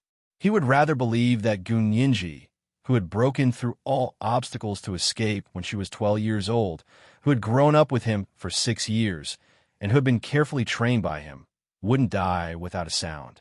Even if she was going to die, she would die with a bang because she and he were the same kind of people in this aspect. Hua Xiaoheng's mind quickly thought of a way to rescue her. Should he use diplomatic means or rescue her in private?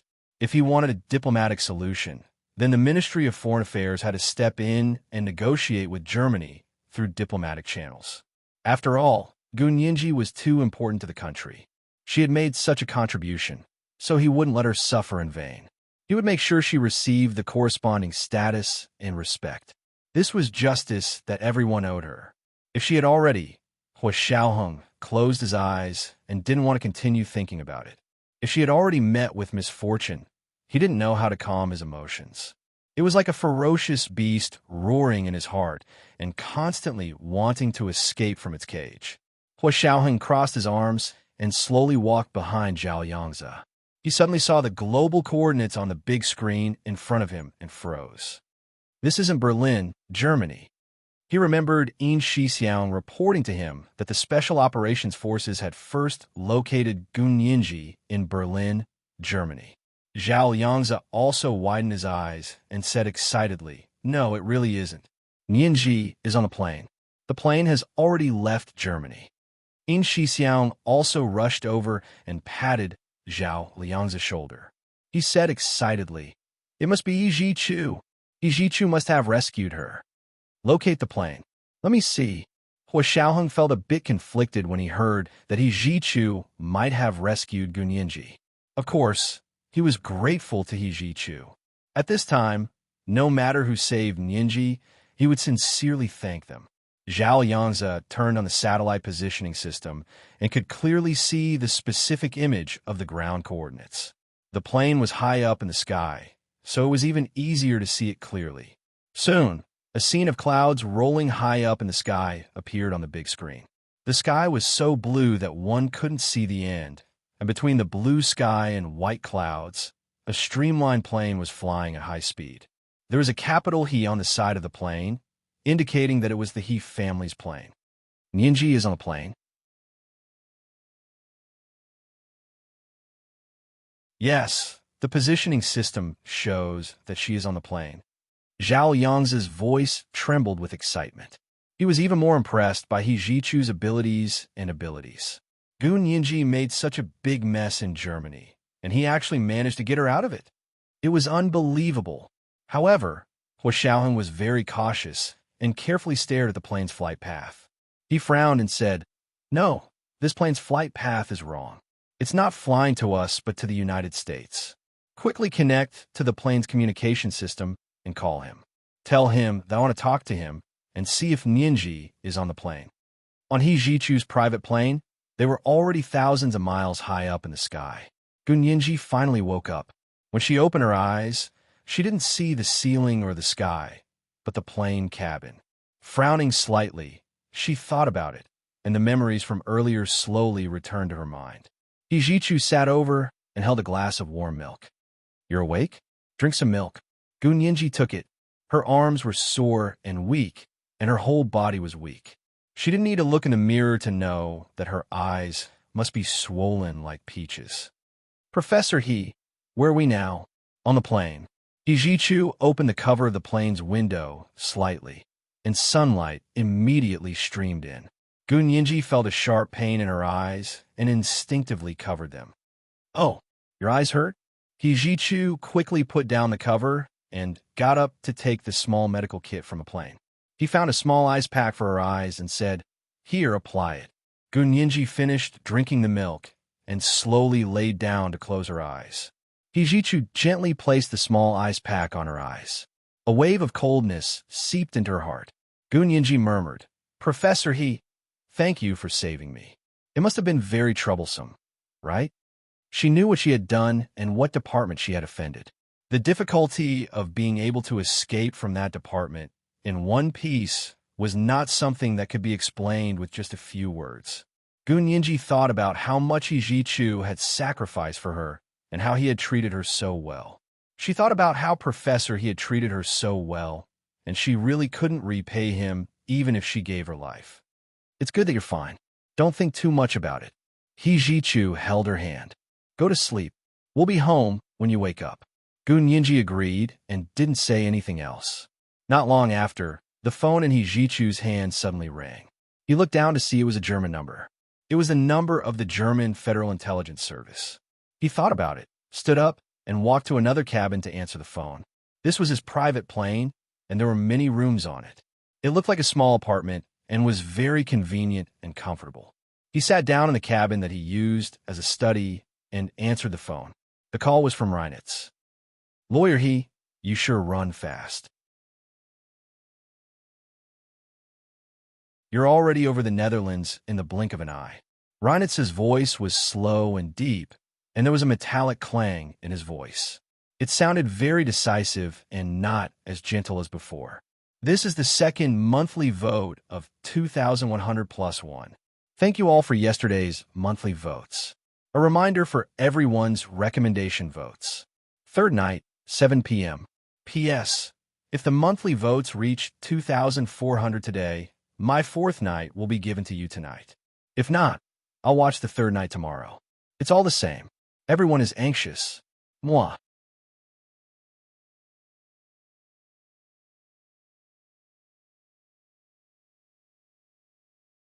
Chapter 697. I'm just going home. I can't wait to go home.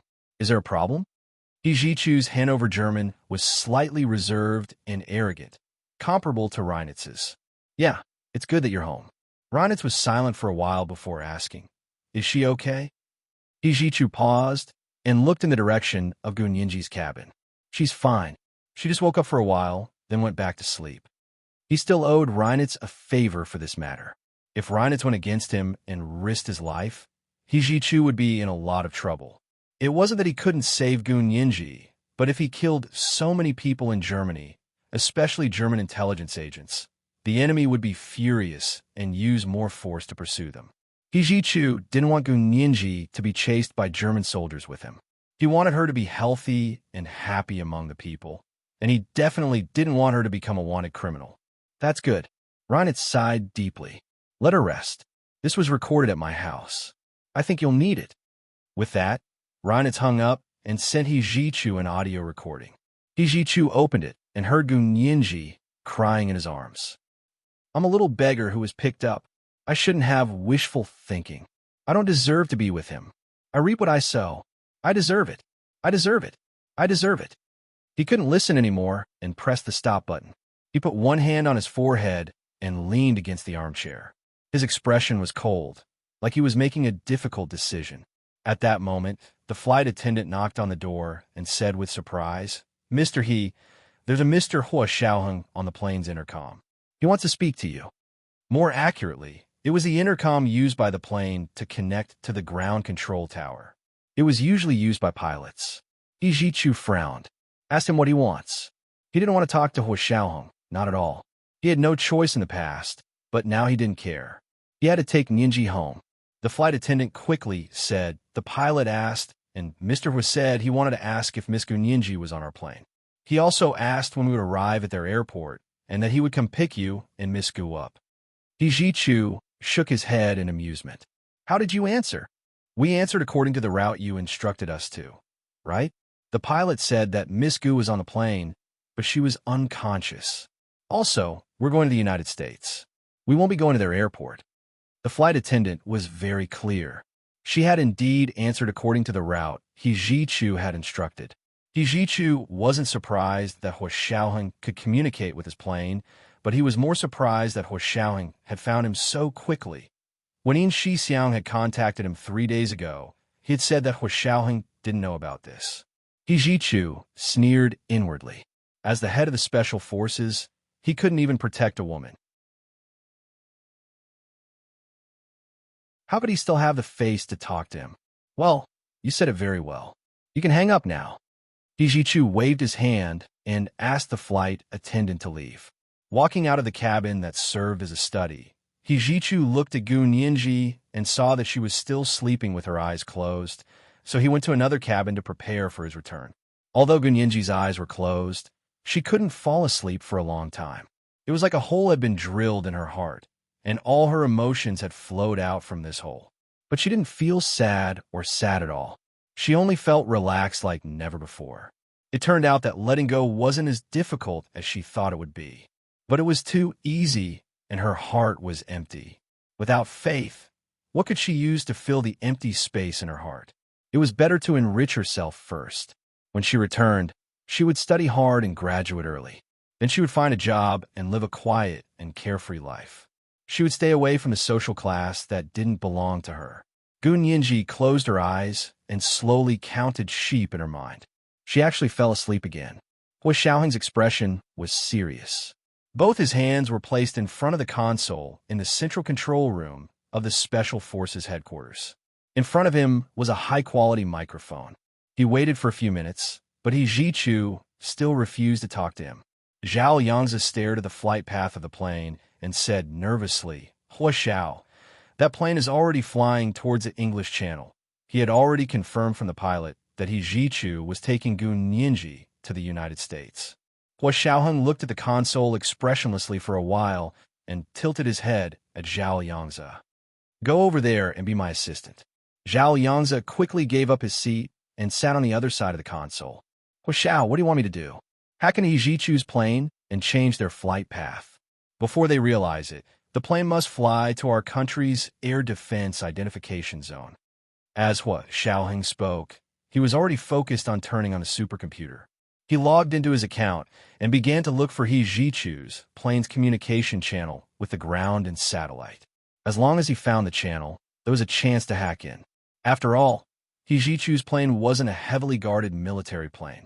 Perhaps he didn't expect Hua Xiaoheng to do such a thing. So it only took Hua Xiaoheng and Zhao Liangzi less than 5 minutes to find He Jichu's private plane's communication channel with the ground control console. Hua Xiaoheng was the lead, and Zhao Liangzi was the assistant. The two of them quickly cracked the onboard password and entered He Jichu's private plane's control console system. The more automated something was, the easier it was to control it remotely. Planes nowadays were already very automated, so the pilot didn't need to do much. They only needed to input the flight path in advance and continuously exchange signals with the ground control console along the way. It was basically no more difficult than driving. After another 5 minutes, Hua Xiaoheng had already secretly changed He Jichu's flight path system. The plane just happened to fly over the English Channel. The blue sky and blue coastline reflected each other, and even the pilot was confused. The plane quietly made a turn here and flew in the direction of the Huaxiao Empire. The pilot adjusted the autopilot control button and only paid attention to exchanging signals with the ground control console. Hua Xiaoheng also helped them clear the obstacles and informed the ground control console in advance that the plane was the Huaxia Empire's private plane and needed this route. He asked them to provide convenience along the way. It wasn't easy to suddenly change the flight path. Only Hua Xiaoheng, with the power of the entire country, could easily change the other party's flight path without being noticed. They nervously stared at He Jichu's plane and waited for another 2 hours until they confirmed that the plane had already flown over the Ukraine. They finally breathed a sigh of relief. However, Hua Xiaoheng was still a bit worried. He ordered Yin Shixiao, go to the Air Force and watch them fill up their best fighter jets. Be prepared for battle. This time, no matter what, he had to make sure Gunyinji safely returned to the Huaxiao Empire. Only here could she truly be protected. He Jichu returned to Gunyinji's cabin to read for a while, and also felt sleepy. Seeing her sleeping soundly, he was affected and also slept on the other bed next to her. The lights on the plane were off. Other than the pilot and co-pilot, even the flight attendants were asleep. After half an hour, the pilot and co-pilot discussed for a while. Seeing that there were no problems and the airflow was stable, they decided to take turns to sleep. The flight was 10 hours long, and they hadn't had a good rest in the past few days. They could take the opportunity to sleep for a while. After they each slept for 3 hours, they found that they weren't facing the blue coast of the Atlantic Ocean, but the dense city lights. The two of them were speechless. Where is this? Have we arrived in America? It doesn't look like it. The two of them asked and answered their own questions. They looked at each other and saw the fear on each other's faces. What's going on? They panicked and checked the flight data records of the plane. Soon, the two of them exclaimed, "This isn't the route we set to America. Where are we going?" The two of them studied it for a while before confirming the end of the route. It was the T3 terminal of the Huaxiao Imperial Capital International Airport. Oh no. Did we enter the wrong route? The pilot's face turned pale. After all, Mr. Yu was going back to the Huaxiao Empire in the first place. Yes, I remember that too. I changed my mind later. The two of them were still dizzy. They dawdled for a while before asking the co-pilot to knock on the door of the cabin where He Jichu and Gunyinji were. He Jichu was awakened by the knocking on the door. He rubbed his eyes and got up. He opened the window cover to look outside. He could only see dense, bright lights below. The sky was already dark, so he couldn't see where it was. He got up and opened the door. Seeing that it was the co-pilot, he nodded. Are we almost there? The co-pilot's face was flushed red as he muttered, Mr. We might have found the wrong route. He Jichu, it was the third watch. Thank you for your monthly votes yesterday. Good night, dear ones. If there was a monthly vote increase of 2,400 today, it would be very late. Dear ones could see the same tomorrow morning. If the monthly vote was less than 2,400, dear ones would also be anxious. It would arrive tomorrow anyway, and continue to the third watch. Oh, intersection. Oh.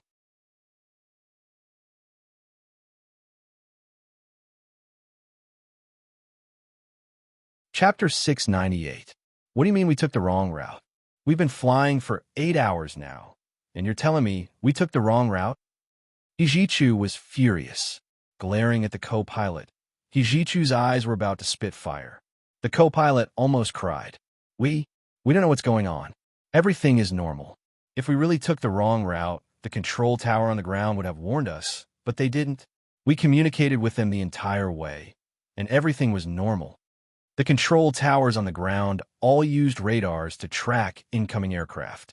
Normally, they took the route that had been reported in advance. If it wasn't reported in advance, it would be treated as an emergency warning aircraft. In serious cases, it would be treated as an invasion of airspace and immediately destroyed. Many years ago, a South Korean civilian aircraft deviated from its original route by more than 600 kilometers and flew into the airspace of the former Soviet Union. It didn't respond properly after being warned and was later destroyed by 2 air-to-air missiles from the former Soviet Union. More than 200 people on board were killed. However, Hijichu's private plane had reported to the control tower on the ground normally the entire way. The other side didn't think they were an invasion, which meant they must have reported the route in advance. However, they didn't know why the route wasn't to the United States, but instead changed 180 degrees to the Huaxiao Empire. Hijichu went to the cockpit and looked at the pilot's control panel and instrument panel. His expression became even colder. If he guessed correctly, this was probably Huaxiaoheng's doing. They hacked into his private plane's operating system and remotely changed the route. They also notified the control tower on the ground beforehand, so they were able to fly here without any hindrance. They were already over Kazakhstan and would soon enter the Huaxia Empire's aviation zone. Hijichu glared at the 2 pilots. What were you doing just now? Sleeping. Why did you only realize now? The 2 pilots touched their noses and lowered their heads in embarrassment. They were indeed sleeping. Although one was sleeping and the other was on duty, the one who wasn't sleeping didn't think there would be a problem with the route. This was a problem that occurred when one relied too much on computers and machines. Hijichu turned around and looked coldly at the data on the dashboard. He quickly made a decision. Contact Mongolia immediately. We'll change to Mongolia and refuel there. Then we'll fly directly to the United States from the Bering Strait. The 2 pilots nodded hurriedly and started to contact the Mongolians and Russians. These were all routes that they wanted to change. Huaxiaoheng and his men waited in the central control room for another 6 hours before Hijichu's private plane finally arrived above Kazakhstan. It would soon enter the Huaxia Empire's aviation zone. At this moment, the warning signal that he had set for the flight route started beeping. Zhao Yangzi quickly typed out the data analysis and looked up in surprise. Huaxiao. They seem to have discovered that their flight route has changed. They're not continuing to fly in our direction. They're diverting to Mongolia. This was to travel from Mongolia to Russia, then cross the Bering Strait and enter the United States. Huaxiaoheng knew that there was no other way. In fact, the other party's reaction was much better than he had expected. After all, they had already flown all the way to the Huaxia Empire's aviation zone before they realized that there was an error in the flight path. If he had discovered it earlier, he would have had to pay an even greater price. He stood up and took the communicator to In Shixiang, who had already gone to the Air Force to wait for orders. Prepare 6 fighter jets. I want the latest supersonic fighter jets. Have the Air Force send 4 pilots, including you and me. We'll take off immediately. Little Zay will be in charge of ground control. With that, he strode out. Outside the central control room, everyone was on standby. They knew that something big had happened. Huaxiaoheng did not answer any calls or see anyone for the past 8 hours. General Ji had called him several times from the Senate, but was told that something big had happened in the Special Operations Forces and that Huaxiaoheng could not answer the phone. Later, the newly appointed Prime Minister, Tan Dongbang's first televised speech had to be carried out without Huaxiaoheng. The empty seat next to the Prime Minister's daughter, Tan Garin, received a lot of attention that night. On social media, Everyone was gossiping about who the seat was reserved for. Xiaoheng couldn't care less. He sped the entire way and had Fan Jian drive fast. He also used emergency mode and arrived at the Air Force Base without any obstructions. He had a high military rank and used to be a fighter pilot. He was in charge of experimental piloting of new types of aircraft and had a very good relationship with the Air Force. Hua Xiaoheng felt like he had returned to his hometown when he arrived. All his orders would be carried out immediately. However, the Supreme Military Council still found out that he wanted to mobilize 6 fighter jets at once and fly with bombs attached. The old men were extremely shocked. They knocked on the table and asked General Ji, "What is Hua Xiaoheng trying to do? Is he trying to rebel?" General Ji didn't know what had happened to Hua Xiaoheng, but he knew that Hua Xiaoheng was not someone who acted recklessly. Every move he made had a plan and a purpose. He had always thought about the interests of the nation and the military. "Don't worry, I'll have Guanchen go take a look." General Ji understood that it was impossible to make a phone call now. They had to go to the Air Force Base to wait for him. Hua Guanchen was also a member of the Supreme Military Council and was very displeased with his son's arrogance. However, when Hua Guanchen arrived at the Air Force Base in the suburbs of the imperial capital, Hua Xiaoheng had already changed into a fighter pilot's uniform and helmet and was walking towards the latest supersonic Harrier. "Xiaoheng, stop right there. What are you doing?" Hua Guanchen hurriedly got out of the car and called out to Hua Xiaoheng. Hua Xiaoheng did not stop and replied without looking back, "I have a mission. Please wait a moment, General Hua. I'll report to you after I complete it." You unfilial son. How can you speak to me like this? Fine, I order you to stop all operations immediately. Obey the orders of the organization. Hua Guanchen was furious. Hua Xiaoheng had ignored him in front of so many people. Whether as a father or a superior, Hua Guanchen's dignity had been deeply wounded. Hua Xiaoheng stopped in his tracks and turned to look at Hua Guanchen. He said calmly, "I don't accept random orders and I don't obey evil laws. Please don't stop me from carrying out my duties as usual. If there is a delay and the nation's interests are greatly damaged, will General Hua bear the full responsibility, or will you share the responsibility with your military council?" Hua Guanchen froze. Hua Xiaoheng did not seem to be angry, nor did he seem to be joking. What was he trying to do? "I'm sorry, this is top secret and cannot be disclosed to unrelated people," Hua Xiaoheng said coldly as he boarded the fighter jet.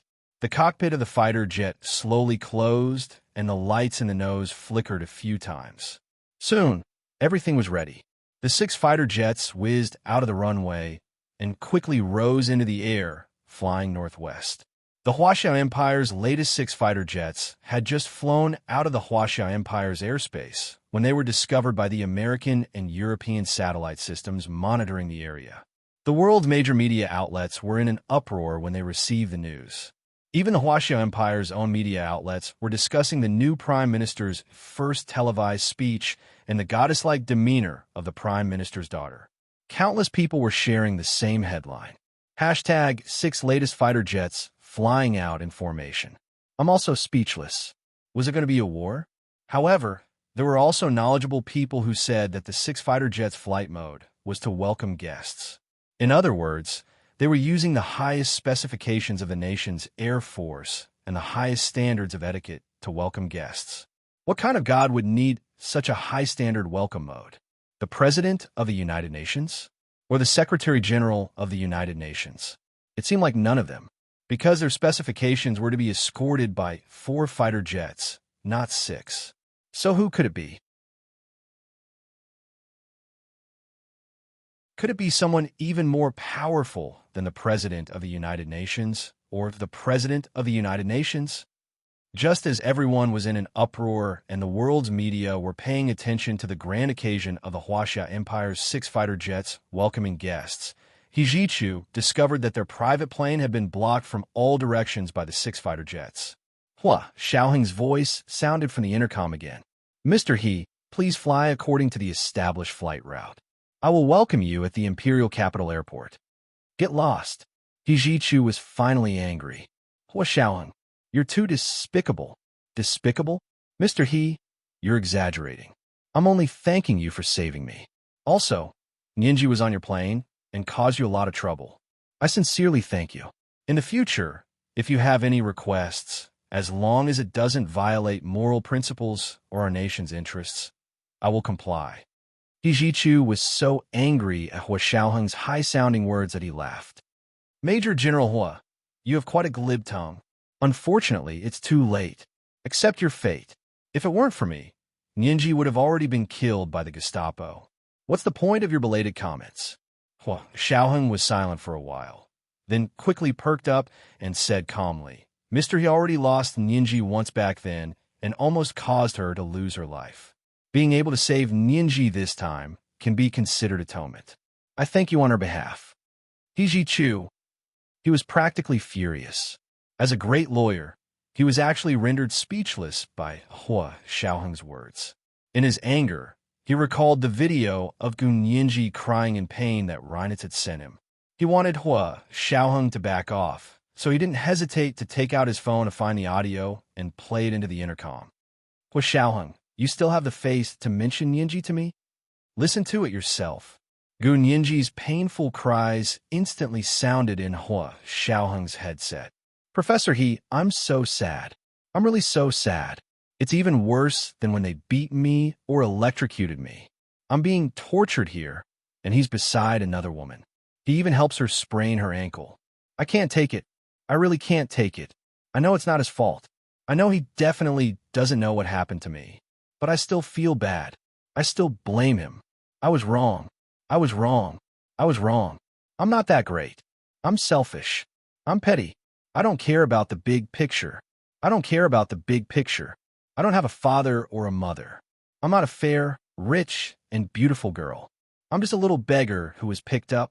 I shouldn't have wishful thinking. I don't deserve to be with him. I reap what I sow. I deserve it. I deserve it. I deserve it.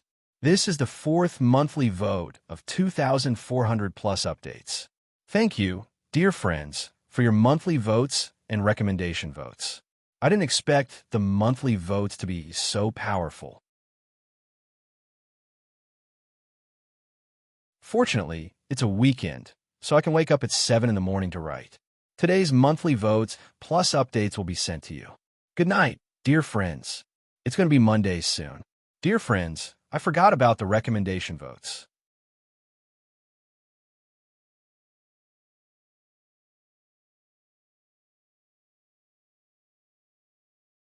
Chapter 699.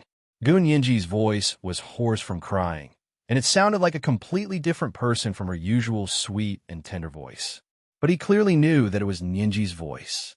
He originally thought that she was in extreme pain when he saw the video of her being electrocuted, but hearing her cry, he realized that there was something even more painful than that. I was wrong. I deserve it. These two sentences hit Hua Xiaoheng like a nuclear bomb, and he was instantly crushed into pieces without any effort. For a moment, Hua Xiaoheng's mind was in a state of almost unconscious blankness. He no longer saw the dark blue night sky before him, nor did he see the twinkling stars close at hand.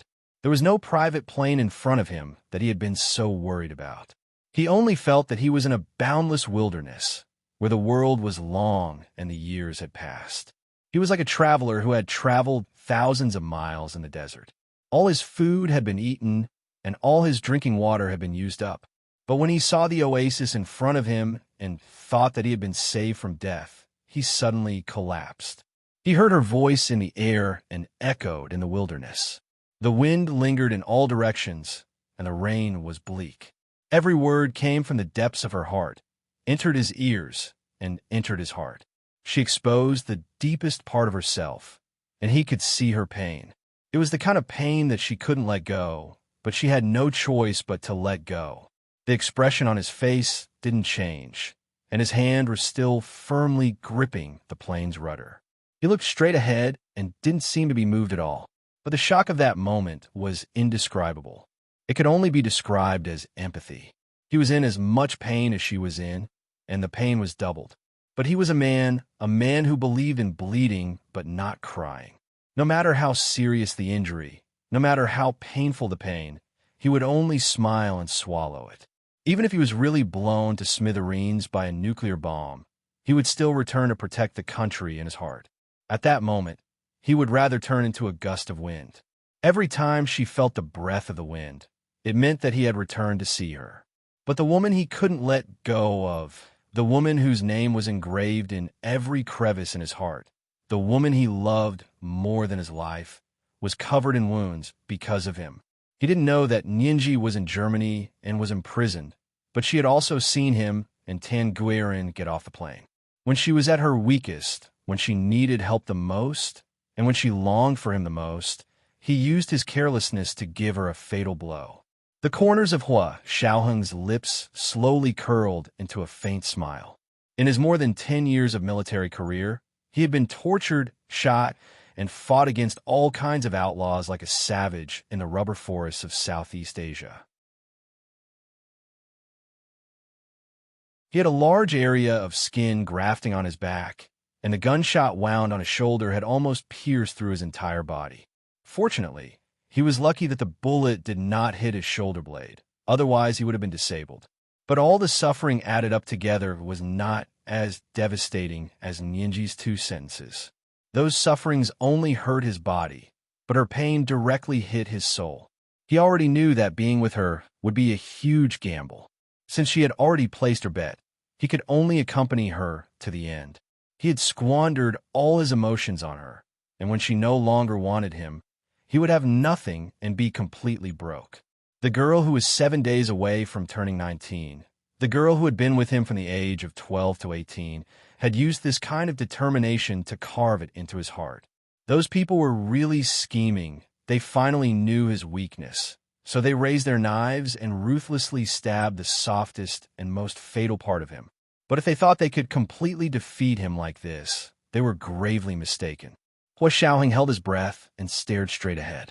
He was dazed for a moment, then said with focus, "Nianji was in so much pain, but you still recorded it. Ijichu, I really overestimated you.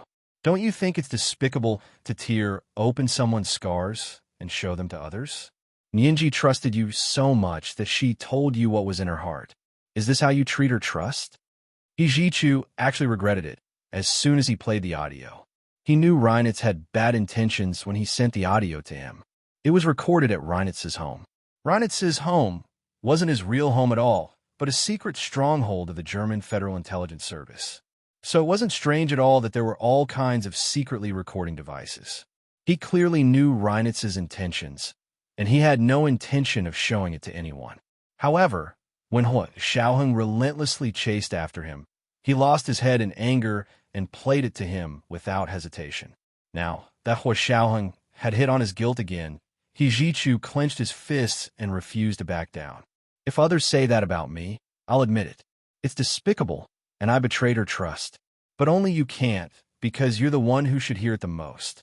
What's wrong? Are you angry? Can't you get as far away from her as possible? Don't let her see you again. Hua Xiaoheng relaxed and said calmly, "It's not up to you to decide whether she wants to see me or not. You have to let Nianji decide for herself. Similarly, did you get her permission to take her to the United States? She was injured so badly by the Gestapo and is still in a coma. You still wanting to ask her?" Huh. Of course, Hijichu wouldn't let Gu Nianji talk to Hua Xiaoheng. What was there to say? She had given up, and no matter how glib she was, it wouldn't change the truth. Hua Xiaoheng had already expected Gu Nianji to be injured, so he said calmly, "It's precisely because she's injured that you should hand her over to me. Only I can take care of her more safely." Hijichu understood Hua Xiaoheng's hidden meaning. Hijichu knew Gu Nianji's special constitution better than anyone, even Hua Xiaoheng. This was also why he had been hesitant to take her back immediately. He still didn't have complete control over his hometown, and he hadn't caught the mastermind yet. He was afraid that if Nianji went back with him, the tragedy from back then would repeat itself. But this time, he realized that his worries were unnecessary. As long as she was by his side, no one would dare take her away.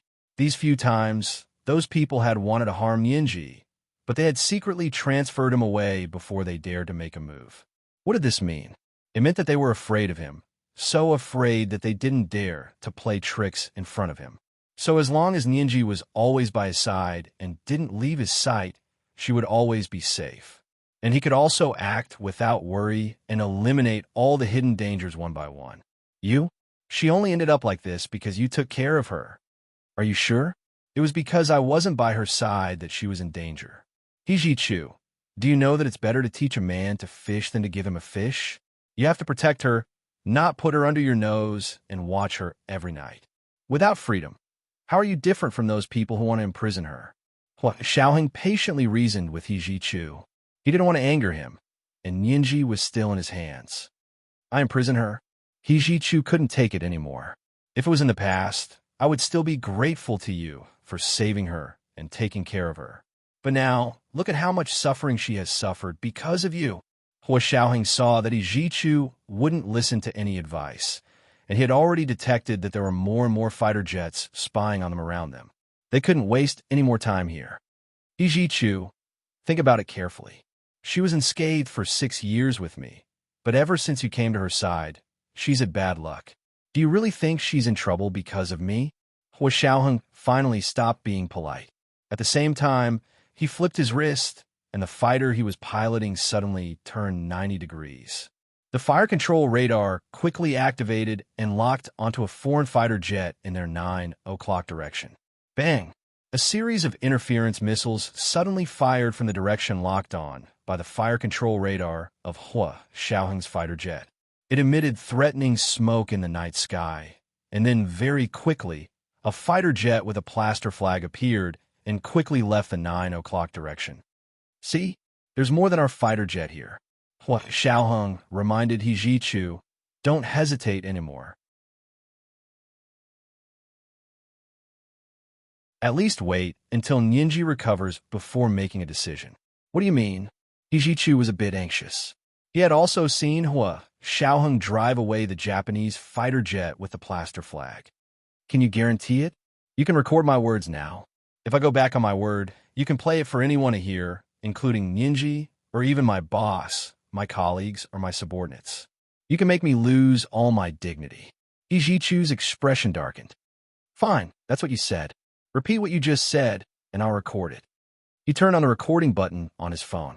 Hua Xiaoheng said clearly, I, Hua Xiaoheng, agree to wait for Gun Nianji to make a decision after she wakes up. Whether she stays in our country or goes to another country, it's all up to her. Hiji-chu recorded it and replayed it for Hua Xiaoheng. You heard that? If you don't let her go, I have other ways besides this. I believe you. Hua Xiaoheng didn't care. With Lawyer He's methods, if you really want to mess with me, you naturally have a way. It's good that you know. Hiji-chu left the cockpit and went to Gun Nianji's cabin. Gun Nianji was still unconscious. Hiji-chu was startled to see her cheeks flushed red and her face like a peach blossom. He reached out to touch her forehead and found it was boiling hot. She had a fever. Hiji-chu composed himself and called her softly. Nianji? Nianji? How do you feel? Gun Nianji also knew she had a fever. Her entire body was burning, her lips were chapped, and her throat was burning. She answered softly with a raspy voice and opened her eyes to look at Hiji-chu weakly.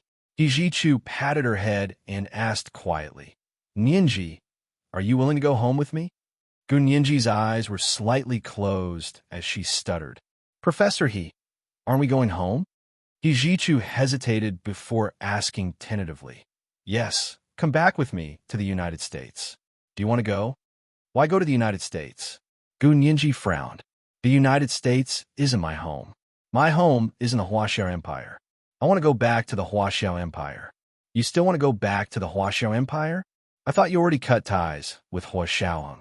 You still can't leave him? Hiji-chu's smile was a bit bleak and disheveled. No wonder Hua Xiaoheng always had the upper hand in front of him. He was so sure she loved him, so he would always be invincible. And this position was originally his. What right did Hua Xiaoheng have to take it away? Although Gun Nianji had a high fever, she wasn't confused. She shook her head slightly. Although her voice was hoarse, her words were clear.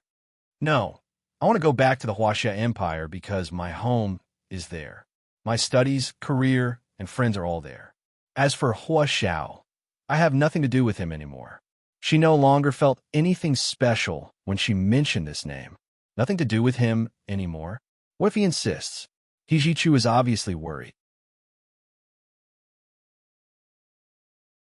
He didn't believe Hua Xiaoheng would let go.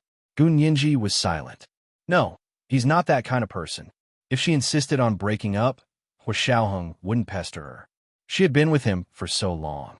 From an ignorant 12-year-old to a young girl who had her first awakening of love, she had used all her wisdom to figure out the seemingly unreachable and taciturn, iron-blooded man. Although she had lost completely in the end, she didn't regret it. If she hadn't loved deeply, how would she know what she really wanted? This was the first watch. There were a total of 4 watches yesterday. The last watch was at 11 o'clock p.m. last night. Dear friends, you forgot to check your watches. Today is Monday. Remind everyone to vote. The second watch was at 7 o'clock p.m. Thanks to Molly0707, PPLR, and Crazy in Love with Little Rock from Chidian for the 10,000 Chidian coins each yesterday. Moi.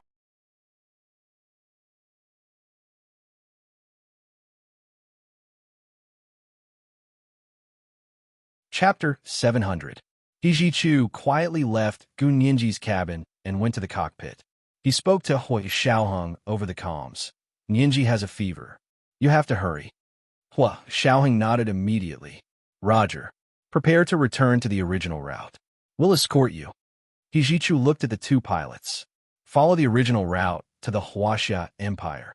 The 2 pilots quickly changed the route and confirmed the ground navigation points. They were extremely busy. Hua Xiaoheng turned on the comms with the base. Little Zhe, let Zhou Qiyuan in. Zhou Qiyuan was the head of the Special Forces disciplinary team and also one of Hua Xiaoheng's 2 other secret personal secretaries. Zhou Qiyuan was waiting outside the door and immediately came in when summoned. Hua Xiaoheng personally told him, get Qinlai out and have him prepare an ambulance to the Air Force Base. Just say Miss Gu has a fever and he knows what to do. Zhou Qiyuan had obeyed Hua Xiaoheng's orders last time and arrested all the medical staff in the headquarters hospital building in the name of the disciplinary team. They were still locked up in the disciplinary team's temporary detention center. Zhou Qiyuan had already completed the first round of interrogation and found a few problematic people. Although the rest hadn't been released, they were treated much better. Qinlai's situation was more special. Zhou Qiyuan was suspicious of him, but Hua Xiaoheng clearly trusted him. Hua Xiao. Zhou Qiyuan hesitated.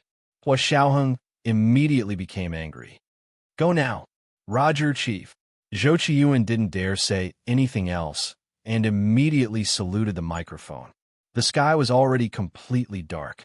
When the Huaxia Empire's 6 newest fighter jets escorted a large passenger plane to the Imperial Capital International Airport's T3 terminal, the entire world was amazed and guessed what kind of person the Huaxia Empire would welcome with the highest standards. The relevant agencies quickly found out who the passenger plane belonged to, but when the cabin door opened, the Huaxia Empire's Deputy Secretary General of the Supreme Military Council, Major General Hua Xiaoheng, walked out. He didn't walk out alone. In his arms was a person covered tightly with a thin blanket as he walked out of the plane's suspension ladder.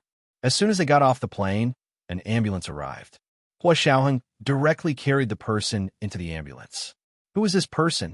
Almost instantly, photos of Hua Xiaoheng, wearing sunglasses and a major general's uniform, carefully carrying a person off the plane went viral. Previously, there had been people who had intentionally or unintentionally started the conversation and wanted to send Hua Xiaoheng and Tan Guiren into the same pile. However, the moment this photo was released, the fake reviewers were too embarrassed to come out and continue with the matchmaking. This was because the woman was actually at a disadvantage when it came to matchmaking. If she was not careful, people would say that she was throwing herself at the man. Therefore, they knew when to stop. Not many of the onlookers had actually seen what Hua Xiaoheng looked like, but they all recognized the gold star on his shoulder and his major general uniform. He had such a high position and such a high military rank, yet he was so cautious as he carried that person off the plane as if he was holding a treasure. Coupled with the 6 fighter jets of the highest standard, it instantly overshadowed the return of the new prime minister's daughter, Tanguerin. Many people were guessing if the person Hua Xiaoheng was carrying was a woman because the figure under the thin blanket was unusually slender. Photoshop experts wished they could pluck out the image and analyze it from the inside out.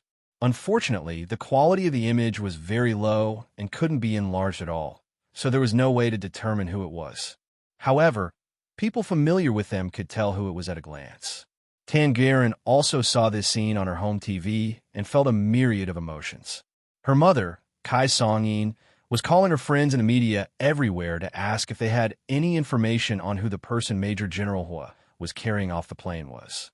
Unfortunately, she asked all the media in the imperial capital, but none of them knew who that person was.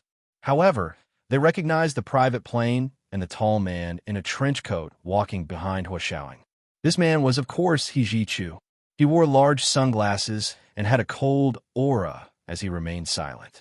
Originally, everyone thought they were welcoming He Zhichu, but when they saw Hua Xiaoheng carrying a person off the plane, everyone understood. This person, who didn't even have a single strand of hair exposed from head to toe, was the real VIP this time. He Zhichu followed Hua Xiaoheng into the ambulance. Soon, the military vehicles in front opened the way, and the military vehicles behind surrounded them. The unassuming black ambulance flashed its emergency lights as it sped towards the Special Operations Forces headquarters base. Chun Lai began to take Gun Yinji's blood pressure, temperature, check for infection, and try to eliminate all kinds of acute wounds. Chun Lai's face was dark, and he didn't even look at Hua Xiaoheng. From a moment Hua Xiaoheng carried Gun Yinji into the ambulance, Chun Lai didn't even look at him. Hua Xiaoheng also didn't say anything. He sat upright to the side and stared straight ahead, as if he wasn't looking at anything. However, everyone knew that no one or anything in the ambulance escaped his eyes.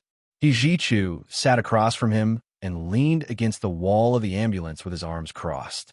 His gaze only fell on Gun Yinji's face from beginning to end. Her every breath affected his heart.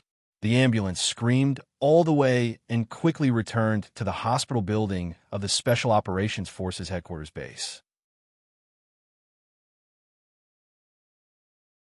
Gun Yinji was lifted onto a mobile operating table and sent to Chun Lai's operating room with the help of several medical staff. Gun Yinji actually didn't need surgery, but she needed a thorough physical examination. Hua Xiaoheng wanted to know if she had been mistreated in any other way. He Zhichu didn't follow him in. Instead, he put his hands in his trouser pockets and stood in the hallway outside the operating room. He looked out the window and had a panoramic view of the Special Operations Forces headquarters base. Hua Xiaoheng followed Chun Lai inside and watched as he performed various tests on Gun Yinji. Chun Lai waited until the CT data came out before saying to Hua Xiaoheng with a straight face, "She's fine, but she went through another round of torture. Just like the cat that was repeatedly thrown downstairs, it was thrown down again." As he spoke, he looked at Hua Xiaoheng with a mocking expression. "Tell me, who threw her this time?" Hua Xiaoheng sighed. "Are you sure she's fine? We'll find out tomorrow. It's not the first time." Chun Lai's smile became even more mocking. "Aren't you guarding against me? You even let me participate in such an important examination? You know I can leak secrets at any time. I'm telling you, Hua Xiaoheng, or you can just kill me. That way, everything will be over and no one will leak your precious little secret." Hua Xiaoheng knew that Chun Lai was venting his anger at being locked up for so many days for no reason. He glanced at him and asked, "How is Nianji's current condition?" "She's already running a high fever. She should be unconscious by now." "Don't worry, it's not the first time. I have all the data to check." Chun Lai pouted. "If it wasn't for Nianji, do you think I would still care about you?" Hua Xiaoheng nodded. "Fine. Looks like you're determined to cause trouble today. Let's go to your office first. I'll talk to you later. You said it yourself. You kept my people locked up all this time. I haven't even settled the score with you yet." Chun Lai angrily threw the documents in his hands on the table and turned to enter his office. Hua Xiaoheng walked out of the operating room. He Zhichu, who was waiting outside, said calmly, "Nianji is running a high fever. Other than that, there are no other problems." Hijichu let out a long sigh and looked at his watch. Fine, I'll go now. I'll call her when her fever subsides. Hua, Xiaoheng nodded. I'll have Big Xiong walk you out. In Shi Xiang and Zhao Liangzi admired Hijichu very much. Hua Xiaoheng would be more at ease with them seeing him out. Hijichu didn't comment. He glanced at the half-open operating room door and seemed to see Gun Yinji lying calmly in the middle of a pile of equipment. He looked at Hua Xiaoheng. Hua Xiaoheng bowed slightly. Don't worry, all the data here will be destroyed. I'll personally see it destroyed. Hijichu nodded slightly. Although he didn't want to admit it, he had to.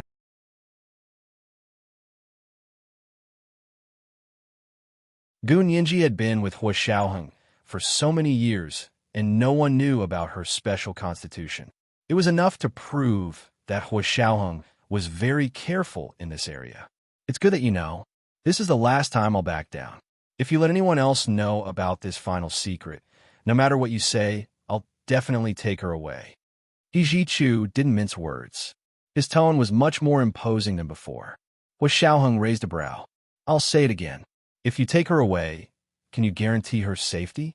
Can you prevent others from coveting her? Huh? Hijichu only laughed and didn't say anything else. How did Hua Xiaoheng know? Haha. After Hijichu left, Hua Xiaoheng went to Chun-Lai's office. Chun-Lai was holding a rag in a bucket as he cleaned the office. He never let anyone enter his place. In the past, it was always Yi Zieten who helped him clean. Now that Yi Zieten and he were both locked up, everything here was covered in dust. Hua Xiaoheng didn't help him clean. Instead, he stood silently to the side and took out a cigarette. He walked to the window, opened it, and lit it up to take a drag. Chun-Lai smelled the smoke and walked over with a sour expression to chase him away. Go, go. Don't smoke in my place. This is a non-smoking area. Understand? Hua Xiaoheng pursed his lips and threw the cigarette into the trash can. He turned around and said, Zhou Qiyuan told you, right? Chun-Lai snorted. I, Chun-Lai, am upright and stable. I've never done such despicable things before. You could suspect anyone but me. Hua Xiaoheng's dark eyes darkened. Although his heart was filled with endless frustration, he still sat across from Chun-Lai and said to him, Zhou Qiyuan investigated you under my orders. It was also routine work. Routine work means putting someone you've been friends with for more than 10 years in detention without saying a word. Chun-Lai slammed the table and stood up. Hua Xiaoheng, I'm telling you, if there's even the slightest black mark on my personal information because of this, I'll kill you. If I want to leak secrets, I can do it whenever I want. Do you have secrets in front of me? Chun-Lai pointed at Hua Xiaoheng's nose and scolded him. I treat you as a friend, but you treat me as a spy. I can't be friends anymore. I'm done with you. Hua Xiaoheng quietly listened to him vent and waited for him to finish before asking, Are you done? No. Chun-Lai roared. There's still Dr. Yi. I'm telling you, hurry up and let her out. Torturing her is the same as torturing me. This was the second watch. There were a total of 4 watches yesterday, and the last watch was at 11 p.m. last night. Dear friends, you forgot to look at your watches. Today is Monday, a reminder for everyone's recommendation tickets. Good night, everyone. You're tuning in to the Romance Rendezvous YouTube channel. We're so grateful for your support, and don't forget to subscribe to join us on this incredible journey through captivating stories. Your generosity through donations truly makes a world of difference, as it's the primary source of revenue that allows me to expand and enhance this channel for you. Thank you from the bottom of my heart for being a part of this adventure.